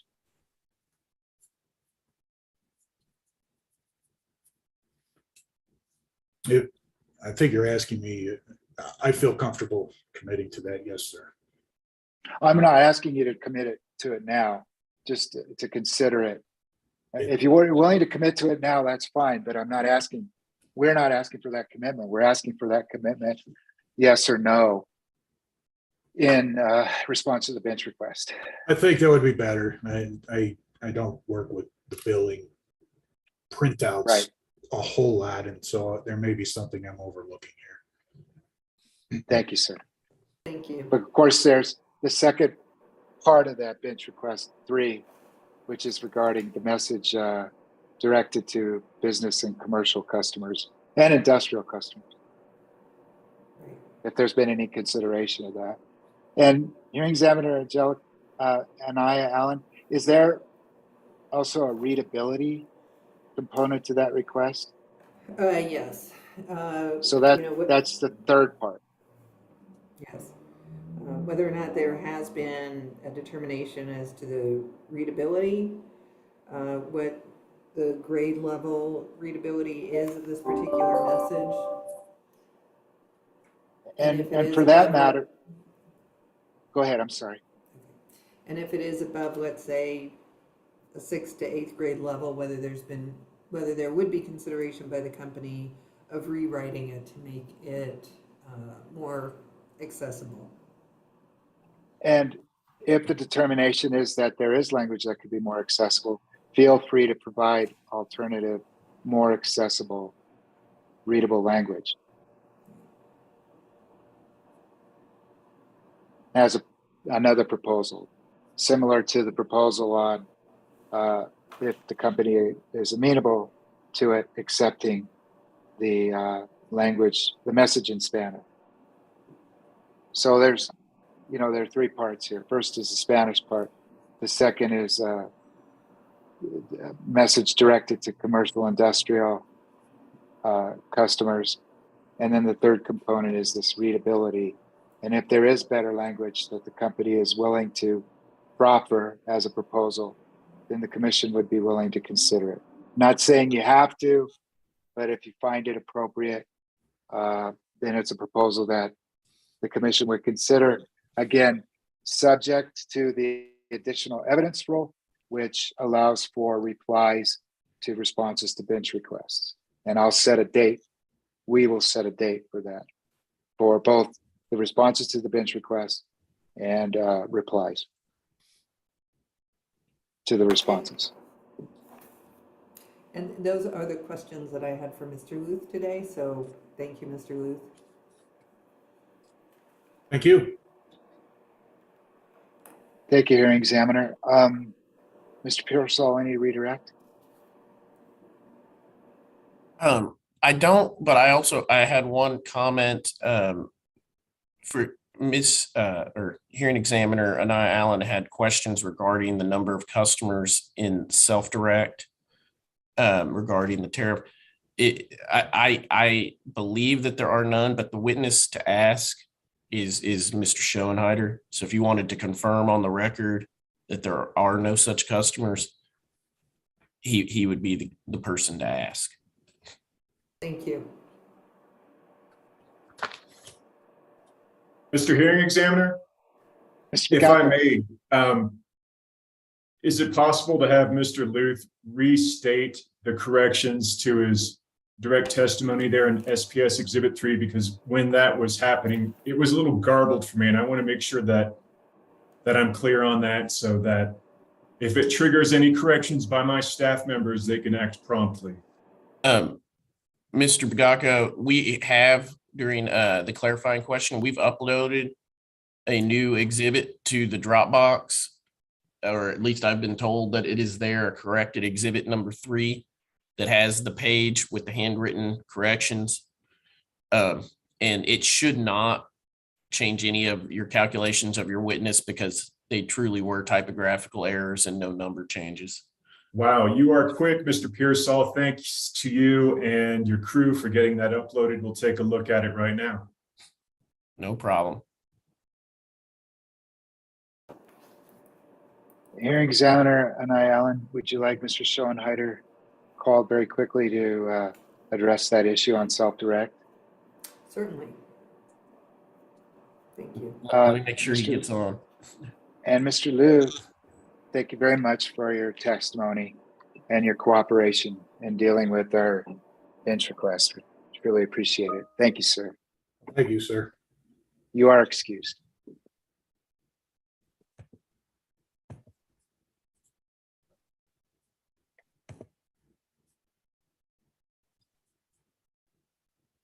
And while we're waiting, here we go. And thank you very much for correcting. An errata will not be required. This uploading of the corrected exhibit suffices for satisfaction with the or compliance with the pre-hearing order. Thank you, sir. Thank you. Okay, thank you. Mr. Schoenheider, thank you for popping back on. Sure. Hearing examiner Anaya Allen has a question for you, or at least one question. Yes, thank you, Mr. Schoenheider. The question actually has to do with the 18th revised rate number 44 energy efficiency rider attached to Mr. Luth's testimony as attachment RML 3. Okay. And in that rider, there is a discussion of customer accounts granted exemption for self-directed programs. And I had asked Mr. Luth whether or not there were in fact any customers who were exempt as a result of being involved in a self-directed program. And he said that he did not have that information available and directed us to you. Yes, to answer your question, there are not any customers exempted from the rider for participation in the self-direct program. Great, that was the question that I had, thank you. Because obviously if there were, then the question was gonna be how that impacted the calculations, but if there are none, then they have had no impact. So, thank you. You're welcome. Thank you, Mr. Schoenheider. Please remain on the hearing, watching it on YouTube if you don't mind. Will do. Thank you. Thank you, sir. Okay, this is pretty intense there for a while, the questioning, so I think we should probably take the 15-minute break now. Does that work for, particularly and most importantly, for Ms. Ash Hoyman? That is fine, thank you. Yes, so we're going to take 15 minutes now till it's 3:07. Let's come back at 3:20. Slightly longer than is that actually that's wrong. We should come back at 3:25, I think. Is that right? Anybody want to help me there? Okay. We'll see you all. We'll see you all at 3:25. Thank you.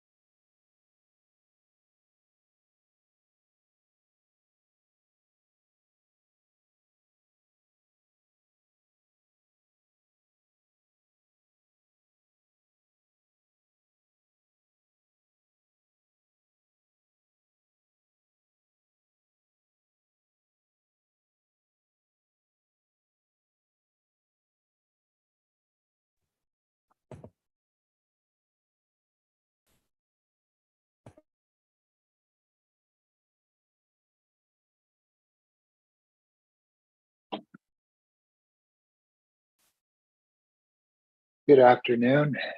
We are back from our afternoon break in this hearing, and we've had the presentation of SPS's case in chief, and now it's time for the intervener evidence, and that evidence is in the form of the CCAE witness that Mr. DeSalen, would you please call that witness? Yes, thank you, Mr. Hearing Examiner. Coalition for Clean Affordable Energy calls Mr. Michael Kenny, and he should be joining us shortly.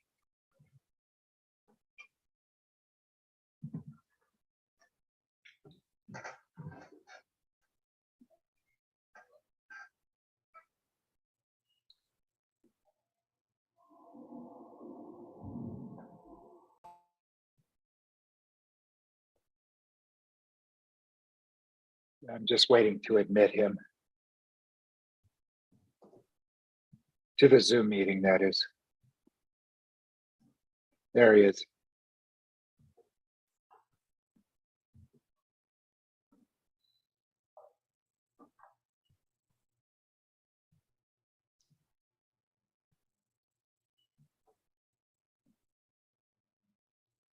Hello.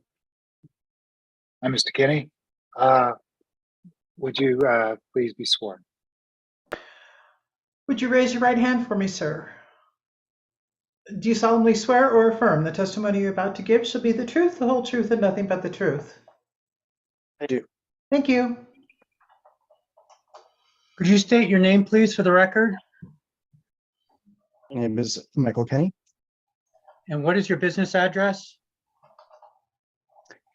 So I work for a Southwest Energy Efficiency Project, or SWEEP, and our address is 2334 North Broadway, Suite A, and that's in Boulder, Colorado. And what is your position at SWEEP? I'm a senior program manager in the utility program. Okay, and Mr. Kenny, have you prepared testimony for today's hearing? And is that CCA Exhibit 1? Yes, And do you adopt it today as your sworn testimony? I do. And is a copy of your resume CCA Exhibit 2? Yes, And is that accurate and up to date? yes. At this point, Mr. Hearing Examiner, I would like to move for the admission of CCA Exhibits 1 and 2. Mr. Kenny, do you have any changes to make to your direct testimony or to your resume? I do not. Is there any objection to the admission of these exhibits?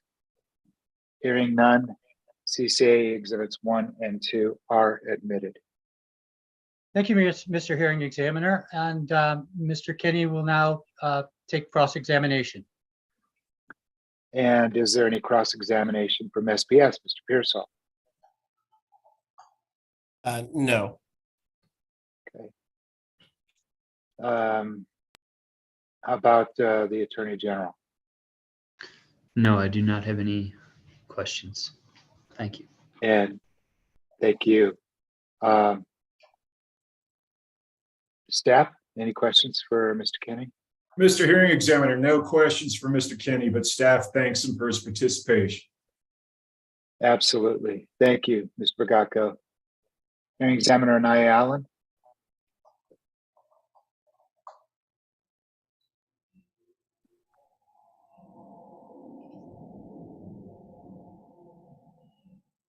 I do not have any questions for Mr. Kenny. Thank you. Thank you, Hearing Examiner. I do have a few. Mr. Kenny, were you listening in or watching the hearing on YouTube while I was? Yes. And when I was questioning Mr. Schoenheider in particular? Yes. I was curious in regard to DCA's participation in past cases, why Dr. Geller and I believe it was Mr. Brandt. Is that right? Mr. Brandt is the director of the Yes. Yeah, at he's the SWEEP, director of the utility program. and Dr. Geller is retired, or is he still with the program? He is retired from SWEEP. I was curious why they hadn't complained or raised objections to the avoided cost calculation in case number 19140 or 21186, and why you're raising the issue now. Can you explain that? I can't explain why in cases prior to my time starting at SWEEP, we did or did not make those, take position on those items. But within this case, as we were reviewing the cost effectiveness of the plan and seeing, as you discussed earlier, as it approached 1 in 2025, we were wanting to dig deeper then into how they were doing their avoided cost calculations and understand and make sure that they were capturing the full benefits that the utility cost test allows, that nothing was being omitted. You accept the conclusion that this methodology of removing avoided generation and avoided transmission and distribution capacity, that that methodology was employed in case 19140 and case 21186. Do you accept that? Yeah, except that given the testimony of Mr. Schoenheider, yes.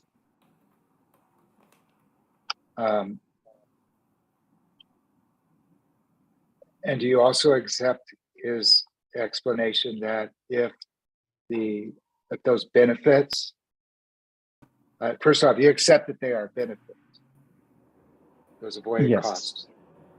Yes. That if those benefits were included, it would actually improve the cost effectiveness of the overall portfolio and the particular programs to which the avoided costs apply or benefits apply.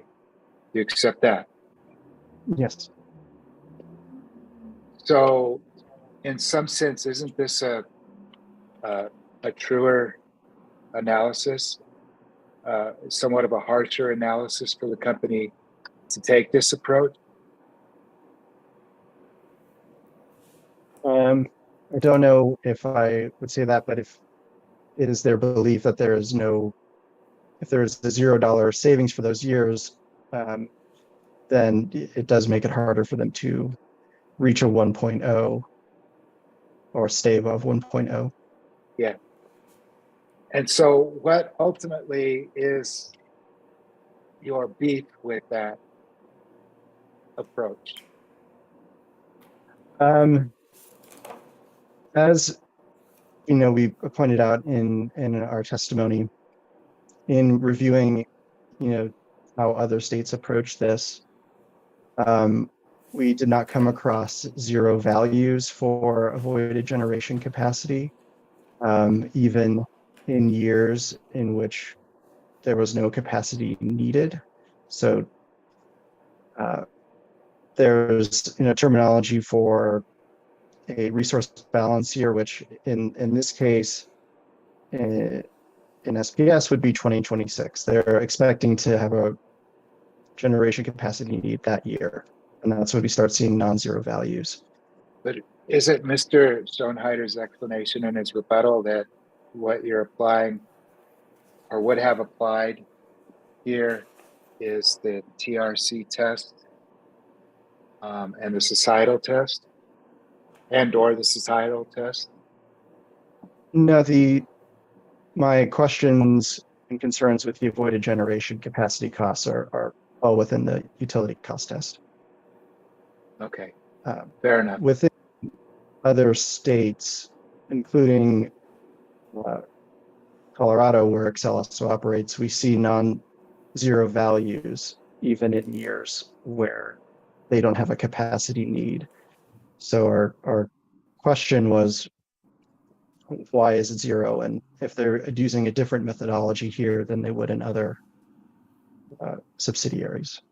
But it's not 0 for all programs. It's just for the select programs that I went over in detail with Mr. Schoenhardy, right? You know, the value is 0 in 2023, 2024, 2025. For each individual measure, you would have a non-zero value if that measure lived longer than a 3-year window. Fair enough. Yeah. And I went through those where the window is less than the 3 years, right? Yes. Okay.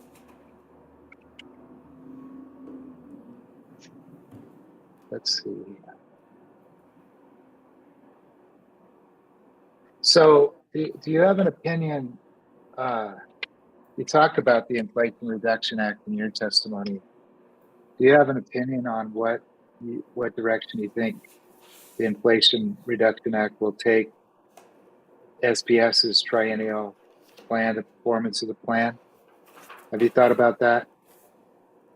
Not specific to SPS's service territory.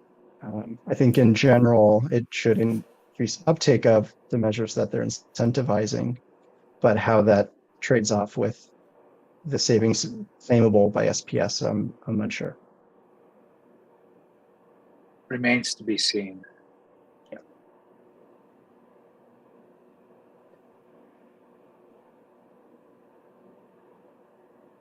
On page 10, you say on your testimony, we actually request that the commission direct SPS to update the costs to reflect the average cost of generation and transmission capacity in the company's service territory. You're actually asking the commission to issue a bench request. Is that right? Yes. Did you think about conducting discovery on that and asking the company to do it instead of placing the onus on the commission to do that?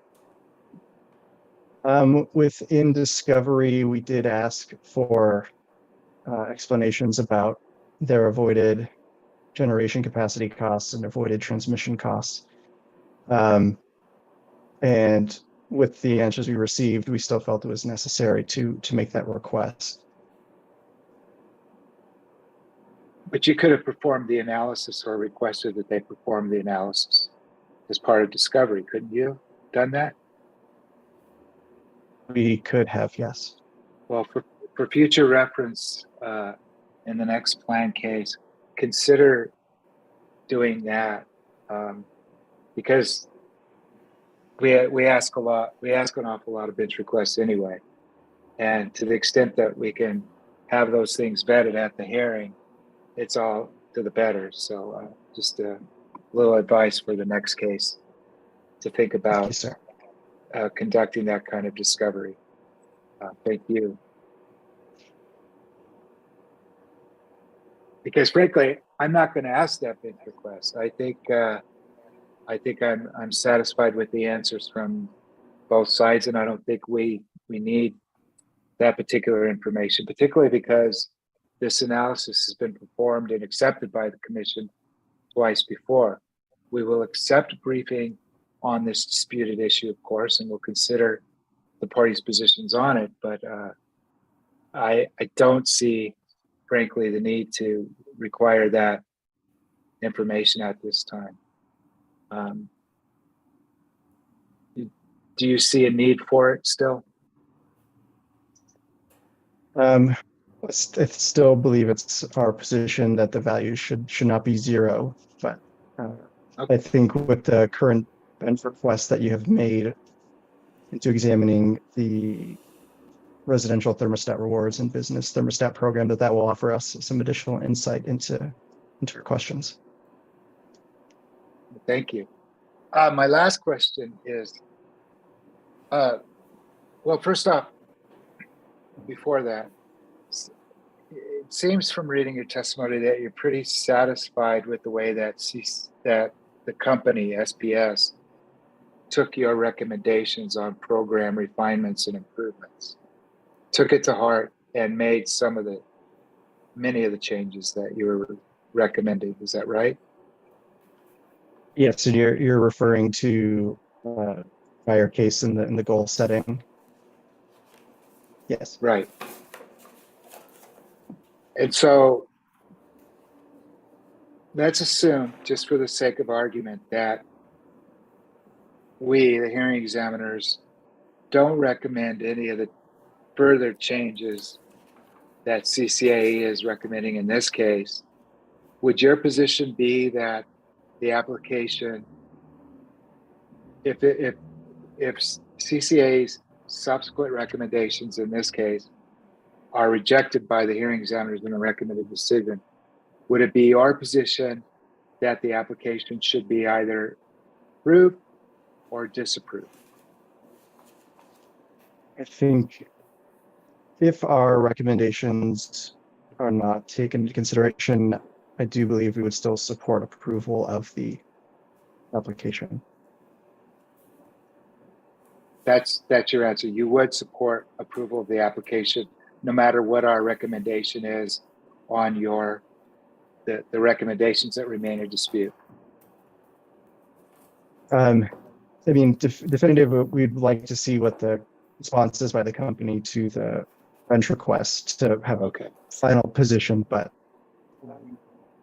you know, we were, my testimony shows, we're supportive of the vast majority of what SPS is purporting here, and the issues over which we have concerns, you know, we believe would be beneficial and make a better overall product, but understand if the commission chooses not to.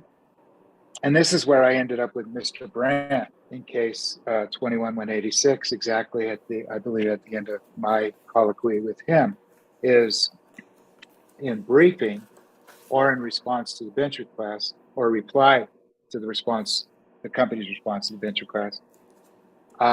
If CCA can give some indication about where it stands after the dust is settled after the hearing, just along the lines of what happened in the last case on the potential study, to the extent that the field is that we have fewer disputes and there's some consensus, and you can provide that either through your briefing like Ms. Lynch did in the last case, or perhaps either in some combination of the briefing, like the brief in chief, or a response brief, or in reply to the company's response to the bench request, that would be very helpful as well. So I'd ask CCA to take the same approach, the very helpful approach and reasonable approach that it took in the last case. Just consider taking that, or giving some more insight or more input about where things stand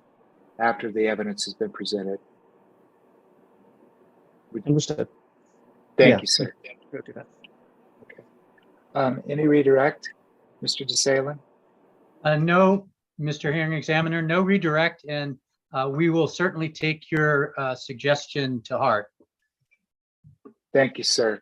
And Mr. Kenny, thank you so much for your testimony. I don't have, don't take it as criticism, as very good testimony, and appreciate having you as a witness, and hope to see you again in the next case, or sooner than 3 years from now. Hopefully we'll see you again. Thank you, sir. Thank you. You're excused. Okay, that leaves the staff witnesses. And Mr. Pagaka, would you please call the first of your two witnesses? Yes, Mr. Hearing Examiner, I would call Alicia Leva Tesoro to the stand, and I know she's watching, and she should show up in your waiting room here pretty shortly.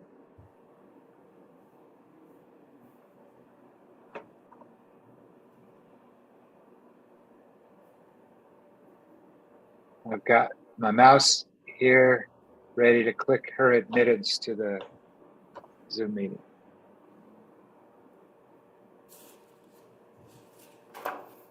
kind of the awkward pause. I guess we got to work on being more efficient with this. I don't know how, but here we are. I don't know. I'm all about the awkward pauses. I'm sorry about that. There It's she not your is. fault.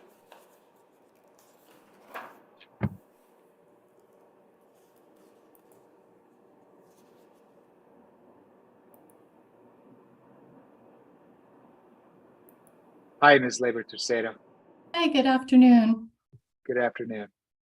Are you ready to be sworn? I am. Ms. Leyva Tercero, would you raise your right hand? Do you solemnly swear or affirm the testimony you're about to give should be the truth, the whole truth, and nothing but the truth? I do. Thank you. May I proceed, Mr. Hearing Examiner? Please do. All right, thank you. Ms. Labor Tercero, how are you doing this afternoon? I'm doing well. How are you? I am all right. Do you recollect filing some prepared direct testimony on this case on or about September 7th, 2022? I do. Well, that's good. And I trust and hope that you have a copy of that direct testimony that I've provisionally marked as Staff Exhibit 1. Am I going to be dashed in my hopes, or do you actually have that document in front of you? I do have it in front of me, yes. Well, thank you for that. Would you just take a moment and go through that copy of your direct testimony and make sure it is complete and accurate rendition of what you caused to be filed on September 7th, 2022 in this case? As corrected. As corrected. We'll get to that momentarily, Mr. Hearing Examiner. Thank you, though. Yes, it is. Okay. And you did have one correction to this, and I believe it is found on page 15. Would you flip to page 15 for me, please? Yes, I have the one correction on page 15, line 19.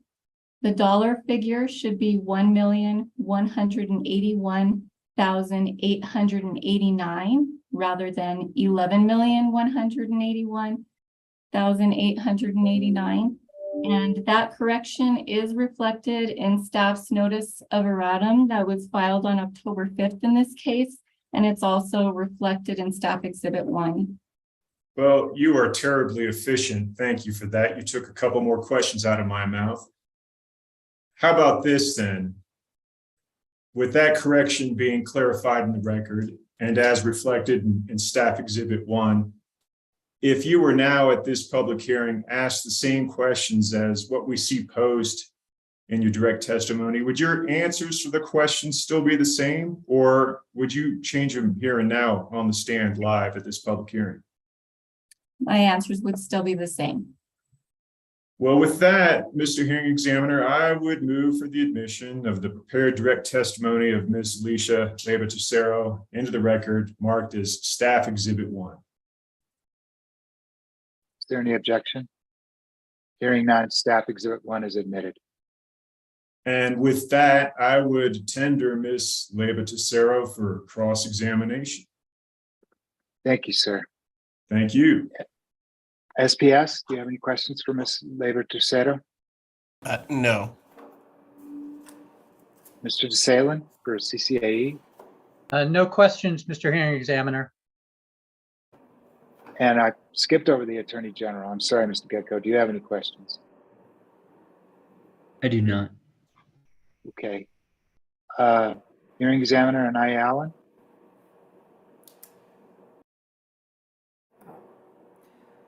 Yes, thank you, Hearing Examiner Medeiros. Ms. Leyva Tercero, referencing the staff recommendation of a reduction in the SPS incentive, which you discussed, I believe, on page 16 of your testimony.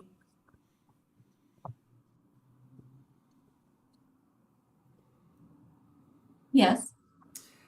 Can you provide an explanation of how staff arrived at the proposed incentive figure of 44 gigawatts as opposed to the 48 that SPS has requested in its application?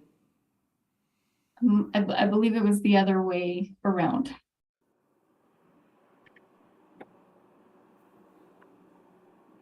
SPS requested that the At 44, basic- I'm sorry, you're yes. correct. Yeah.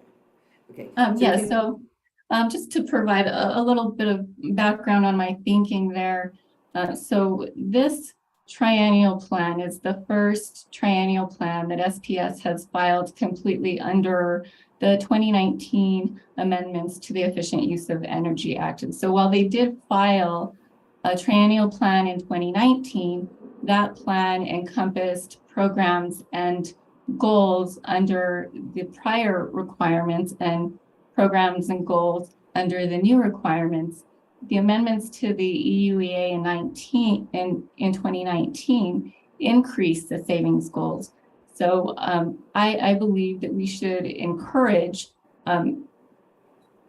increased savings, and that an incentive should be to encourage those increased savings rather than minimum savings.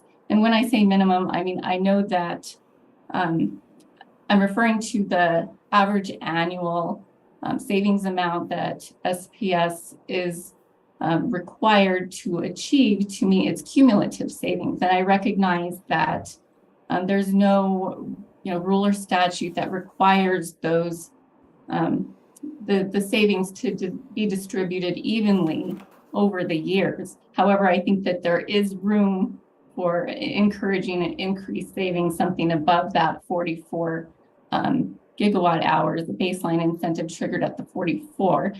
And so I proposed that the baseline incentive be set at savings of 48 gigawatt hours net customer.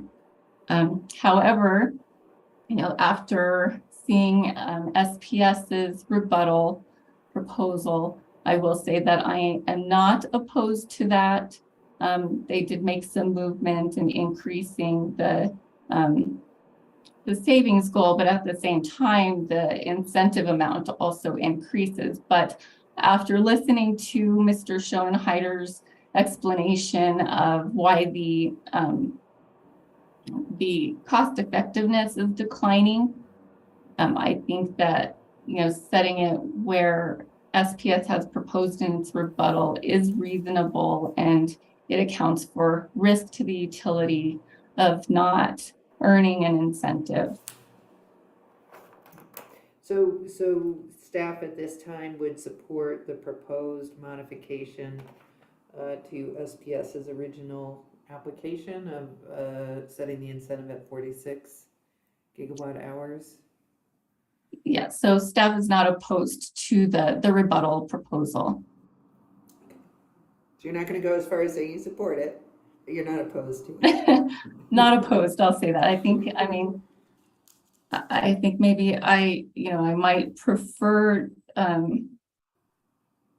something a little higher, but I'm not opposed. I don't think it's unreasonable. Let me put it that way.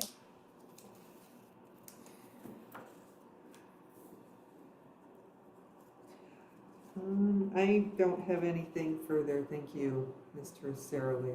Leyba Tercero. Thank you.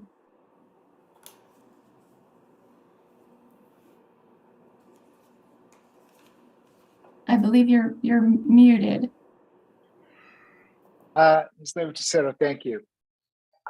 Would you mind marking this for briefing that the staff's position along the lines of what you just testified to? Sure. Ensuring that that's part of the record staff's final position.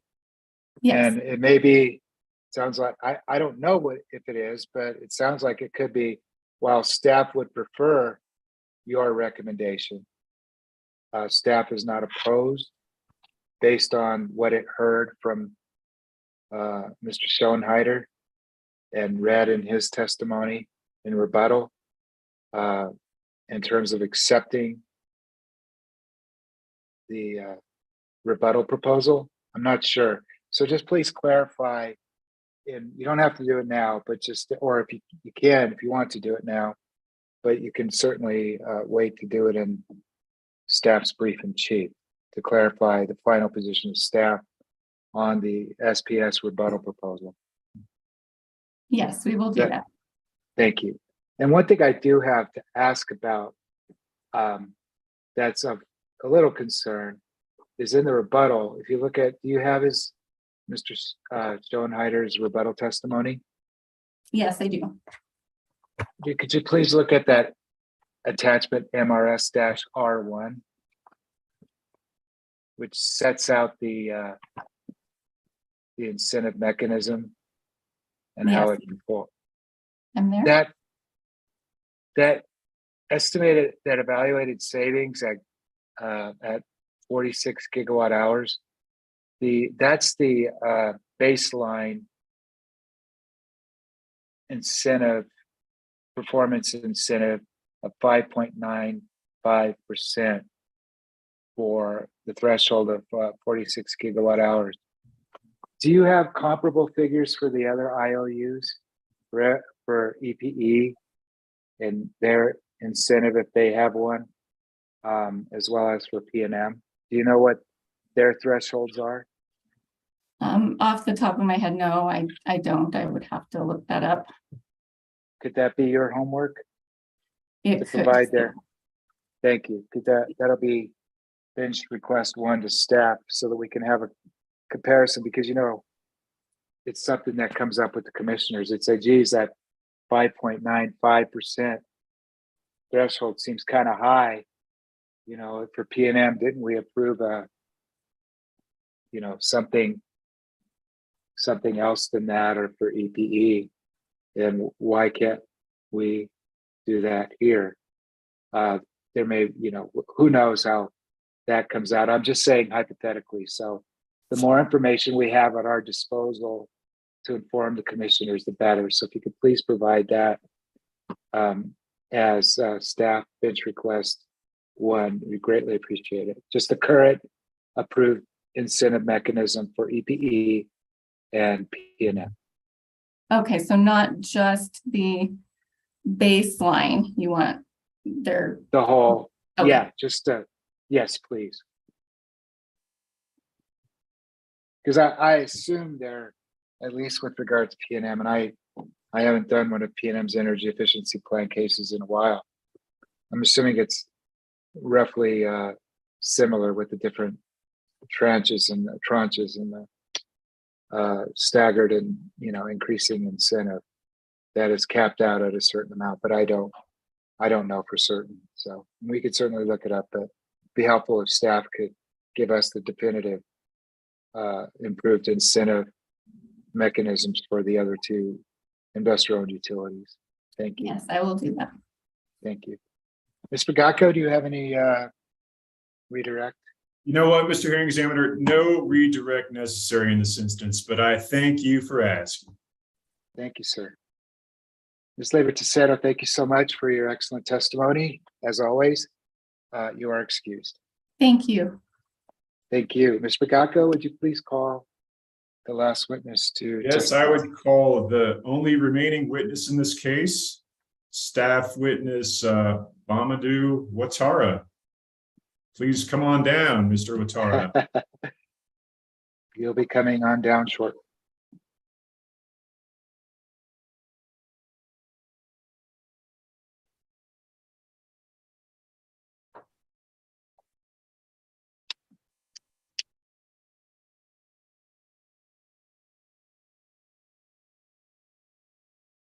There he is. All right. And it's Ouattara. There he Ouattara. is.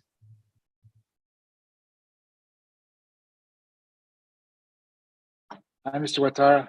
Thank you for joining us. Hello, sir. Good afternoon. Mr. Ouattara, would you raise your right hand for me, please, sir? Do you solemnly swear or affirm the testimony you're about to give shall be the truth, the whole truth, and nothing but the truth? I do. Thank you. Thanks. All right, then. If it pleases you, Mr. Hearing Examiner, I will go to work. Please do. Thank you. Mr. Ouattara, how are you doing this afternoon? I'm doing great. How are you? I'm fine, and it's good to see you. I'm glad you got in on Zoom finally. That was a little scary there for a bit, but all is well. you recall filing some direct testimony in this case on or about September 7th, 2022. Is that correct? Yes, that is correct. And I trust and hope you have a copy of that testimony in front of you, which I have provisionally marked as Staff Exhibit 2. Do you got that? Yes, I do. Well, thank you for that. Would you take a moment, Mr. Watara, and just go through Staff Exhibit 2 and make sure that is an accurate and complete copy of what you caused to be filed in this case back there on September 7th, 2022.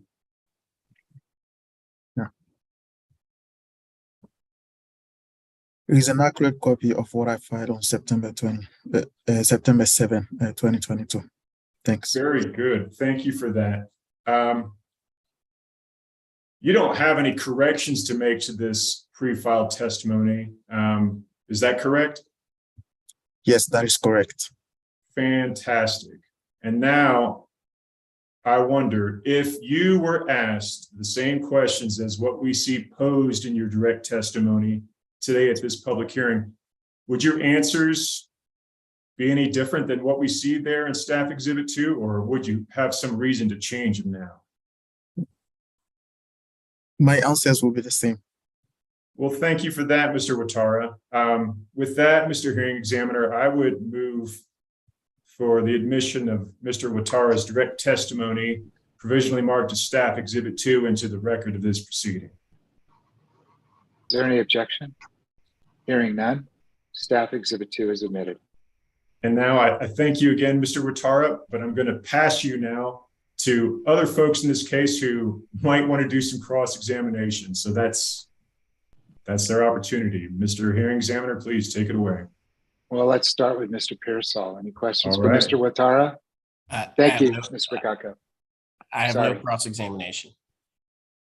Apologies for stepping on No problem at all. both of you.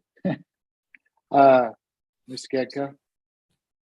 I have no questions for Mr. Watara. Thank you. Mr. DeSalen? No questions. Thank you, Mr. Hearing Examiner. Let's see, I guess since Occidental Permian has been excused, Hearing Examiner Nye Allen, any questions for Mr. Watara? I just primarily wanted to request a clarification, I guess, on the spelling of Mr. Watara's last name, because the heading for his for Staff Exhibit 2 is spelled O-U-T-A-T-T-A-R-A, and I'm assuming that's an error, but just for purposes of the record, can that be clarified, Mr. Watara? Yeah. Is your name correctly spelled O-U-A-T-T-A-R-A? Yes, that's how my last name is spelled. It's O-U-A-T-T-A-R-A.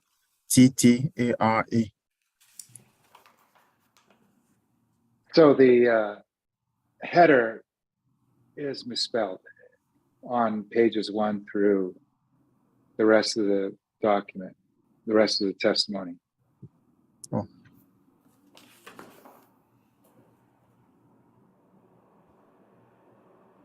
My apologies for that. You are correct. Mr. Watara, I'm sorry. I should have caught that up there on the header like that. There's an extra T in there. Thank you. Good catch, Hearing Examiner. You're welcome to, if you'd like, to clean up the record, to fix that, make a correction to that header, and then supply, just like Mr. Pearsall did with the Luth testimony, upload a corrected copy. And you did with Ms. Leyva Tercera. I can do that, Mr. Hearing Examiner, and I will do it handwritten with red ink, so it's abundantly clear that it's a correction. And I apologize for that, because I can't believe I missed that, but I did. I guess nobody's perfect. No, I certainly, you know how you've always seen how many errata or erratum I issue, so with always cringing. So on Well, I bar should be for- more sensitive to that, given my last name, and I've been called everything under the sun. So I'll fix it. Thank you. Okay, thank you. Any other questions, hearing examiner and Alan? I did have a question for Mr. Watara with respect to the proposed changes to the original incentive and its impact on the rider. Mr. Yes. Watara, have you had an opportunity to review the proposal with respect to changing the incentive from 44 gigawatt hours to 46 or to 48 gigawatt hours? Yeah. I haven't had the chance to look at the proposal change. I guess maybe perhaps make a bench request with respect to how you see those two proposals affecting the incentive that's laid out in the rider that you reviewed from the original application. And then how that would work in light of the footnote to Mr. Schoenheider's testimony, in which I believe it's footnote 22 to the rebuttal testimony that's been admitted as SPS Exhibit 2, and whether those numbers would work as described in in Mr. Schoenheider's footnote 2. Does that make sense, Mr. Watara? Yes. I mean, like, if I have the opportunity, I can go again and look at the rebuttal testimony and see, like, if that's going to footnote, change, that my response footnote, or not. Mhm. sorry, that's footnote 22 on page 16. And so we would suggest that staff and the other parties consult with SPS on this to ensure that if the portion of the rider, that 0.253%, if that's going to remain the same as suggested in footnote 22, that's reflected in the record in response to staff bench request number 2. So if SPS is amenable to consulting on that, that would be all to the better, Mr. Watara. Yes. Does Could that you sound please ask the question acceptable? again? Yes, definitely. Thank you, sir. Did you have a question, sir? I thought you had a question. No. That was all I had for Mr. Watara. Thank you. Mr. Thank you. Watara, thank you, hearing examiner and Alan. Mr. Watara, my impression was that your assignment was to focus more on the Luth testimony and provide an analysis of the Luth testimony. Is that correct, or am I mistaken? That is correct. Like, it was mostly about Mr. Luth's testimony. So I covered a part of the the financial incentive, analyze it, like if it should be approved or not, and also the program cost, and the revenue requirement. Did you have any particular concerns, or did you find any particular flaws? In your analysis? To the best of my knowledge, I didn't find any particular flaws in the analysis. And so you're comfortable with Mr. Luth's conclusions? Yes. Okay. I have nothing else. Ms. Pagacco, do you have any redirect? No redirect for Mr. Watara, but I thank everybody for your patience, and we will be happy to respond to those 2 bench requests.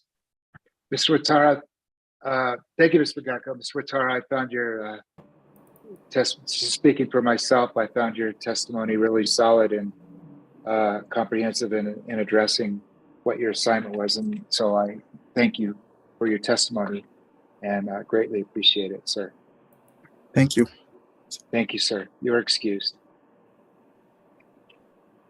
Okay, we've concluded the evidentiary phase of the hearing in this proceeding, and it's time to set the deadlines for post-evidentiary submissions, and including additional evidence in terms of the bench requests to SPS and the bench requests to staff. And then to set a briefing schedule after that. Regarding the filing of the responses on behalf of SPS and staff, Mr. Pearsall, Ms. Pagatko, Mr. Pearsall first, what would be a reasonable time frame for filing your responses to the hearing examiner's bench requests? My understanding, I haven't had a full chance to discuss the timing, but based on my notes and what I chatted with the SPS witness team that would be doing it, is that a week would put us at next Wednesday, maybe towards the end of the week, in between Wednesday and Friday of next week. I think we could achieve answers. Do you need the transcript first, though? Well, I think we have them.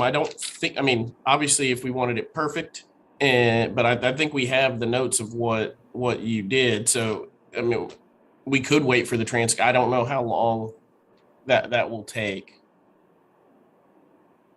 Well, I would just ask for a normal turnaround, not expedited in this case. I agree. So if you feel comfortable providing them, we could set a deadline of October 21st. Okay. That's next Friday. Yes, sir.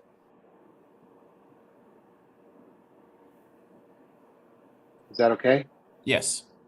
Okay. October 21st for SPS's responses to its bench requests, and I believe there are 3. Is that correct, hearing examiner and Allen? And Mr. Pearsall? That is what I have, yes. Okay. The one to Mr. Luth was actually a 3-part bench request. Yeah. Okay. Let's just leave it that way. And then staff, could you make the October 21st deadline for your response? Yours is pretty straightforward. I think we can do that, Mr. Hearing Examiner. I'm just looking at the calendar and trying to make sure we thread the needle here, because I've got Ms. Labor-Tesoro with me on a public hearing starting on the 18th through the 20th. Oh, geez. But I think I will help her, and I think we have a little breathing room. We can get you the answers to what the incentive mechanisms look like, hopefully for the other 2 IOUs pretty quickly. Otherwise, I don't know. Is it possible to make the deadline on Monday, the 24th? Because in between that hearing, we have another one that starts on the 26th, and Ms. Labor-Tesoro is in that one with me also. So we're trying to make sure we have enough time to prep for the hearings, but I think we can do it. Is it possible to do it on the 24th, Mr. Hearing Examiner? Yes, and what I'm going to do is I'm going to amend the deadline for SPS's responses to be at the same time as staff's response. So both SPS's responses to its 3 bench requests and staff's response to its 1 bench request shall be due October 24th. Well, Mr. Hearing Examiner, to be clear, staff has 2 bench requests. It needs to respond to. Okay. but I think that should work for the second one as well. I'm Can you, communicating with them. I had a lapse here. I was focused on the incentive mechanisms. Could you remind me of the other? It was. Okay, the first one. Yeah. I got it. Okay. I'm sorry. I got it. It's the 0.253% and whether there's any change into the incentive mechanism based on the different, the 46 versus 48 gigawatt hour proposals. Staff's proposal versus the rebuttal proposal. I'm sorry. I recall that. Got it. So yeah, staff's responses to its bench request will be due October 24th, as well as SPS's responses to its three bench requests. Now replies from the other parties, if any, you don't feel compelled, but you do have the right to file a reply pursuant to the additional evidence rule in the Commission's procedural rules. I'm thinking a week should be sufficient. So I'm going to set October 31st as the deadline for any replies to the bench request responses of staff and SPS. Which the remaining issue then is the filing. Examiner, excuse me. Yes, sir. I'm sorry, but I've got a hearing the week of the 24th. It begins on the 26th and it will probably go for 3 days. And I'd like to ask for a little bit more time on those replies. Okay. I'm willing to go out as far as November 4th. I think that would work. Thank you. Okay. Yeah. So here's another amendment. Scratch what I just said. Replies to the bench request responses of SPS and staff shall be due November 4th. Your Honor. Briefs and yes, sir. I apologize, but given that the transcript won't be available, there was a statement made with respect to the staff bench request that relates to the footnote 22 on page 16 as to whether SPS would be amenable, would consult with the other parties. Was that an expectation that there'd be a consult with all parties? I think I indicated that. Yeah, it Okay. wouldn't just be with staff. It would be, because to the extent that you are amenable to doing it that way, it might get a more accurate answer up front that doesn't require replies. Thank you for that clarification. Yeah, thank you. So that's the November 4th deadline for replies to bench request responses. Okay, as far as briefs in chief, or the unfortunate acronym that you see in Supreme Court briefing, BICS. BICS, briefs in chief, will be due, and help me here. I'm open to, we're open to considering a proposal. I'll start with Mr. Pearsall since they have the company has the heaviest lifting. Well, coming into this without the knowledge of how many bench requests or the deadlines for the bench requests, and noting what you said earlier, and I don't know how much you want to stick to it or not, but earlier you noted saying, well, we'd start after the bench or the replies to the bench requests would be done. My initial thought coming in was that we would do 3 weeks. So my proposal was going to be November 2nd. Obviously, that'd be before the replies. So I don't know if you want to do a shorter time frame, knowing that we could all start, or that first full week of November, so the week of November 7th. Or I don't know how much time people would need after the replies. I I was thinking, I'm not sure if Veterans Day is a state holiday or not, but really, for our perspective with electronic filing, it doesn't really matter because you saw an order from me on Columbus Day or whatever the day is, whatever the holiday is, Indigenous Peoples Day / Columbus Day. But so I was thinking of November 11th for briefs in chief. Is there any objection to November or any problem with November 11th for briefs in chief? Mr. Hearing Examiner, I possibly have a second day of the public hearing in 22-202 on November 11th. I don't think there's going to be a hearing in that case. Okay, well, that's good news. Thank you. Well, with that, then I think I can do November 11th. Thank you. You did assert that since there's no right of way determination required in that case. That's correct. But I would never presume to preempt a public hearing that's been set by you, Mr. Hearing Examiner. So let's go.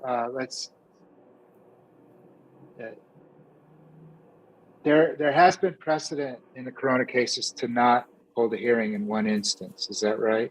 Yes, sir. Okay. Well, let's see where that goes. But I think even if there were a hearing, there wouldn't be that much preparation going into it in that case. I don't think so. But I haven't decided the issue. Obviously, that's my case. But let's go with November 11th for briefs in chief in this case. All right, I'll make it work. Thank you. Thank you, sir. Is there any other impediment? We always work with staff along with the other parties. Is there any other impediment to filing briefs on November 11th? When do we expect the transcript?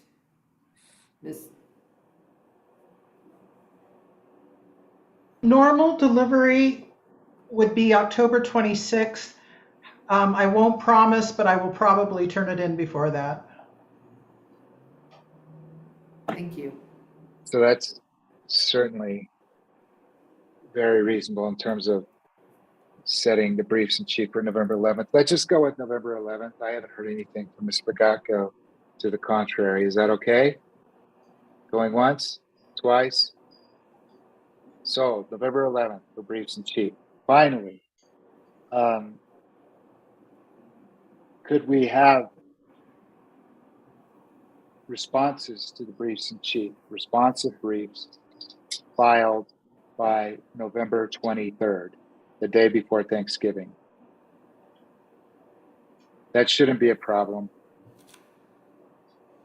There are a limited number of issues here. Is there any objection or problem with filing responsive briefs on November 23rd? Hearing none, November 23rd it is for responsive briefs. We've now established the deadlines for and requirements for bench request responses, replies to bench request responses, briefs in chief, and responsive briefs. Is there anything else to address before we adjourn, before we close this hearing? SPS, Mr. Pearsall? No, Your Honor. Attorney General, Mr. Getko? No, Mr. Hearing Examiner. Thank you. CCAE, Mr. DeSalen? No, Mr. Hearing Examiner, thank you. And once again, last but never least, staff. Nothing further other than to say thank you to Madam and Mr. Hearing Examiner for putting on a good public hearing, and thank you to everybody else for your participation in the case. Hearing Examiner Anaya Allen. Thank you, Mr. Bagacco. Hearing Examiner Anaya Allen, do you have anything else to add? I do not. I would just like to thank everyone for their participation in this case. Thank you. I thank you all very much as well. This went well. I appreciate your participation and patience. So with nothing else to address at this juncture in the proceedings, the hearing is concluded. The evidentiary record is closed, except for the receipt of additional evidence and any responses. And this matter is taken under advisement. Thank you all very much. Thank you. Thank you. This hearing is concluded. Bye, all. Bye now. Bye. Bye. Ms. Ashwayman, thank you so much.